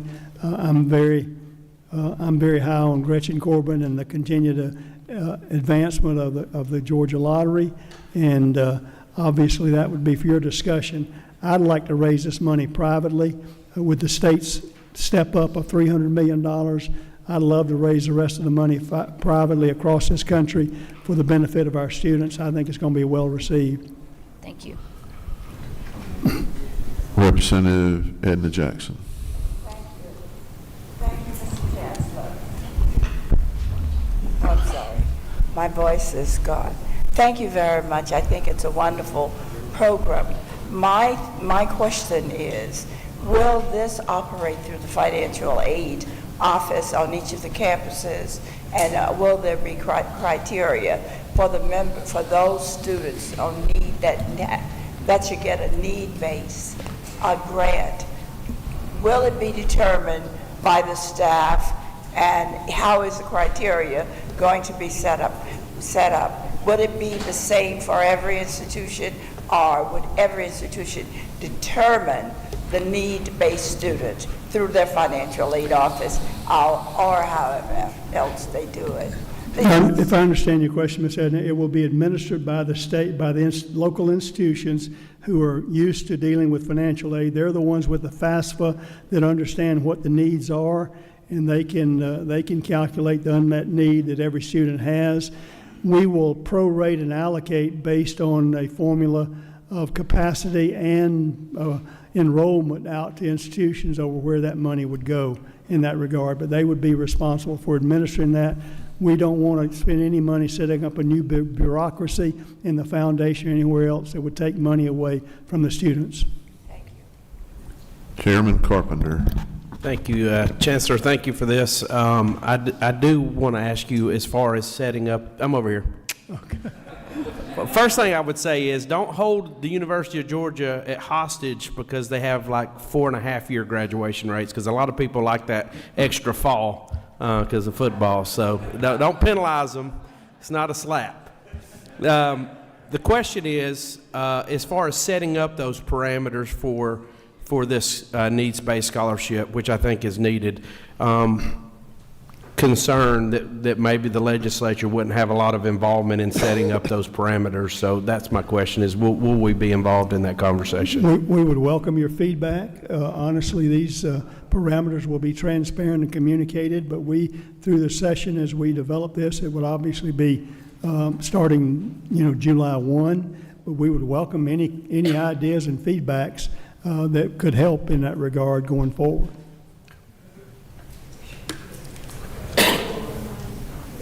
Chancellor, I think you have completed the board. Well, thank you, Chairman Hatchett. Thank you all.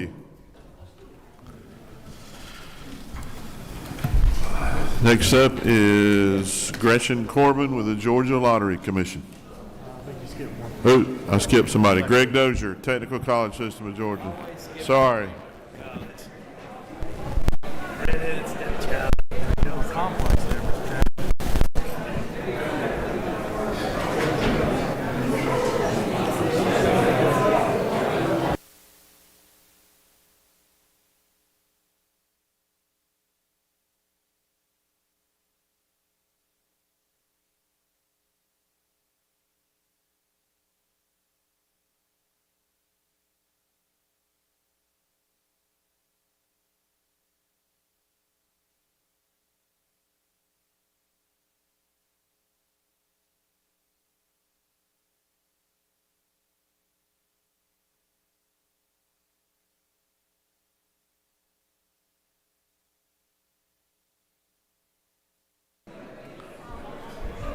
All right, let's bring the rumble down, please.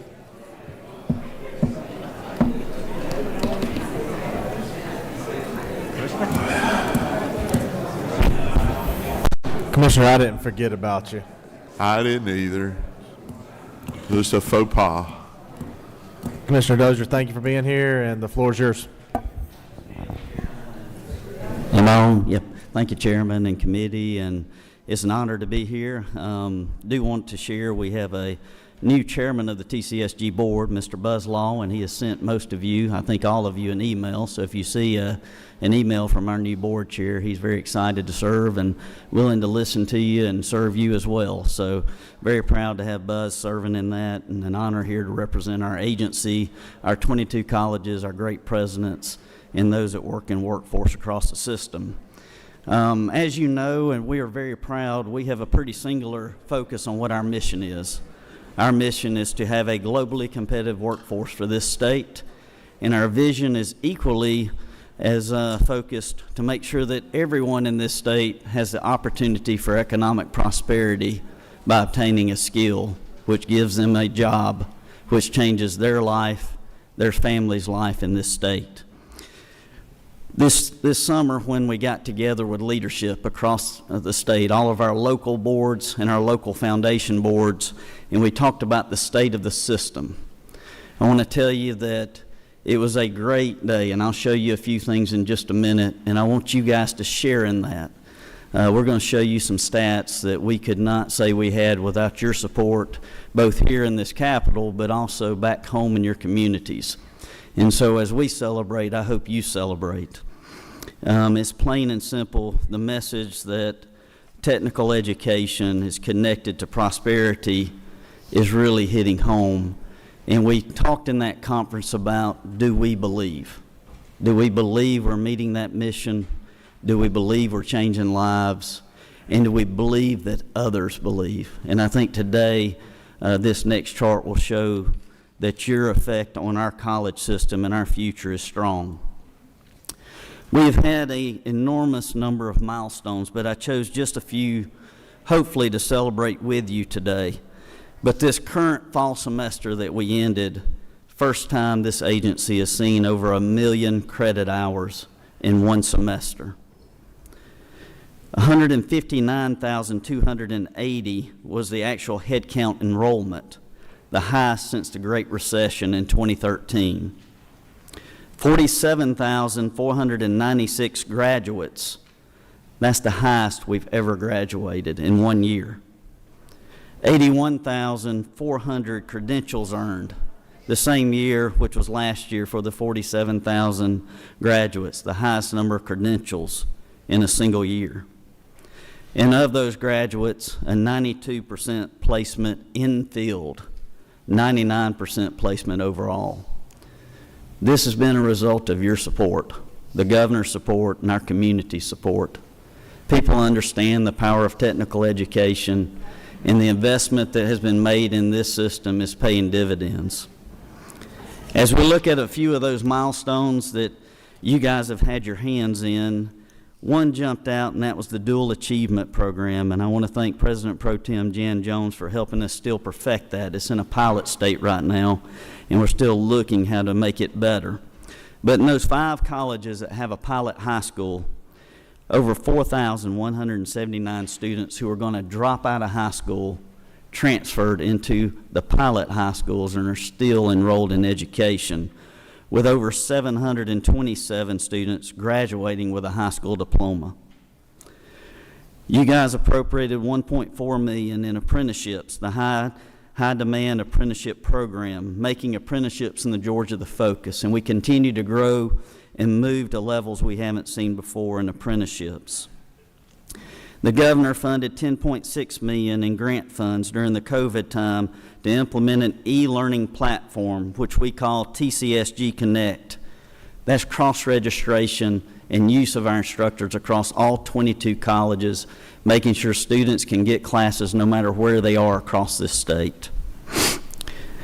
We have implemented a statewide digital badging and micro-credential program. Chancellor mentioned, and he has been a great partner, and I'll talk more about that in a minute on articulation and so many other things. But he mentioned short-term programs and micro-credentialing, showing that someone has a skill. We implemented a badging solution where people can apply for jobs, and that's easily seen. A few years ago, you funded 2 additional officers for every police department we had in our colleges.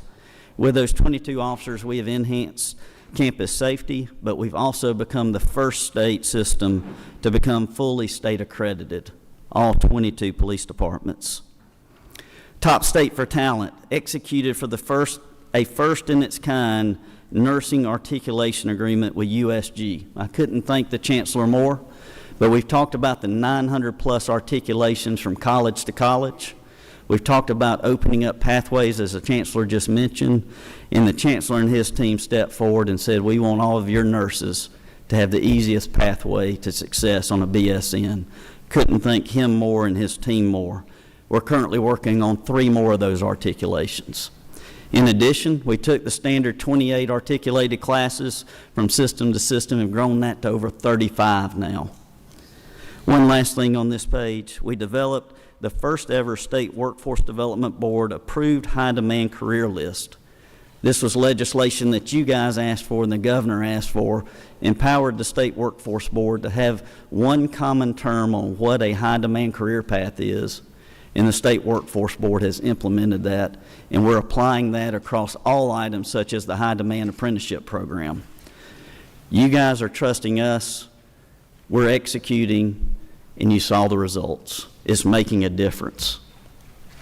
Looking at the overall numbers, last year your technical college system as a whole served over 592,000 citizens.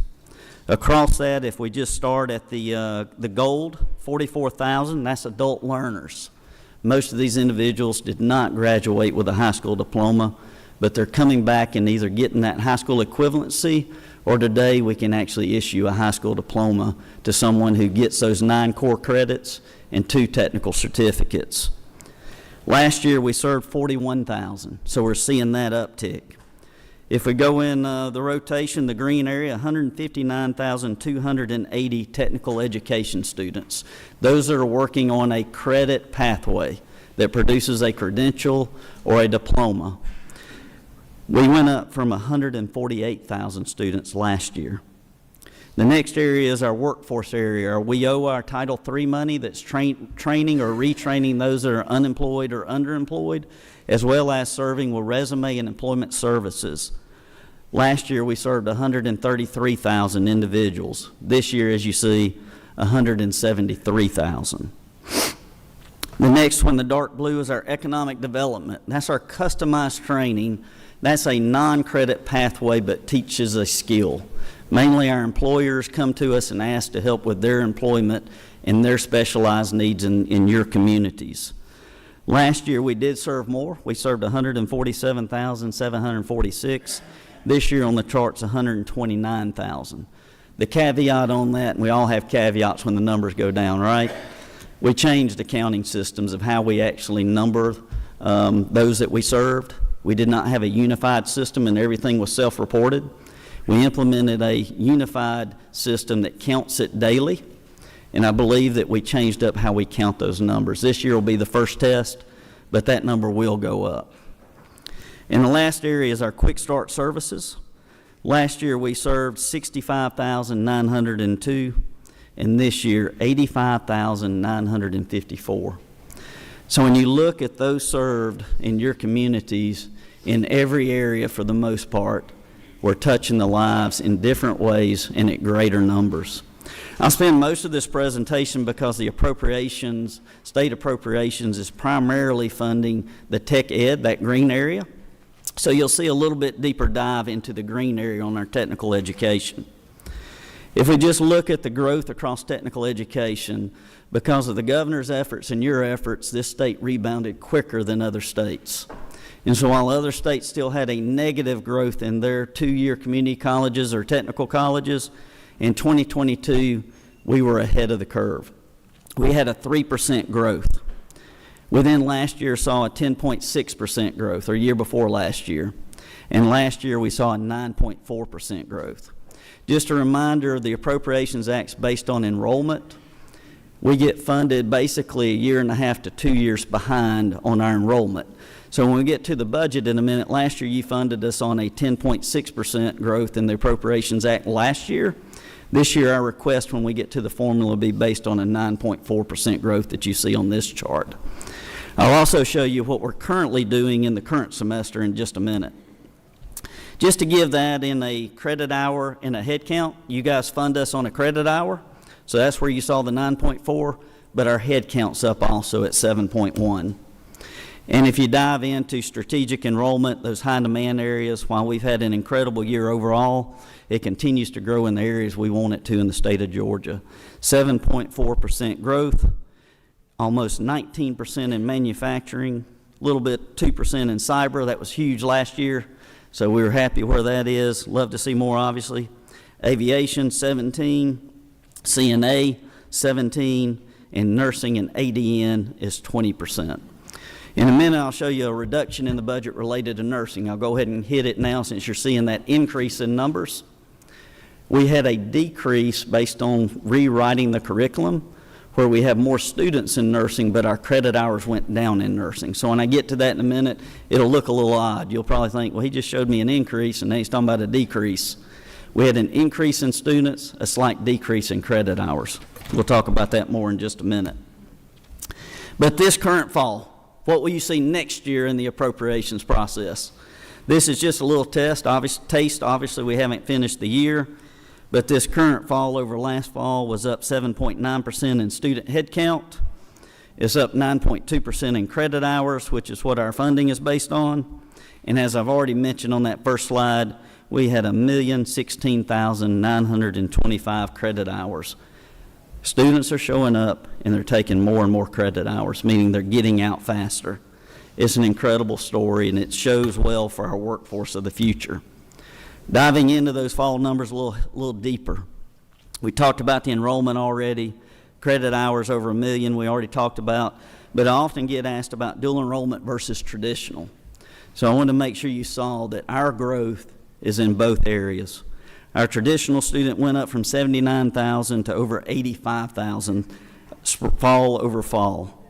Our dual enrollment student also went up 33,000 to 36,000. And our high demand areas that we track have gone up from 25 to 27.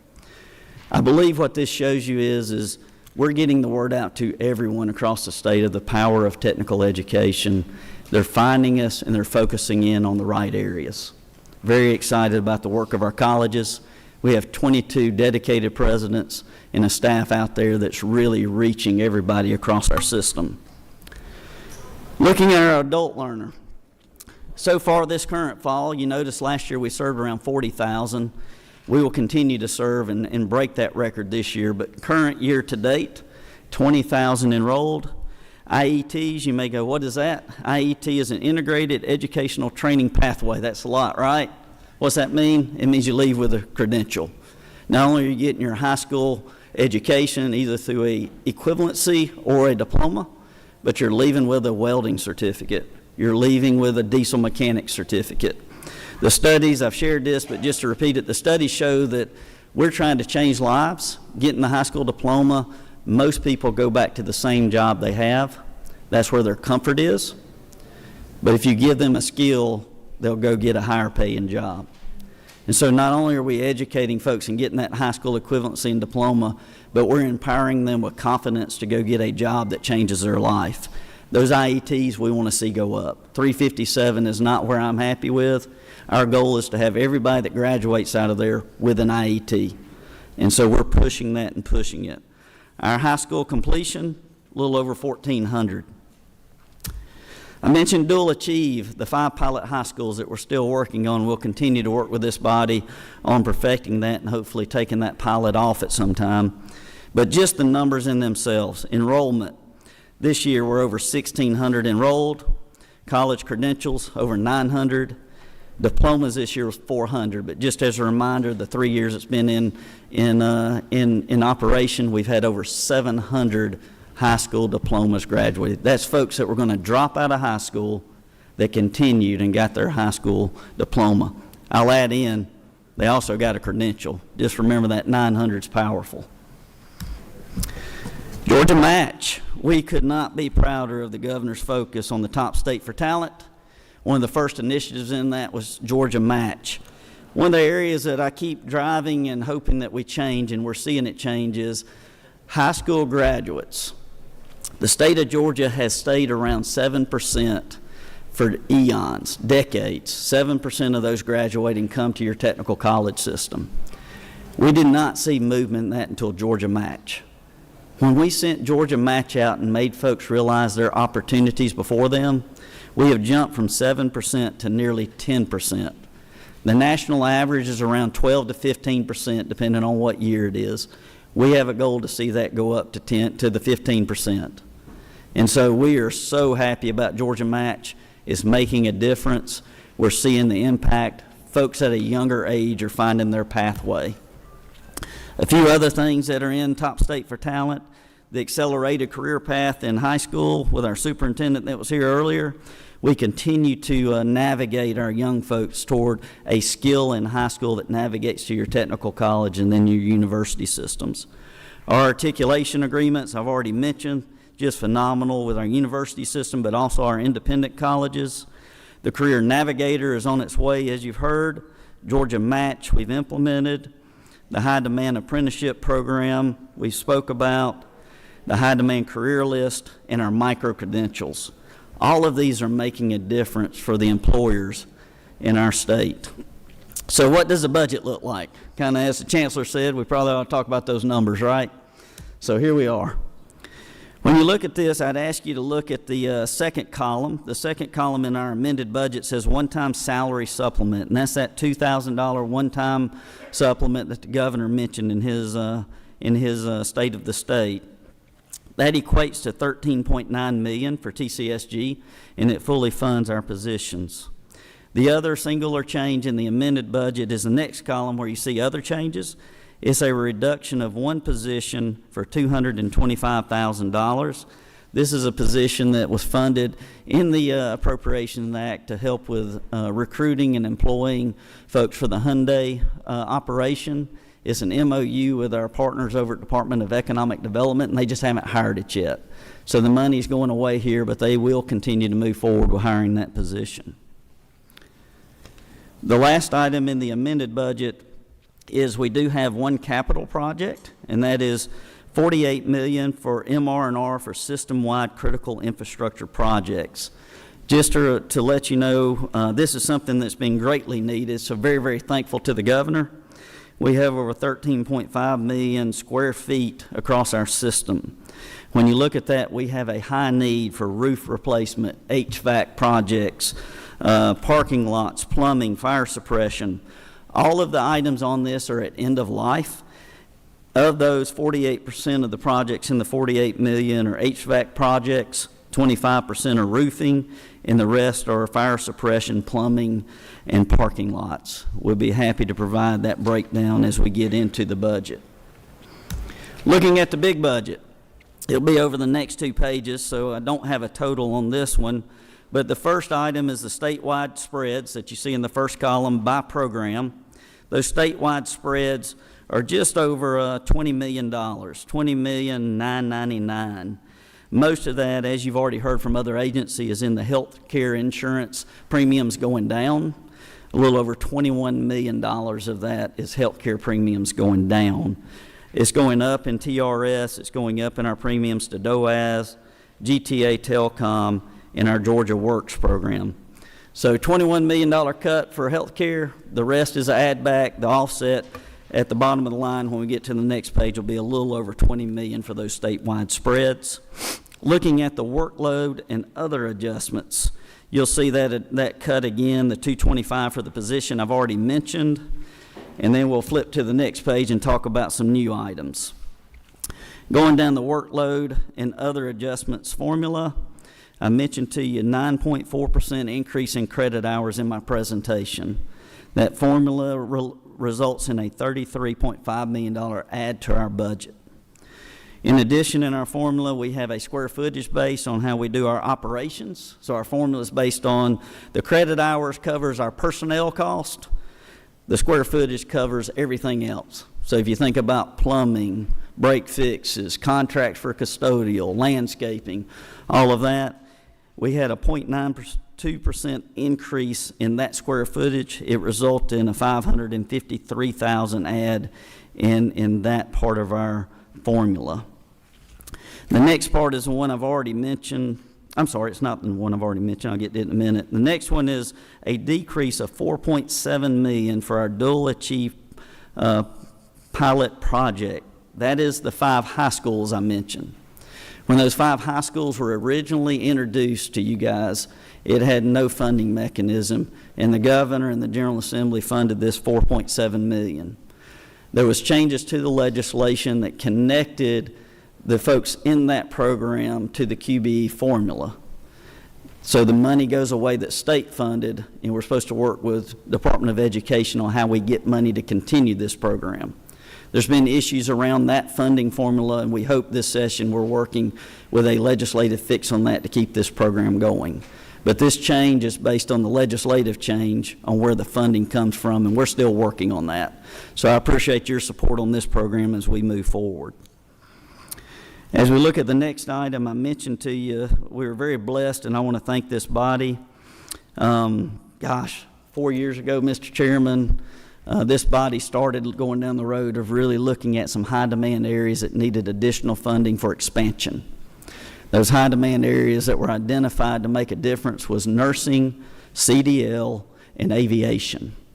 And so as we look at those areas, we've done a great job on making sure those areas are fully funded so the colleges can expand and grow them. Last year, I mentioned the nursing went down. Number of students went up, but because of some Pell changes and also getting folks to the workforce quicker, the number of credit hours went down. So majority of this decrease is related to nursing. We did have a real decrease in CDL, though. Our numbers dipped. is come back this current fall, so we'll be up again this year. But that's why you see this reduction in that high demand area of 748,000. So it's not really a reduction in the demand, it's just fluctuating? Yes, sir. Okay. Yes, sir. Mr. Chairman, that's the conclusion of the cash part of it. But we do have a very nice budget recommendation from the governor on many projects going to impact your communities in capital outlay. The first several are a continuation of last year's funding. So the first one is the final funding for the furniture and fixtures and equipment for the Atlanta Tech's renovation of the Henry Louis Hank Aaron Academic Complex. That's $4.4 million. That was an additional 48,000 square feet for advanced manufacturing. The next item, last session, we were blessed to get the design monies of $2.1 million for an advanced manufacturing engineering technology building in the budget.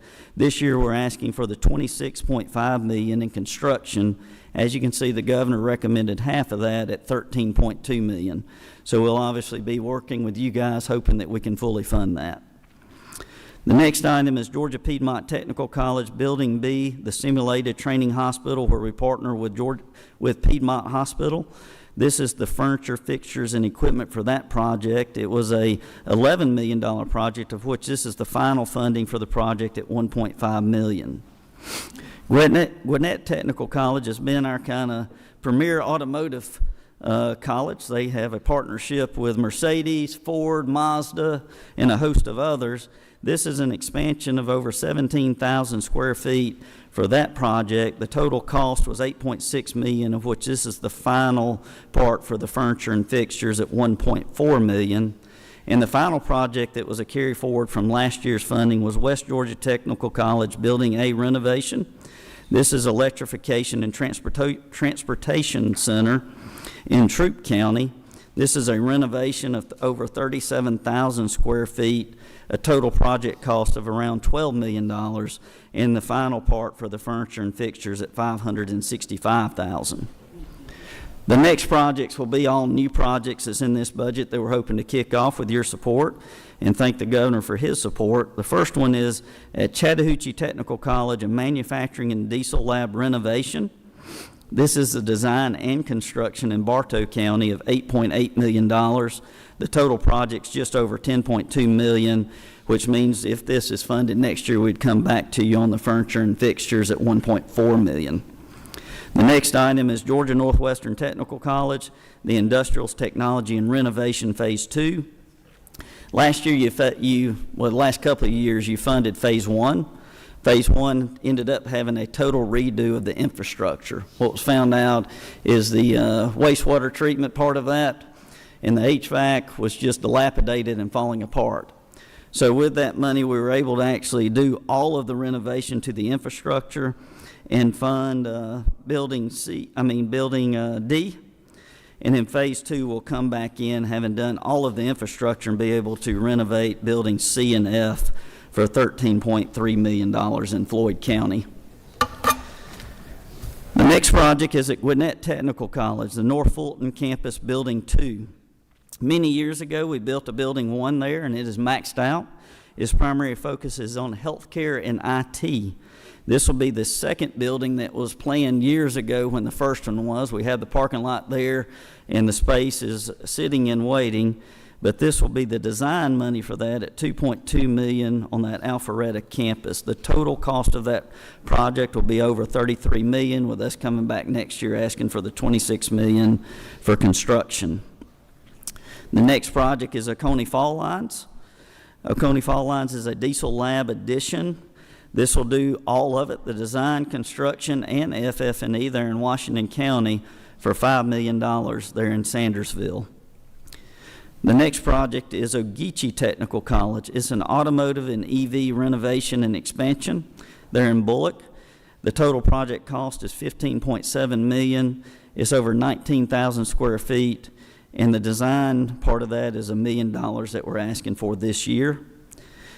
And the last college project is Savannah Technical College, and it's an expansion to the aviation campus building there in Chatham. We have a huge partnership down there. and we need to expand it because we have maxed out. This will allow us to do 3 times the students with over 1,200 students being served in that. It's a $19 million total cost facility with over 26,000 additional square feet, and the design part of that is $1.3 million. We're also blessed, and this is the last item in my presentation, that the governor supported an additional college and career academy at $3 million. As you know, each year that this is funded, we run a competition for folks to actually come in with their communities, their local communities, their local K-12 partners, their technical college partners, put together a plan on actually implementing this, and this gives them the seed money to make this happen. We've been very successful across this state. That facility remains in the K-12 environment, but has obviously a great partnership with your technical college on the skill side. And this would be the 57th, I believe, career college across this state if it's funded. Mr. Chairman, I'd be happy to answer any questions if there are any. You got a couple. Chairman Lynn Smith. Thank you. I'm right in front of you. And this also goes to my colleagues in this room today. Several years ago in Coweta County, we had our largest industry tell our school system they could not hire anybody who graduated from our high school. That led to in-depth study, and it was determined that there were silos of education that prevented this learning that was necessary. The silos were your technical colleges, your K through 12, and your university systems. So the birth of this is why I'm bragging here. It started in Coweta County. It did. But what happened last week is a credit to what our 3 presenters are telling us. The U.S. Secretary of Education visited our 3rd District, Congressman Brian Jack. She's visiting all of the states, but she came to our area because no one else in the United States has been able to do what the leadership has done for the past 25 years. So it's phenomenal, and I'm shouting out to you, but to all of our other presenters as well. Our General Assembly took the bullets when we passed the ones where everybody was really mad at us. Yep. And so it's amazing that now we are the leader for the country. It's an incredible partnership, and Mr. Whitlock's done an incredible job out there, and it was a great meeting. Chairman Hickman. Hey, my board went blank. Chairman, two quick things. When will y'all release the high demand information y'all give by recent district, so we know, you tell us what the high demand for Georgia is. Yes, sir. But we had a bill a couple of years ago to identify by recent districts. So we'll get that to you. We have 12 different, if I remember right, 12 different high demand regional areas to make sure that the state high demand is not singular. So we'll get that to you. Yes, sir. And the second question is, you mentioned about overall growth.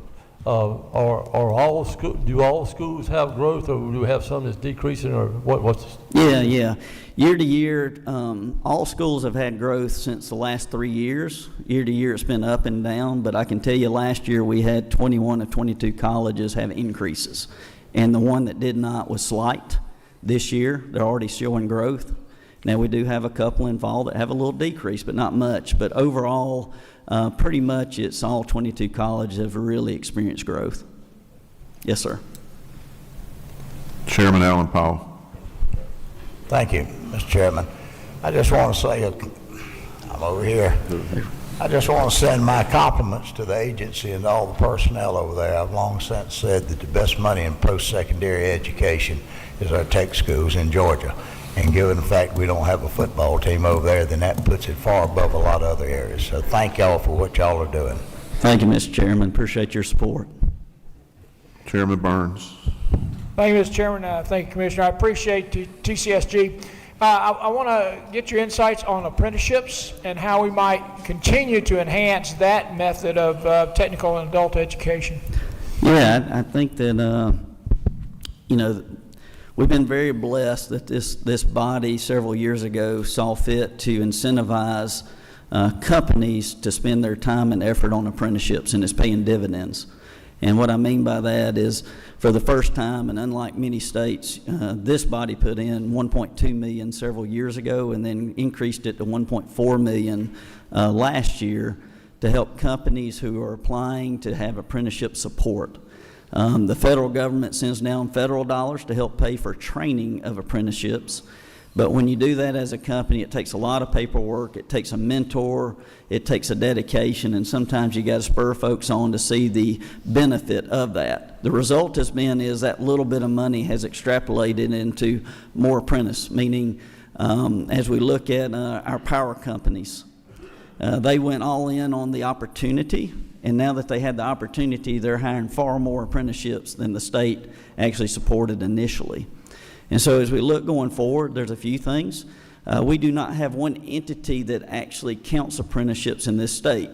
TCSG, all 22 colleges are apprenticeship sponsors, meaning that if a local company wants to do a USDOL apprenticeship, they have to have a sponsor to support them and help them navigate that process. All of your colleges do that, but so do a lot of nonprofits and other things. And so in the state of Georgia, we actually can't tell you exactly how many apprenticeships we have because there's not one entity that actually counts those.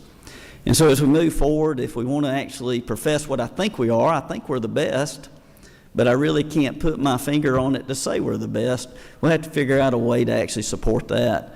But if we can continue supporting our industries, as far as supporting them on actually understanding the power of apprenticeships, I think that goes a long way, Mr. Chairman. And obviously, we've had a few discussions, and I owe you a follow-up discussion. Representative Evans. Thank you, Mr. Chairman. Thank you, Commissioner. I couldn't help but notice that the needs-based aid is only in the USG part of the budget, and I'm a little concerned because I know that students that attend our technical colleges are more likely to be lower income, and while the grant is stronger than it's been, there's still a gap in that cost of attendance. And so I wanted to ask you, couldn't your students use that as well, and has there been any discussion about including TCSG as a place where students could use those funds? Yeah, great question. I'm going to have to follow up with you. We have not had discussions with the Chancellor or the Governor's office on that yet, but obviously we're always looking at how to help our needs-based folks. We have a lot of opportunities you already mentioned in the HOPE grant. We have 18 pathways that are fully funded, both tuition and fees. And so there's a lot of opportunity in our system already, but there are some students that go through the gaps, and we'll have to follow up on that and get with you. Yes, ma'am. Senator James. Thank you.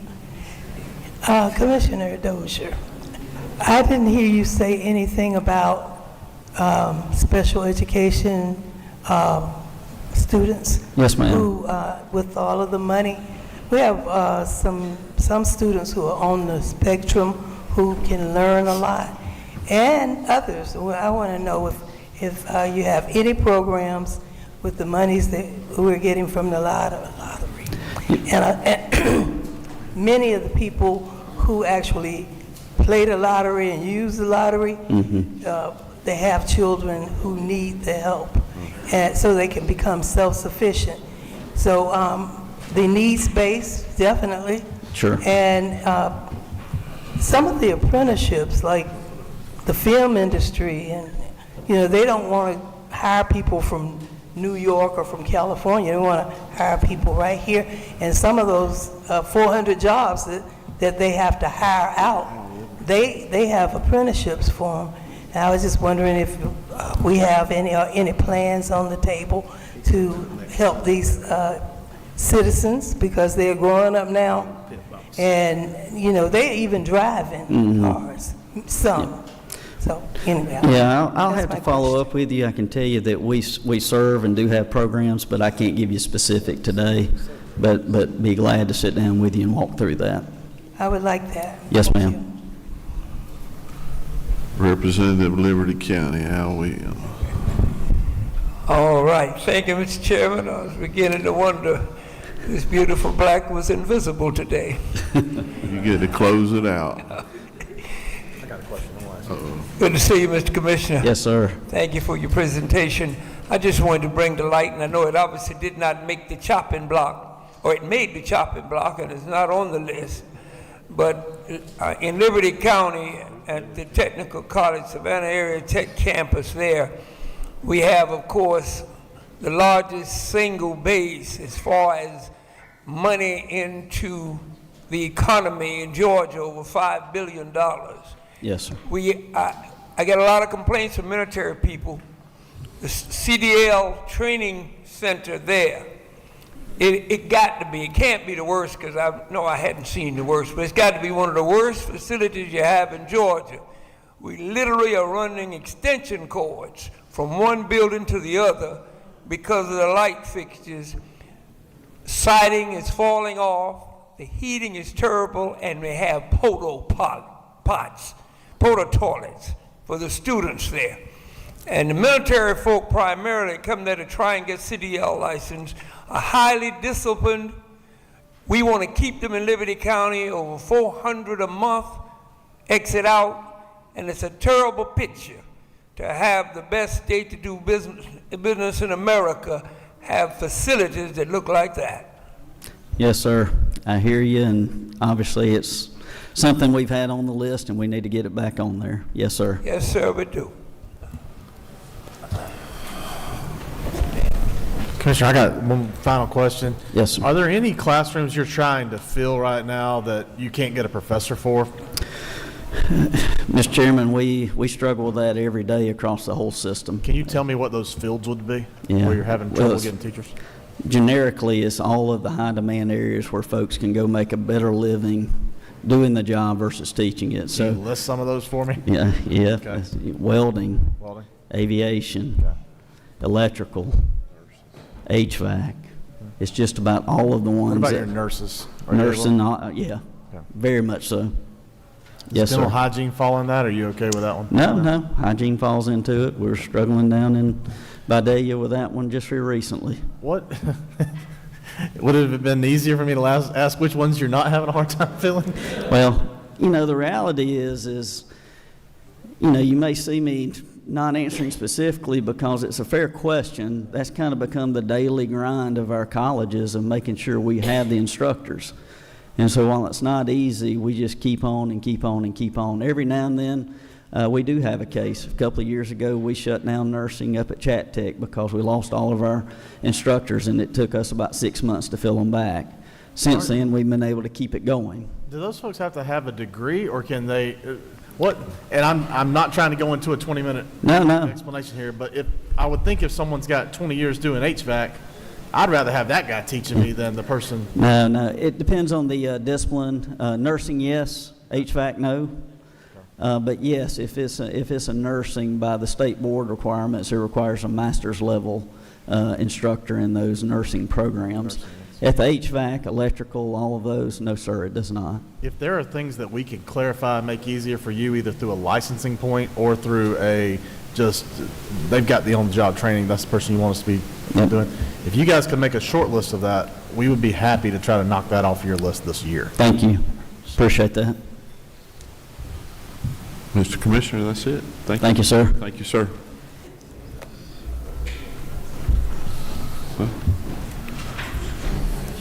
Now, Gretchen Corbin with the Georgia Lottery Corporation.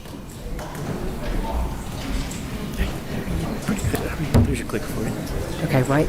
Yes, the right Okay. one. That's right. Thank you. Thank you, Justin. Sir. Oh, he running. He ain't using common sense. He running, dog. He on the run. I like how y'all sit so nicely next to each other.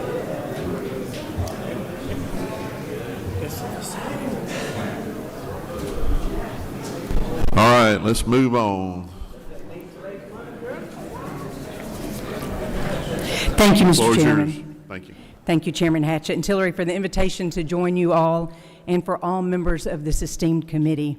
Well, good afternoon. My name is Gretchen Corbin. I'm the president and CEO of your Georgia Lottery, and it is always a pleasure to be with you at the beginning of the legislative session.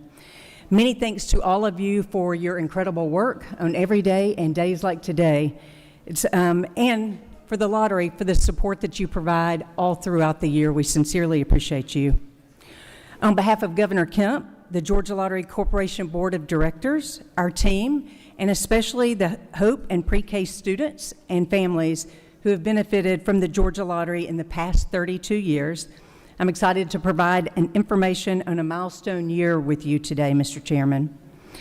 As you know, the good news is the Georgia Lottery does not receive appropriations, so you can kind of take a breather for requests, but we all, obviously, our purpose is to generate revenue to send back to you to allocate along with the governor to Education for Hope and Pre-K. So jumping in, a quick snapshot updated of the Georgia Lottery's record. It's been a big year of milestones. With our quarterly transfer in October, we have now returned over $30 billion to the state of education since our inception. And Mr. Chairman, when I say we, I mean we. That was 30 years. Many of you in this room were there when the lottery started, or a few of you were in the room. And then also all of you have been supportive, and I want to thank you as well as not just being supportive, but also possibly being players. Thank you. So we have now returned over $30 billion to the state for education. We hit the milestone of our 10th consecutive year of returning over $1 billion to the state, with this last fiscal year's return of $1.471 billion to education. Since inception, 2.2 million four-year-olds have jump-started their education by attending a lottery-funded pre-K program, and there have been 2.25 million Hope Scholarship and grant recipients since 1993, and growing. Chris may have an even more updated number. In fiscal year 25, we made 75 new millionaires. And in this fiscal year, in 26, just recently, we had our largest prize winner ever in Georgia Lottery's history.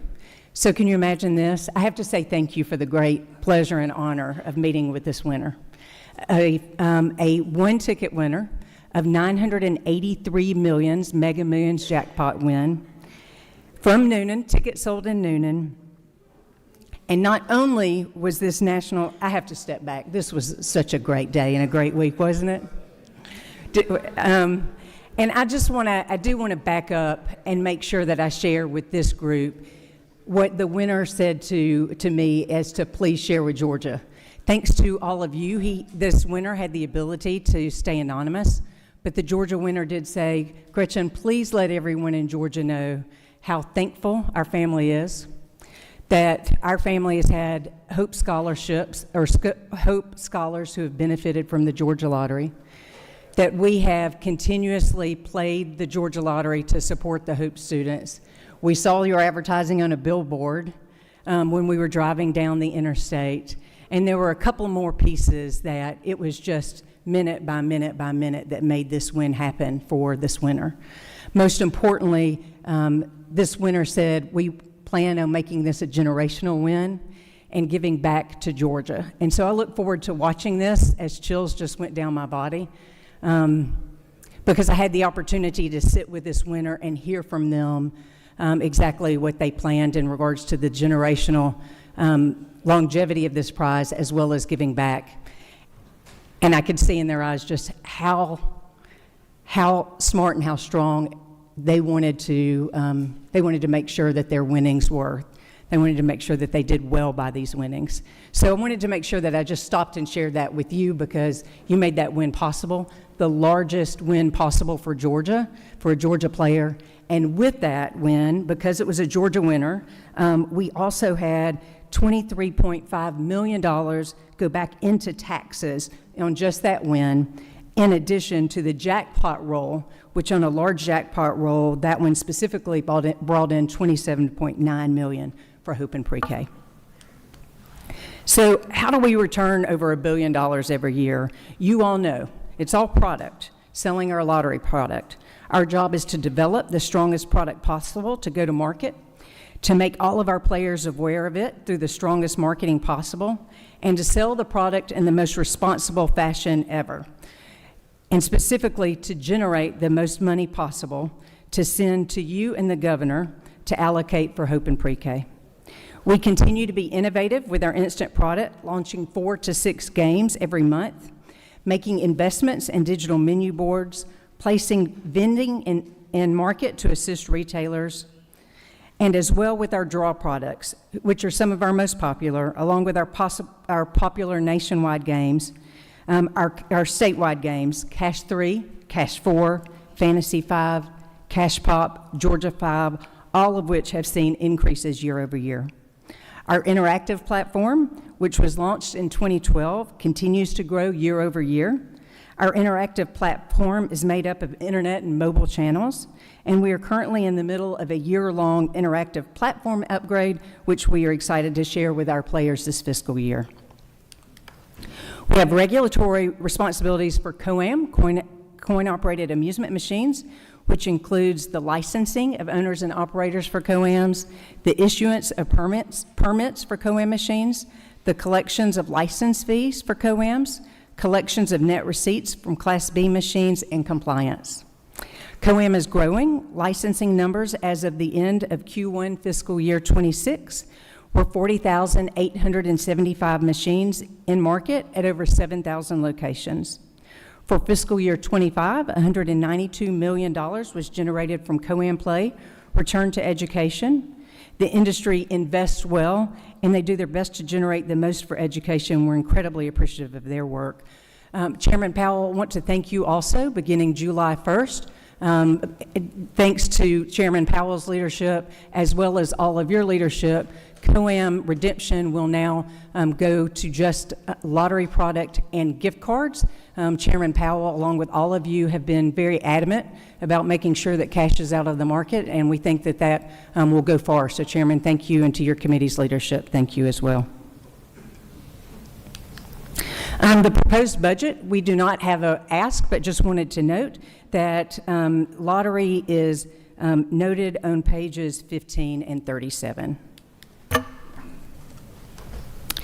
Our year-to-date results. As the lottery works towards our return, I wanted to share that we are off to our strongest start in our 32-year history. And a quick snapshot of Q1 fiscal year 26. It was the best Q1 with $414.8 million transferred to the Lottery for Education account. That profit was $51.3 million higher than Q1 fiscal year 25. And with that, again, as I've mentioned, not only did we top $30 billion, but now $30.2 billion for education programs in Georgia with this last transfer. I enjoyed joining y'all for Commissioner Dozier's and Chancellor Perdue's presentations. And I have to tell you that when we go to work at the Georgia Lottery every day, we go to work with the students' own mind. Casey Carpenter, we go to work with your son' own mind. We go to work with many of the interns that are in your office's own mind, whether they are in a public school, whether they are in a private school, whether they are at a HBCU receiving hope. We are so thoughtful of these students. We think about the families that are taking their pre-K student to school in August for the first time ever, and how important that is. We know that everything that we do, every dollar we make, every dollar we spend wisely, and every dollar we don't spend, we do this with students in mind and making sure that we are providing the greatest amount of revenue back to this legislative body and the governor to allocate for education. And so with that, we're having a banner year, barreling toward a positive fiscal year return, and as always, appreciate your support in championing us. And I have to say, Chairman Williams, I hear about you talking about games, and so I want to make sure before I left that you all know that our Mega Millions jackpot for tonight is $250 million. We hope that you will go to your local retailer and purchase it there. Mr. Chairman, if this hearing goes a little long, they can pull out their app and play there as well. We so appreciate you, Chairman Hatchett and Tillery. Thank you for this opportunity to present, and as always, happy to answer any questions. Any questions? I think everybody's ready to get out of here and go buy a ticket. Thank you, Gretchen. Thank you, Mr. Chairman. Thank you. Thank you. Get your scratcher going, dog. All right. Next up is Chris Green with the Georgia Student Finance Commission.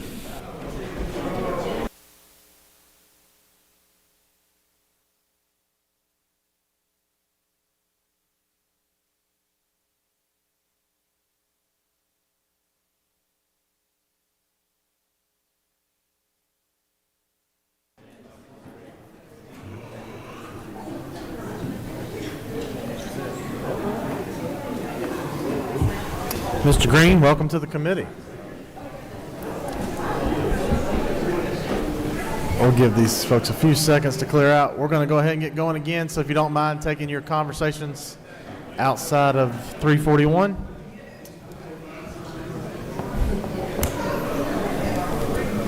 President Green, go ahead. Good afternoon. Thank you, Chairman Tillery, Chairman Hatchett, and members of the Joint Appropriations Committee. My name is Chris Green. I have the pleasure of serving as president of the Georgia Student Finance Commission. Thank you for the opportunity to appear this afternoon to discuss the governor's amended fiscal year 26 and recommended fiscal year 27 budgets for GSFC. Since Governor Kemp appointed me to succeed President Lynn Riley back in March, we've been working diligently to ensure GSFC continues to live up to its reputation for excellence in expanding access to education for Georgians. We are very grateful for the resources that you all provide to us, and my goal this afternoon is to highlight how that trust has enabled us to expand access to education, support degree completion, and make sure Georgia continues to be the top state for talent. Thank you for entrusting us with this important mission.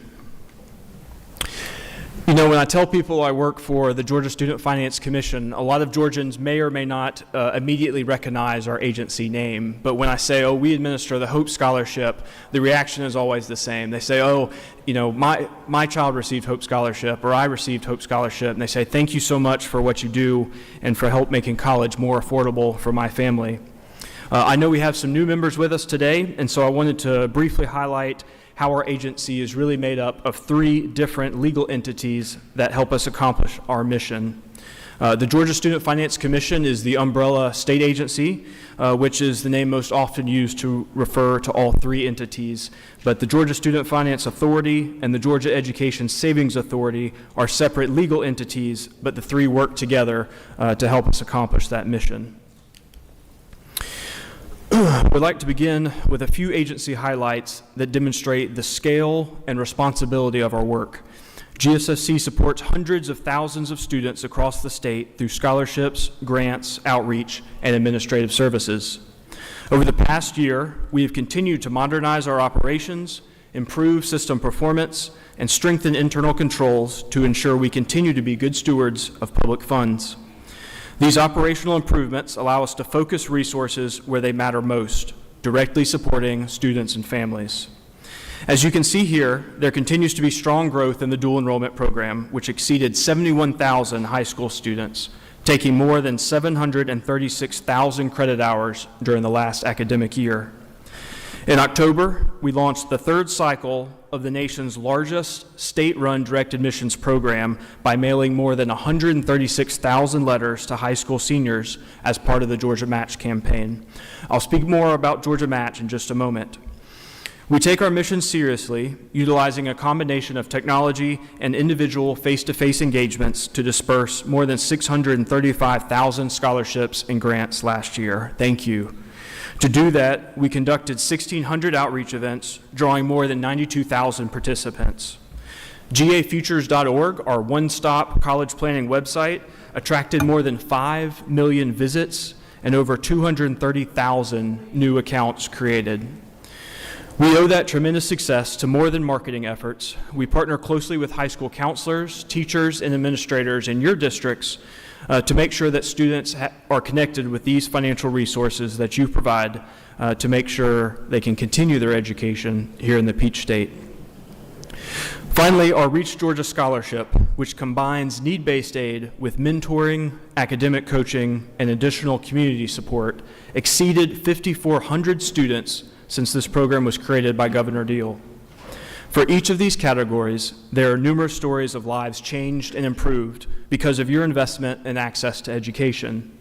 We wouldn't have the talent pipeline available to the businesses and industries here without this investment. So again, I say thank you for your support of GSFC and these programs. Ladies and gentlemen, this slide reflects the magnitude of your investment and how we administer those funds to students. In the most recent fiscal year, GSFC dispersed more than $1.1 billion in program funds to Georgia students. These dollars support a wide range of programs, including Hope and Zell Miller scholarships, need-based grants, and targeted workforce-related initiatives. By far the largest portion, nearly $1 billion, was distributed through HOPE programs like the HOPE Scholarship, the Zell Miller Scholarship, HOPE Grant, HOPE Career Grant, and others. I know we are all proud of the legacy that HOPE has had on our state, which has positioned us to become a national leader in the amount of aid awarded to students. This is due in large part to the good work of the Georgia Lottery Corporation under the leadership of President Corbin. And so I just want to formally say thank you again to the Georgia Lottery for the historic partnership that makes this possible. Beyond the HOPE programs, you can see the commitment to dual enrollment, followed by the tuition equalization grant, which goes to students attending our independent colleges. The next largest slice goes to other programs, such as the Inclusive Post-Secondary Education Grant, or IPSE grant, which goes to students with disabilities, the Scholarship for Engineering Education, REACH, and the Public Service Memorial Grant, among others. The Georgia College Completion Grant is next, and it helps eliminate the gap in aid and cost of attendance as students near the completion of their degree. I'll also say more about that program in just a moment. And the focused investment you all continue to have in our military programs includes the Georgia Military College State Service Scholarship, the Georgia National Guard Service Cancelable Loan, the Georgia Hero Scholarship, and multiple programs at the University of North Georgia. The takeaway here is not just volume, but accountability. Every dollar represents a commitment to transparency, compliance, and measurable impact. I know you all have heard a great deal today about the Georgia Match program, and could not agree more that Georgia Match is one of the strongest examples of how our agency supports the state's education and workforce agenda. Through this program, eligible high school seniors receive direct admission offers from Georgia public colleges and universities based on that high school HOPE GPA. For the class of 2026, more than 136,000 students received letters across our state. The heat map here shows where students received a letter, as represented by the light blue dots, and where students claimed a spot, as indicated by the dark blue spots. Thanks in part to Georgia Match, there have been enrollment increases for USG and TCSG, while many states faced enrollment declines. USG enrollment has increased for 3 consecutive years, reaching an all-time high of 382,000 students. TCSG also set new records this year with 159,000 students who took more than 1 million credit hours last semester for the first time. The quality of institutions in Georgia and their excellent reputation certainly contributes to our growth, but the impact of the Georgia Match program is undeniable. Governor Kemp's vision when he convened the leadership of the state's education agencies and your support for Georgia Match makes this one of the most successful and largest direct admission programs in the country. Georgia Match reduces barriers, simplifies the transition from high school to post-secondary, and sends a clear message to students: there's a place for you in Georgia's education system. For those of you who have not had a high school senior in your home recently, I did just want to share a quick copy of what the letter looks like. Of course, it shows not only which institutions the students automatically meet admissions requirements, but we also include information about financial aid and trying to start that conversation early. And I could just ask you to imagine for a moment, when you were thinking about what to do after high school, what if you had received a personalized letter from the governor telling you where you automatically are eligible for admission, and just what a game changer this is, taking the fear and anxiety out of the college application process. As you've been hearing from the governor and other state agencies today, the Top State for Talent initiative unifies our approach to education. Through Governor Kemp's leadership, we are now collaborated to an unprecedented degree with the governor's education and workforce strategy team. This is the group where that collaboration happens. It is made up of the agency leaders from the Department of Education to the Department of Labor and all of us in between who helped develop the talent pipeline, the Technical College System of Georgia, the University System of Georgia, the Governor's Office of Student Achievement, and the Georgia Student Finance Commission. Because of our role in implementing the Georgia Match program, we have an opportunity to represent students and families in conversations about the best way to plug them into the state's workforce. The Governor's Workforce Summit this past October at the World Congress Center drew more than 1,000 business, education, and government leaders in attendance. We had the opportunity to introduce that impressive audience to 3 students who benefited from GSFC programs. West Georgia Technical College student Reagan Bearden and Valdosta State University student Abigail Gilbert shared firsthand how Georgia Match helped them claim their spot and continue their academic journey toward high-demand careers in healthcare. Student Jeffrey Lowe studied at both Georgia Piedmont Technical College and Georgia State University as he prepares for a career in the music management business. The Hope Grant and the Hope Scholarship made college possible for him. These students are just 3 examples of how the Georgia Student Finance Commission is participating in the shared effort to make sure Georgia continues to be the top state for talent. And I could say thank you again for your support of House Bill 192 last year. This was the Top State for Talent Act. This new law calls on high school students to create that GA Futures account beginning in 9th grade. And so to help facilitate that, we've developed a new module in GA Futures so that high school counselors can see the students' progress with doing this, as well as offer personalized assistance. Mr. Chairman, the Career Navigator, the last bullet point on the screen, I know this is not in GSFC's budget, but if I could add my voice and ask for the committee's favorable consideration of this recommendation in the Office of Student Achievement budget. So much of what we do is trying to get the best information to high school students quickly so they can make those plans for after high school, whether it's military, workforce, post-secondary, and the development, this governor recommendation for a Career Navigator stands to be a game changer for our students. As you all know, our agency operates a team of outreach representatives across the state. I like to think of these heroes as our recruitment team to make sure that talent stays in Georgia. These dedicated professionals are the main point of contact for us in your high schools. And so throughout the year, they're providing workshops and in-person trainings to help students and parents begin thinking about college plans. As I mentioned last year, they met with nearly 92,000 students at over 1,600 events. And so if you're ever interested in hosting an event in your area, please call on me and we'd be glad to connect you with your outreach representative. When I assumed this position last spring, I challenged my team to focus on 3 topics: how to better serve students, to be known for exceptional customer service, and to promote financial literacy. I know in my relationship with many of you for so long that part of our mission in providing access to education is also making sure that Georgians are making smart financial decisions. And so I'm proud that this year we'll be launching an enhanced portion of our website just in time for Financial Literacy Month in April.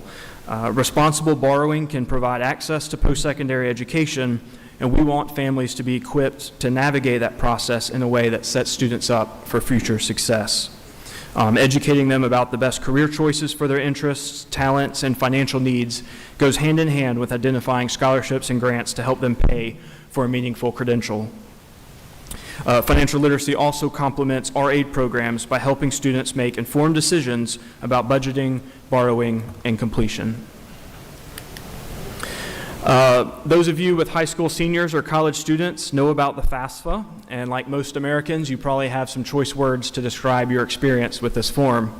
But the FAFSA, or the Free Application for Federal Student Aid, is the gateway to free financial aid, and supporting FAFSA completion is one of the most cost-effective strategies we have to increase access to federal financial aid for Georgia students.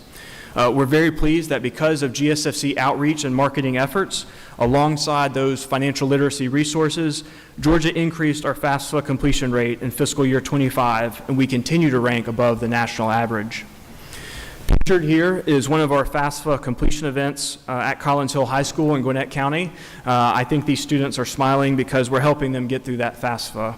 And so simply put, every additional FAFSA completed represents federal dollars coming into Georgia at no additional cost to the state. And this is a clear example of how targeted outreach can leverage significant external resources. Mr. Chairman, before I dive into our budget numbers, I want to shift briefly and highlight some of our financial aid programs that you all have invested in recently. So with a maximum award of $2,500, the Georgia College Completion Grant targets students who are otherwise on track to graduate. And the goal is simple: to prevent small financial obstacles from becoming permanent dropouts. This program has been tremendously successful in helping students get across the finish line, earn their credential, and join the workforce. During the last legislative session, you all expanded this program to help students when they have just that relatively small gap between what they owe and what they can pay for their education. That was House Bill 38 during the 2025 session. Since the program began in 2023, we have made more than 28,000 awards to students, totaling more than $32 million.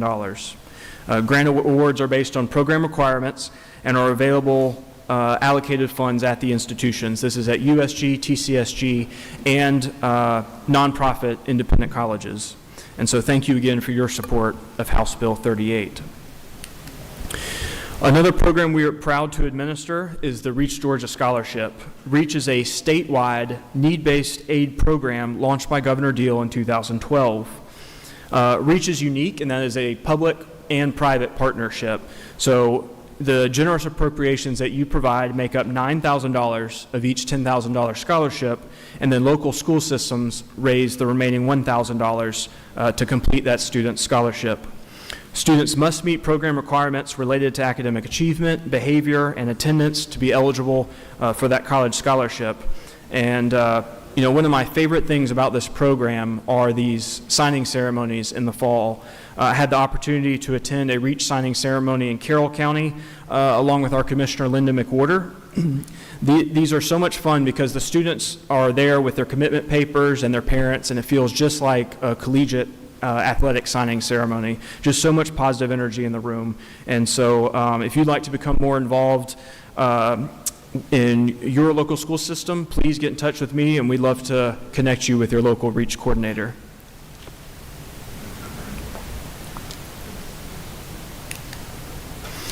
The newest program we are privileged to administer is the Georgia Promise Scholarship, an education savings program enacted by the General Assembly during the 2024 legislative session. You all gave us 1 year to build this new program and develop the infrastructure so that we could begin awarding funds for the first time this past summer. The Georgia Promise Scholarship is for eligible families enrolling in private schools or participating in a course of home study.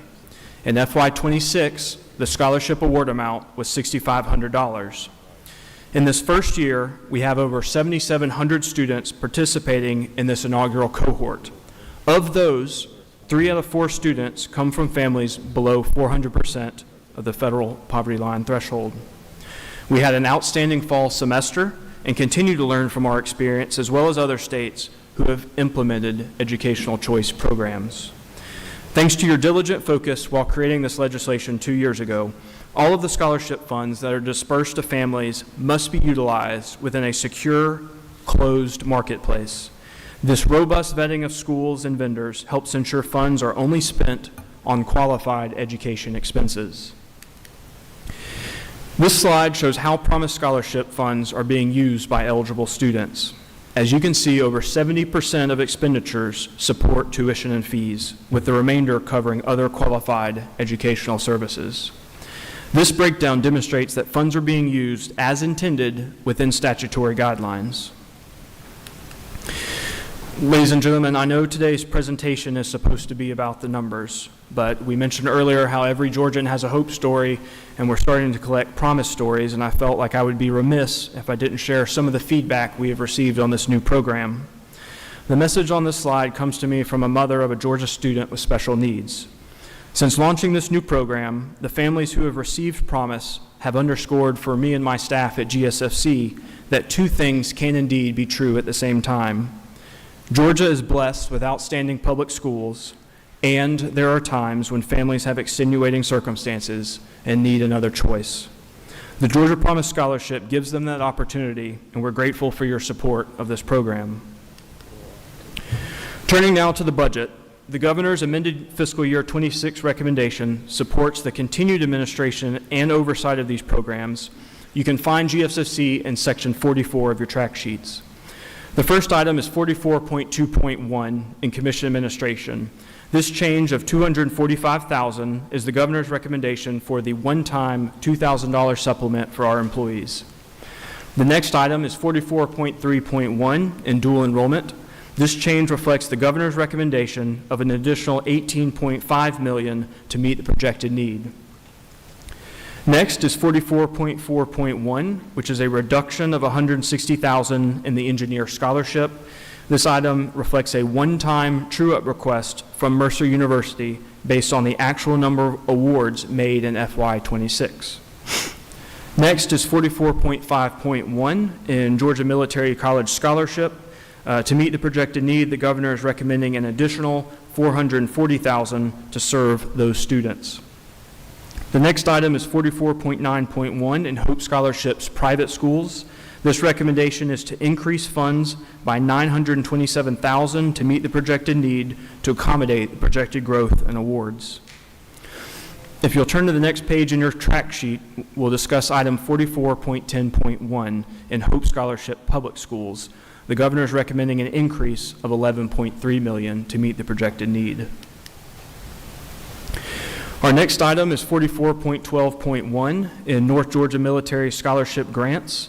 Like the increases at Georgia Military College, to meet the projected need, the governor is recommending an additional $555,000. Next is 44.14.1 in Promise Scholarship. The governor is recommending a one-time reduction of $86 million. Again, this is a one-time reduction that represents a program true-up based on the actual number of participating students we saw in the first year. The final item for GSFC is 44.18.1 in tuition equalization grants. This item is a yes caption directing the agency to utilize program reserves to meet the projected need. Lastly, committee members, I'll mention 44.19.1 for INPEC. The Georgia Non-Public Post-Secondary Education Commission is administratively attached to GSFC.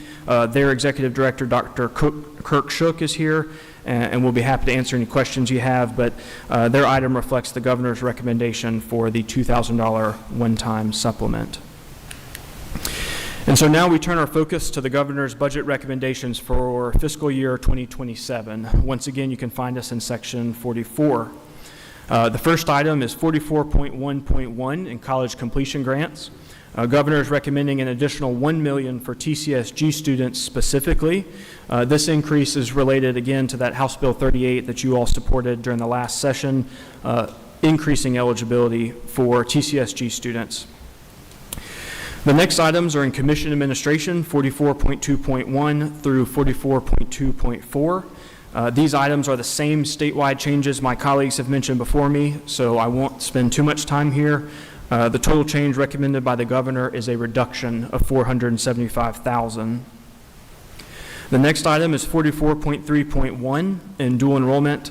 Like the amended budget, the governor here is recommending an additional $27.6 million to meet the projected need. Next is 44.5.1 in the foster care scholarship. And if I could say thank you so much to all of you who have been working on this issue tirelessly for so many years. Very proud to partner with you all to implement this new program. The governor is recommending an initial funding level of $2.5 million for FY 2027. Next is 44.6.1 in Georgia Military College Scholarship. To continue fully funding this program, the governor is recommending an additional $756,000. Next, on 44.10.1 in Hope Scholarships Private Schools, the governor's recommendation for FY27 fully incorporates the Hope Award Equalization item that you all have been working on, and the total recommended for these changes is $3.2 million. And the next item is 44.11.1 in Hope Scholarships Public Schools. The governor is recommending an additional $55 million for Hope Public and FY27 to meet the projected need. Next is 44.13.1 in North Georgia Military Scholarship. To continue fully funding the program, the governor is recommending an additional $672,000. And if you turn the page one last time, you'll see 44.19.1 in tuition equalization grant. To accommodate the continued growth in this program, the governor is recommending an additional $4 million in state funds. And then the final item is our attached agency, INPEC. Items 44.20.1 and 44.20.2 reflect the relevant statewide changes for a reduction totaling $53,000. Colleagues, thank you for the opportunity to present the governor's budget recommendations for the Georgia Student Finance Commission today, and thank you for your support of these programs and of Georgia students. I'd be happy to answer any questions. Senator Burns, did you not have a question? Wave. Senator Orrick. Thank you, Mr. Chair. Appreciate your presentation today and your leadership as you're getting deeper and deeper into your fairly new tenure as this commissioner. The match grants, do you have the numbers? You know, this is a relatively new program that's been received very well and very successful. And are we able to get some numbers now on that slice of students that never respond after they get the letter? That may be where we're going to be finding the folks that will now benefit from this new needs-based funding that is recommended in the governor's budget. Senator, thank you for the question. One of the graphics I wish I had to share with you all, the Office of Student Achievement puts out a pie chart showing what happens to our students after high school graduation.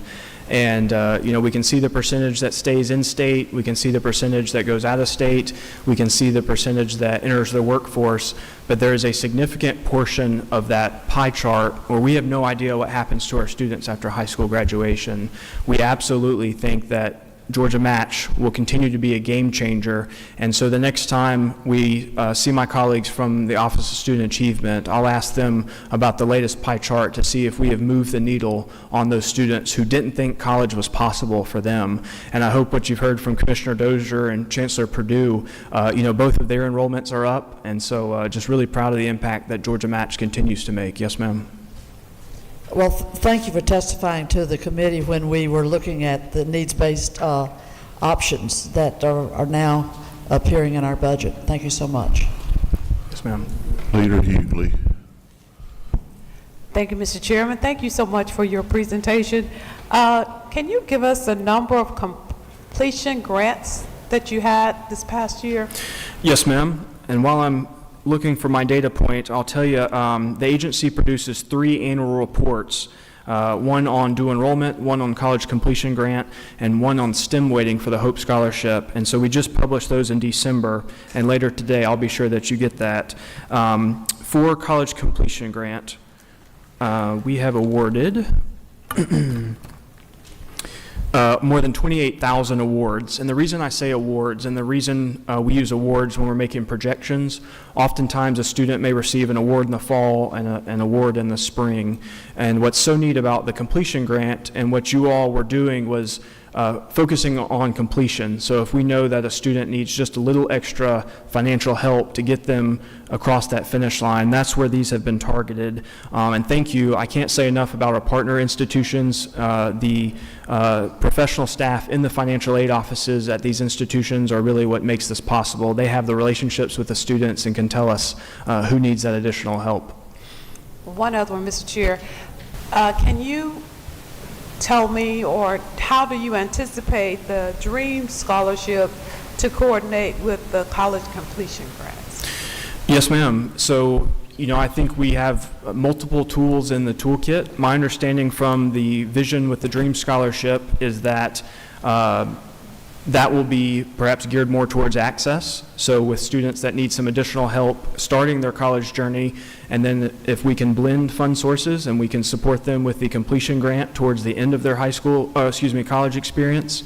And so I know as a former employee of the university system, all of those colleagues are laser focused on student success, and anything that we can do to support the success of the DREAM scholarship, what an honor to be the state of hope and dreams.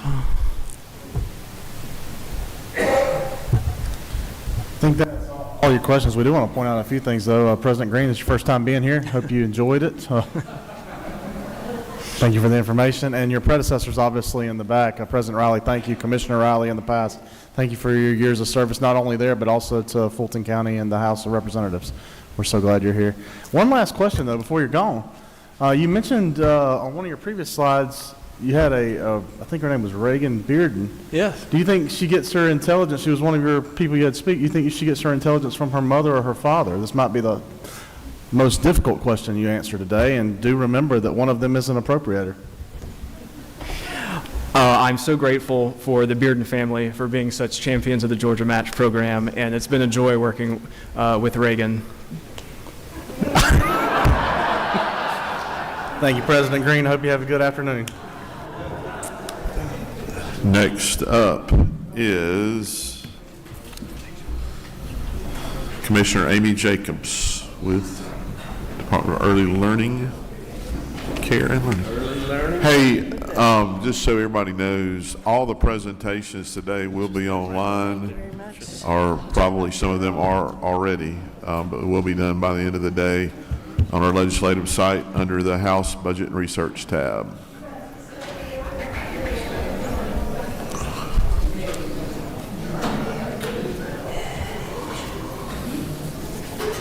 All right, turn it over. Okay, thank you. Well, Yours. good afternoon, Mr. Chairman and members of the committee. I know you all have had a very long day, so thank you for sticking around and hearing about the state of child care in our state. We know how important it is for working families, for young children, and of course for the local and state economy to have access to high quality early learning. So over the last 5 years, we have seen a modest increase in our licensed capacity. We've actually seen an increase in our child care learning centers of about 4%. We have seen a decrease in our family child care learning homes. These are smaller learning environments that care for 6 or less children.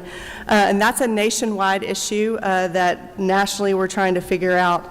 But overall, licensed capacity has increased by 6% over the last 5 years. So as we end June of 2025, Georgia had over 3,200 licensed child care centers, over 1,000 family child care homes, and 387,000 total licensed capacity for children birth to 5. And of course, DECAL licenses and monitors each of these programs to make sure they're meeting health and safety standards. So our Child Care and Parent Services Program, or CAPS, is one of our largest and probably most impactful programs. This is Georgia's Child Care Subsidy Program that provides scholarships for working families so that they can send their children to high quality early learning while they either work or attend school. This program, we're able to serve 51,000 children. This is a large budget, so I'm going to point it out specifically. It's $385 million, made up of both federal CCDF dollars and state general funds. In Georgia, we are very fortunate to have a very robust quality rated system. So this is our system that determines, improves, and communicates the quality of early learning in Georgia. We have about 2,900 child care programs that have received a 1, 2, or 3-star rating. 98% of children in our CAPS program attend a quality rated provider, and I point that out because we know that high quality early learning is good for all young children, but it's really, really impactful for children with low incomes. And we have quality rated programs in 154 of our counties throughout our state. I know you're all very familiar with Georgia's pre-K program, which remains a national leader when you look at quality and access. Since 1992, Georgia pre-K has served over 2 million children, and we know from research that it prepares kids for kindergarten. This school year, Georgia pre-K is serving over 68,000 4-year-olds. We were able to provide over 138 new classrooms. Over 70% of our classrooms have more than 18 students, and we've been able to reduce the wait list from last year to 3,300. If you will remember, back in FY25, you supported a historic investment in Georgia pre-K of over $97 million. So I wanted to touch on some of those successes. So we are in the second year of a class size reduction. We were serving 22 students. Now we have class size of 20. So that's allowed us to add over 300 new classrooms all throughout the state over the last 2 years. And we know smaller class sizes are better for young kids. This investment also allowed us to do teacher pay parity with our K-12 colleagues.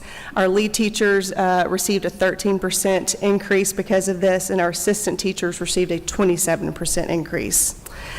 Better than that, in my opinion, is what we're seeing in teacher retention due to these increases. We retain about 82% of our lead teachers last year and 77% of our assistant teachers, and that has increased since this investment was made 2 years ago. This investment has also allowed us to increase our startup grants for new classrooms. Again, we funded 319 new classrooms, which was a $9.6 million investment. We also provide refurbishment grants for continuation classrooms. We've done that for over 1,500 classrooms over the last 2 years. Operation funding has increased by 27%. And for transportation, 9% increase in sites that are actually providing transportation, which we know sometimes can be a barrier to attending Georgia Pre-K. You may remember Georgia's Pre-K also has a summer transition program. We operate 2 models in the summer for 5 weeks. One is our Rising Pre-K, and this is for children that are Spanish-speaking or children with disabilities that we know need a little extra support before they even enter Pre-K. So we offer that 5 weeks before they start their Pre-K year. We also offer Rising Kindergarten because there are students that are identified as needing additional support. Maybe they came in late during the year. Maybe they have been identified by their teacher as needing extra support, so we provide them with 5 weeks after Pre-K before they enter kindergarten. This is a smaller program, but it is part of our Pre-K program. It is funded with lottery dollars. Our Rising Pre-K program, we have 69 classrooms, and our Rising Kindergarten, 326. We also operate 2 nutrition programs. We know how important food is for young kids. We administer the Child and Adult Care Food Program, which is CACFP, which allows us to reimburse for 65.7 meals throughout our state in 157 counties. And we also offer a summer food program, which is Happy Helpings, which reimburses for meals for nonprofits to serve meals during the summer when school-age kids do not have access to meals. This last summer, they served 2.9 million meals in 109 counties. So I'm going to move on to our budget, but I always like to show our fund source split. We are heavily funded by federal funds. 48.7% comes from federal funds, which are 2 federal funding sources, CCDF, Child Care Development Fund, and USDA. We receive over 45% from the state lottery to fund our Georgia Pre-K program, and 6.2% of state general funds, all of which goes to our subsidy program. So this is real quick. We don't have any changes in the amended, but I did want to acknowledge the $2,000 supplement that the governor added for all state employees and for Pre-K lead and assistant teachers. I know our team is very appreciative of that. And then for FY 2027 for the governor's budget recommendation, our changes are all in the Pre-K program, so all lottery dollars. This is page 165. Number 6 is an actual decrease in $125,000. As I said, our teachers are on the T&E schedule, just like K-12 teachers, and this is just how it ended up this year. So there's a slight reduction of $125,000. Number 7 is an increase in the per member per month SHBP increase. We have about 50% of our classrooms are in public schools, so they are part of SHBP, and this is to reflect that increase, an increase from 1885 to 2028, so an addition of $5.8 million. That will go directly to those school systems to pay those SHBP bills. And then number 8, we are in our 3rd year of a 4-year phase-in of reducing our class size. So we asked for 4 years to do that because we knew we would need to add 400 classrooms to reduce the class size to 20. So this is an additional $12 million to add an additional 100 classes next year. So that was, I tried to be brief. I know you've been here a long time, but cover it all, so I'm happy to answer any questions. Thank you, Director. My first question is this. If you don't mind taking a minute, one of the questions we've got a lot is, of course, the issues that are going on in Minnesota relating to child care facilities. Obviously, we feel like we're in a lot better position in Georgia. You spent much of your December talking to us through that, but if you would, for the sake of edification for the other members who maybe did not get that information, let them know why we at least feel like Georgia's in a much better position. Absolutely. So we believe we have several levels of safeguards to prevent fraud and to detect fraud when we think about sending money out the door, especially as it relates to our child care subsidy program or our CAPS program. Our first level of defense is our child care licensing staff. They visit licensed programs a minimum of 2 times a year unannounced. Also, when we grant a new license, we actually visit the center and make sure, or the family child care home, and make sure that they are up and operating, they have staff hired, they have a director on board who's done the training. So that's our first level of defense. But we also require providers to track attendance. So they have to have a sign-in, sign-out sheet of a parent or a guardian sign those children in and out, and then they have to submit that attendance to us on a weekly basis to be billed. Then we have a billing system in place which would check for any type of irregularities. For example, if a provider is billing for more children than their actual license capacity, or if two providers are billing for the same exact child, our system would pick that up, we would flag it, our CAP staff would work on that, but we also have a dedicated audits and compliance division that work on this on a regular basis. So of course they take any type of complaints, they would investigate, but they also use a risk assessment model to identify any programs that might need a little extra attention from us, and then anyone can report fraud to us through our website, through our email, and then we have a 1-800-88-GA tip line to report fraud. Thank you. Just to summarize that up, first, we don't open up a facility unless we personally visited it to begin with. Second, we do 2 unannounced visits a year. We even did those during COVID. We also require sign-in, sign-out sheets of the parents before payments ever issued, and we issue payments in arrears. That's been something that's come up time and time again of whether or not we should issue payments on the front end for child care placing agencies. We do it in arrears, again, as a fight against fraud. I hope that helps y'all understand that and provides you with some ammunition when you're talking back in your districts to your constituents. Thank you for that. Yes, sir. Senator Sims. Thank you. Thank you, Mr. Chairman. Thank you, Commissioner, for your words of wisdom. Georgia spends a lot of money on child care, and that has the curriculum that embraces an academic, what do I want to say? An academic aura that is not very challenging.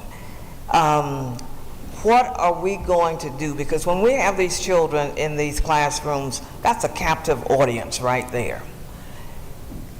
We can strengthen the literacy rates, we can strengthen STEM, we can strengthen anything. So by the time they get to kindergarten, they're prepared for learning, okay?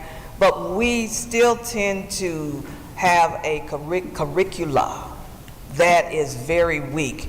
What are we going to do to embrace? That's number one. Number two, and tell me about the pay discrepancies between rural, urban, metropolitan providers, because I get a lot of complaints from providers in my district. Thank you. So on your curriculum question, I will say specifically for Georgia Pre-K, we have Georgia Early Learning and Development Standards, which are learning standards for birth to 5 that align directly with our K-12 standards. They were just updated to match our K-12 standards. They just did an update around literacy and math, I believe. And then we have a list of approved curricula that match those. So I don't know that I would say our curricula is weak in Georgia. I'm happy to talk more about specifically what you mean by that, because you probably have better examples than I do. But we go through a very rigorous curricular selection process to make sure we have a list of approved curricula that meet all of the standards that we would want to meet in Georgia Pre-K specifically.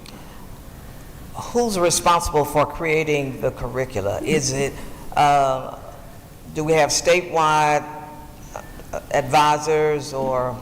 So we go through a curricular review about every 5 years, and vendors submit those to us. We usually have an outside body. Sometimes it's the University of North Carolina, FPG, which is a leader in reviewing things like that. Sometimes it's the University of Georgia. But we always have outside reviewers to make those decisions on those approved lists. Thank you. But what we've done was we spent a lot of money in education.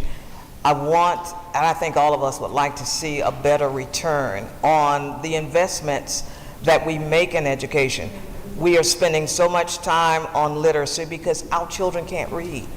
We're spending a lot of that. There's not only, and there's math literacy as well. If the earlier we begin with children learning, academically and not just play every day. I think the better we're going to be. I completely Thank you. agree with you. I Yeah. think the earlier we start, the better, which is why I'm proud that we have 2,900 child care programs that are quality rated, so we know that those children that attend those programs are experiencing that high-quality learning environment, which is the crucial part for brain development.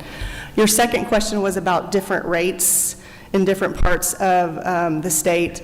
So we do have different rates for our CAP subsidy. I think that might be what you're referring to, and that's based on a market rate study that we do every 2 to 3 years. We're required to do that. It basically looks at all of the cost all around the state, and we set those rates based on that. So that's based on rates we collect throughout the state. Excuse me, one more thing. Mr. Chairman, last time, okay. Do you mind if I speak with you about the provider pay, because it is really a problem. Absolutely. Without providers being able to stay competitive. Absolutely. Thank you. Chair Lady Dempsey. Commissioner Jacobs, yes, I just want to say thank you, and sort of along the lines, I think, of what Senator Sims was trying to say is the way I see it is that y'all are doing an incredible job, actually. You're doing much with little at times for little people. There has been a long thought process that much of this is taken care of in-home or in other places, but in today's world, most of our parents need to work, must work, so those children are left for hours without the brain development that is so crucial at that time. I would say that I hope you can continue to do the curriculum and the work you are doing, and that we can continue to find ways to invest earlier and earlier and increase the number and the capacity, I would say, so that we are addressing the literacy rate at the time that is most crucial, from really pre-birth until 5. Yes, So completely thank agree. you. Thank you. Leader Higley. Thank you, Mr. Chairman. Thank you for your presentation.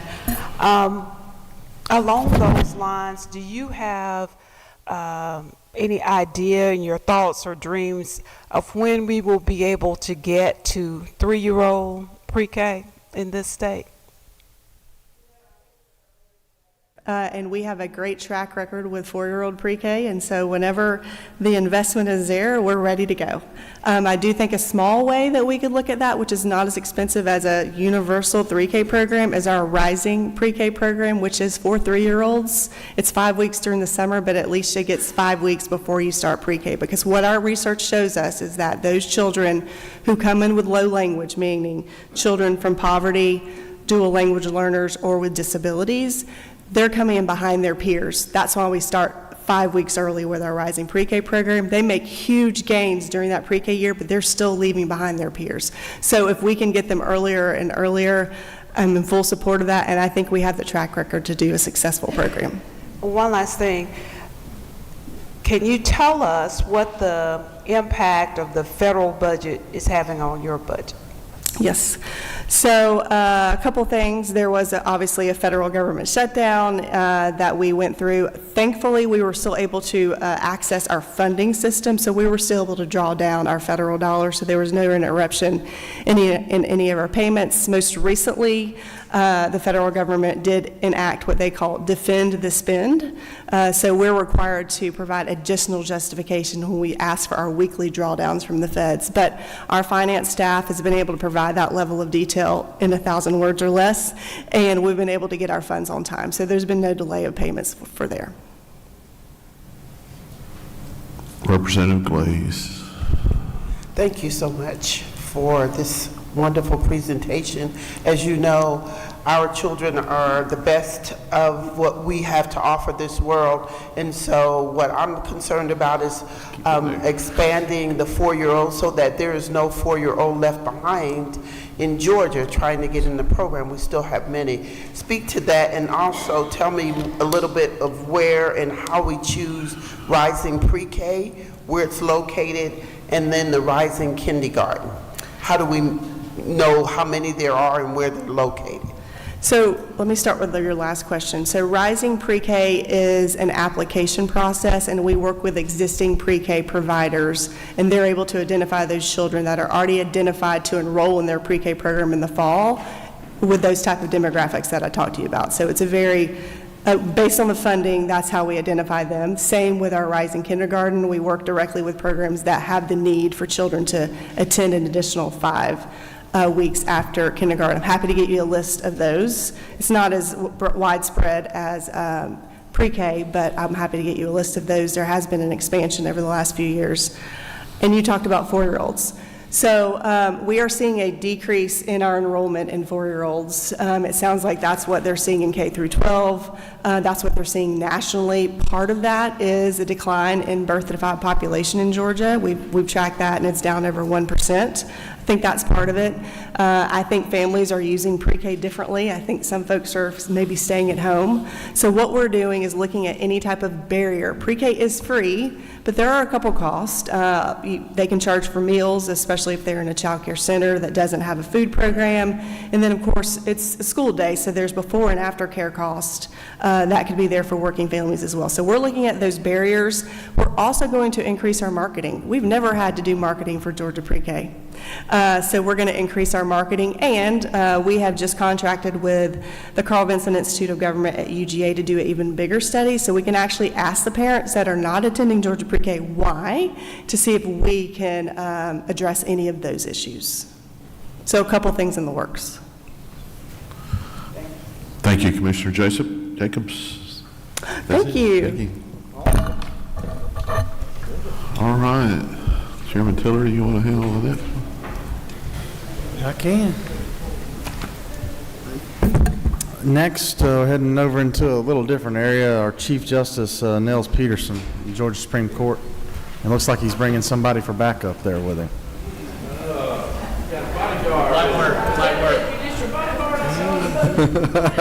I'm just here to turn pages. Justice Peterson, we didn't start the increase for judicial safety yet, but I do see you've chosen on your own, Chief Judge Brown. It's nice to see you. Thank you for joining. We got you turned on. Go ahead. Well, thank you very much. Thank you, Chairman, members of the committee. Appreciate the opportunity to be here. I know you're running behind, and so I will try to hit the high points, and obviously we'll answer whatever questions y'all may have. The Court of Appeals and the Supreme Court have worked really closely together in arriving at these budget requests to try and be as aligned as possible. Our budgets are fairly simple, and so there are 2 kind of key policy issues that both of our budget requests share, and we thought it would be a good idea for me just to start by talking about those 2 policy issues before we go into the budget specifics. And the first is security. There is a critical security gap for the appellate courts, the statewide courts, that needs to be closed. And the threat environment over the last few years has really changed. The threat environment used to be focused on courthouse security. Think to the Brian Nichols case, for example. But the incidents that we have seen the last several years, and there have been far too many of them, including one yesterday in Indiana where an Indiana judge and his wife were shot through his front door, have all been at home. And so the security environment and the threats that we are looking at that the system needs to be able to address are different and require different approaches.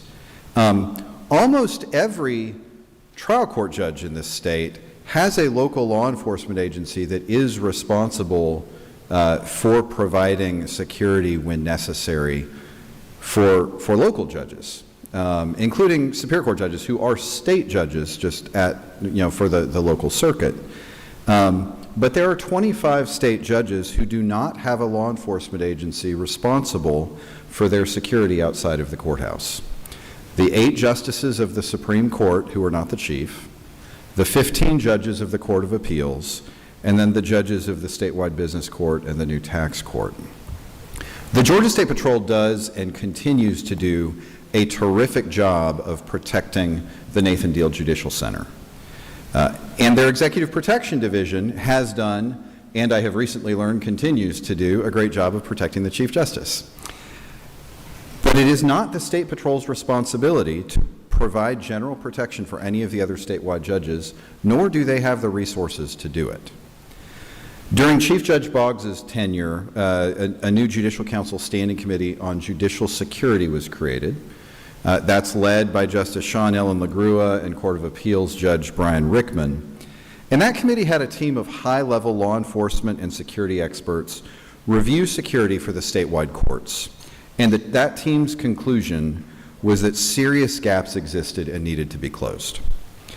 As part of addressing that conclusion, we used existing funds to contract with Stan Cooper from the Department of Corrections. He's in the back, many of y'all know him, a longtime security expert with the Department of Corrections.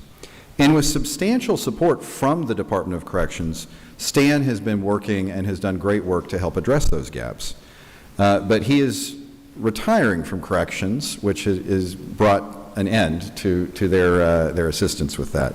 I am very grateful to the commitment the Department of Corrections has had and the support they have offered. So that's problem number one. Problem number two is, as far as I can tell, for the history of Georgia, there has been no statewide coordination or data collection for judicial security issues across Georgia's 1,600 judges. On the federal level, the U.S. Marshals Service tracks very closely threats against federal judges. Over 500 threats against federal judges in FY25. But we have had no statewide tracking or coordination of those sorts of issues on the state and local level, much less coordination on things like training and best practices, identification of resources across jurisdictions. And so part of what Stan has also been doing has been establishing a threat tracking process for the judges, and along with Justice LaGrua, Judge Rickman, and wonderful state law enforcement partners, especially at JIPSTIC, coordinating statewide training and identifying and establishing best practices across the state and across all the classes of court. These functions have been sorely needed and are making an enormous difference across the state already. But Stan's role has been as a temporary contractor. We need to make permanent his role as Director of Judicial Protection Services and provide that role the resources it needs. So the budget requests you see in both of our budgets are a coordinated effort for the two courts to combine their efforts to do that and to do it in as efficient and as cost-effective a manner as possible. The request is we have equal amount requests because the plan is we will share the costs equally, but it's for two positions: the Director of Judicial Protection Services and then an operations coordinator. There's a separate request, just over $50,000 in each budget, for a vehicle for each. Those two positions are principally about coordination, threat assessment and mitigation, training, investigations, proactive policy work, and protection services. And many of these functions will pay dividends, not just for the statewide courts, but for all of Georgia's 1,600 judges. The other part of the request is for a $100,000 fund from which, in the event of a specific threat that requires a security presence for a judge or justice for a limited period of time, the director can hire off-duty local law enforcement officers to provide that security for the time that it is needed.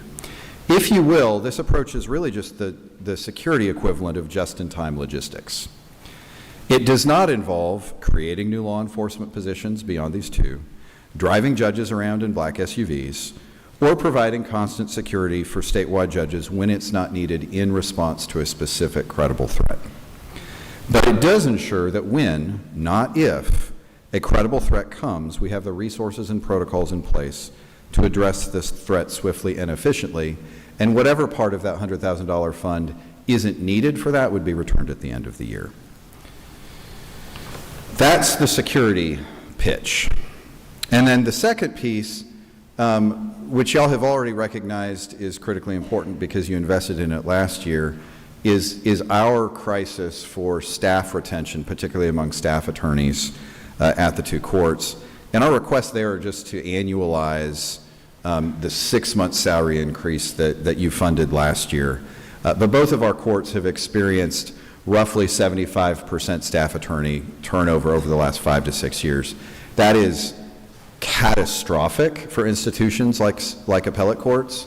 It is unsustainable, and it is new. It is not the historic experience, and it really is critical to retain those people who are the engine of the courts.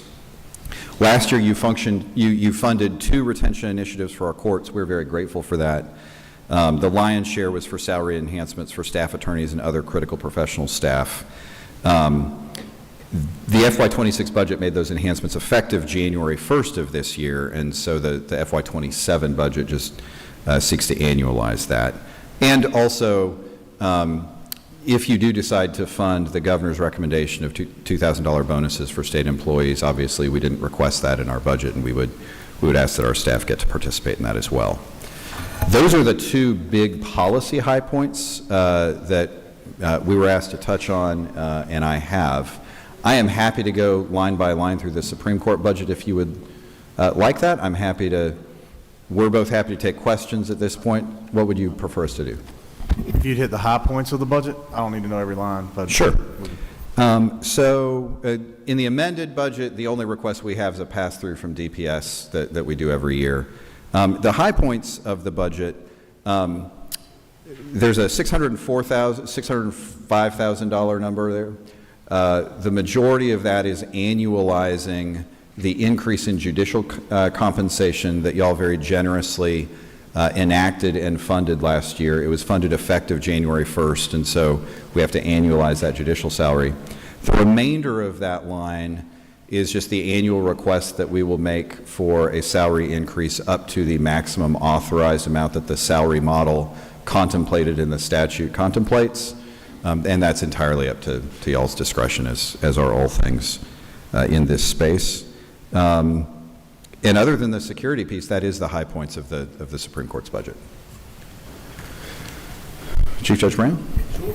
I don't know that I have any high points. Welcome to field any questions. Really, if you look at the FY26, the amended budget, the only thing that we asked for that's a larger ticket item is the $197,000, where we're transitioning from a hardware redundancy in our IT program and into the cloud.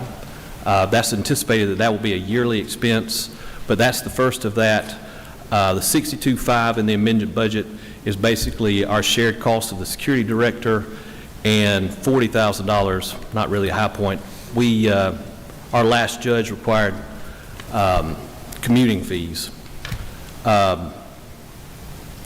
Like the Chief Justice said, the high point is the salary increase. We're looking to annualize not only the judges, and we certainly appreciate the salary enhancements that we received last year. We are going through a crisis. The numbers should shake you to your core when you think about the few people who are able to serve as our very talented staff attorneys. There's only few that are able to do that, and there's fewer still that are willing to do that, and we're losing them at a faster pace than we can train them right now. They don't expect to make the money that they're going to make in private practice. We just got to get a little closer. A lot of what we're able to offer to work with us as opposed to private is starting to balance out between us and the private sector. There's areas of the public sector that we now compete with, that they're actually taking some of our staff.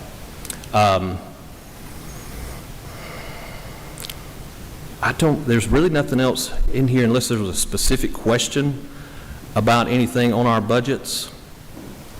Again, we appreciate the salary enhancements. We hope that you will annualize those, especially for our staff and staff attorneys. Welcome. Answer any questions. Chairman Gullett. Thank you. Thanks for being here. Thanks for what you do for our state. The $40,000 commuting budget. Yes, Tell me a little bit about that. I'm not familiar with that. So the judge that Judge Davis replaced was a judge that worked within the metro area. So she did not have a commuting budget. When he came on, he does commute. So we have to add to the budget to replace or actually fill the need. So this is about $40,000 a year. Every judge or justice, I'm assuming this is Supreme Court. Outside of 50 miles, outside of 50 miles, we're able to get per diem as well as mileage once a week. Okay. Thank you. So that's $40,000 per judge that lives outside of 50 miles? The way I understand it is that's the maximum. If someone comes in every potential day, 35 days per term, 3 terms a year, plus mileage, that it maxes out at about $40,000, and that judge probably lives as far away as you can. So most likely, if he takes advantage of all the days, that it would be about $40,000. And so in the amended, in the amended, you're asking for 40,000, so that's half a year. So is it 80,000? No, full year? 40,000. He came in January 1. Right. So that's for 6 months. Right. But you're asking Well, for we've 40. had to pay it out as well. Okay.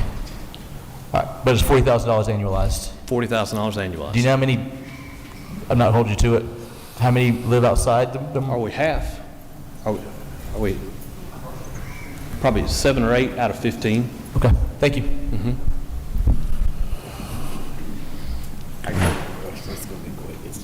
Chairman Carpenter.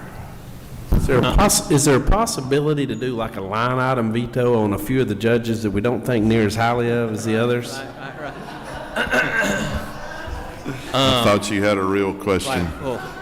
Been a long day, Coach. I wanted to start out with a motion to recuse Chairman Carpenter, but I didn't. Justice and Judge, thank you. That's all Thank the you. questions. Appreciate y'all coming today. Thank you very much. Appreciate your time and appreciate your commitment. Members, we are done. We'll see you back at 8 a.m. in the morning, right here. Casey's bringing breakfast. Oh, and tomorrow, hey, the Rural Caucus has invited us to lunch tomorrow, Mary Max. So keep that in mind in the morning. We need to have plenty of time for lunch when you ask any questions. Have a good night.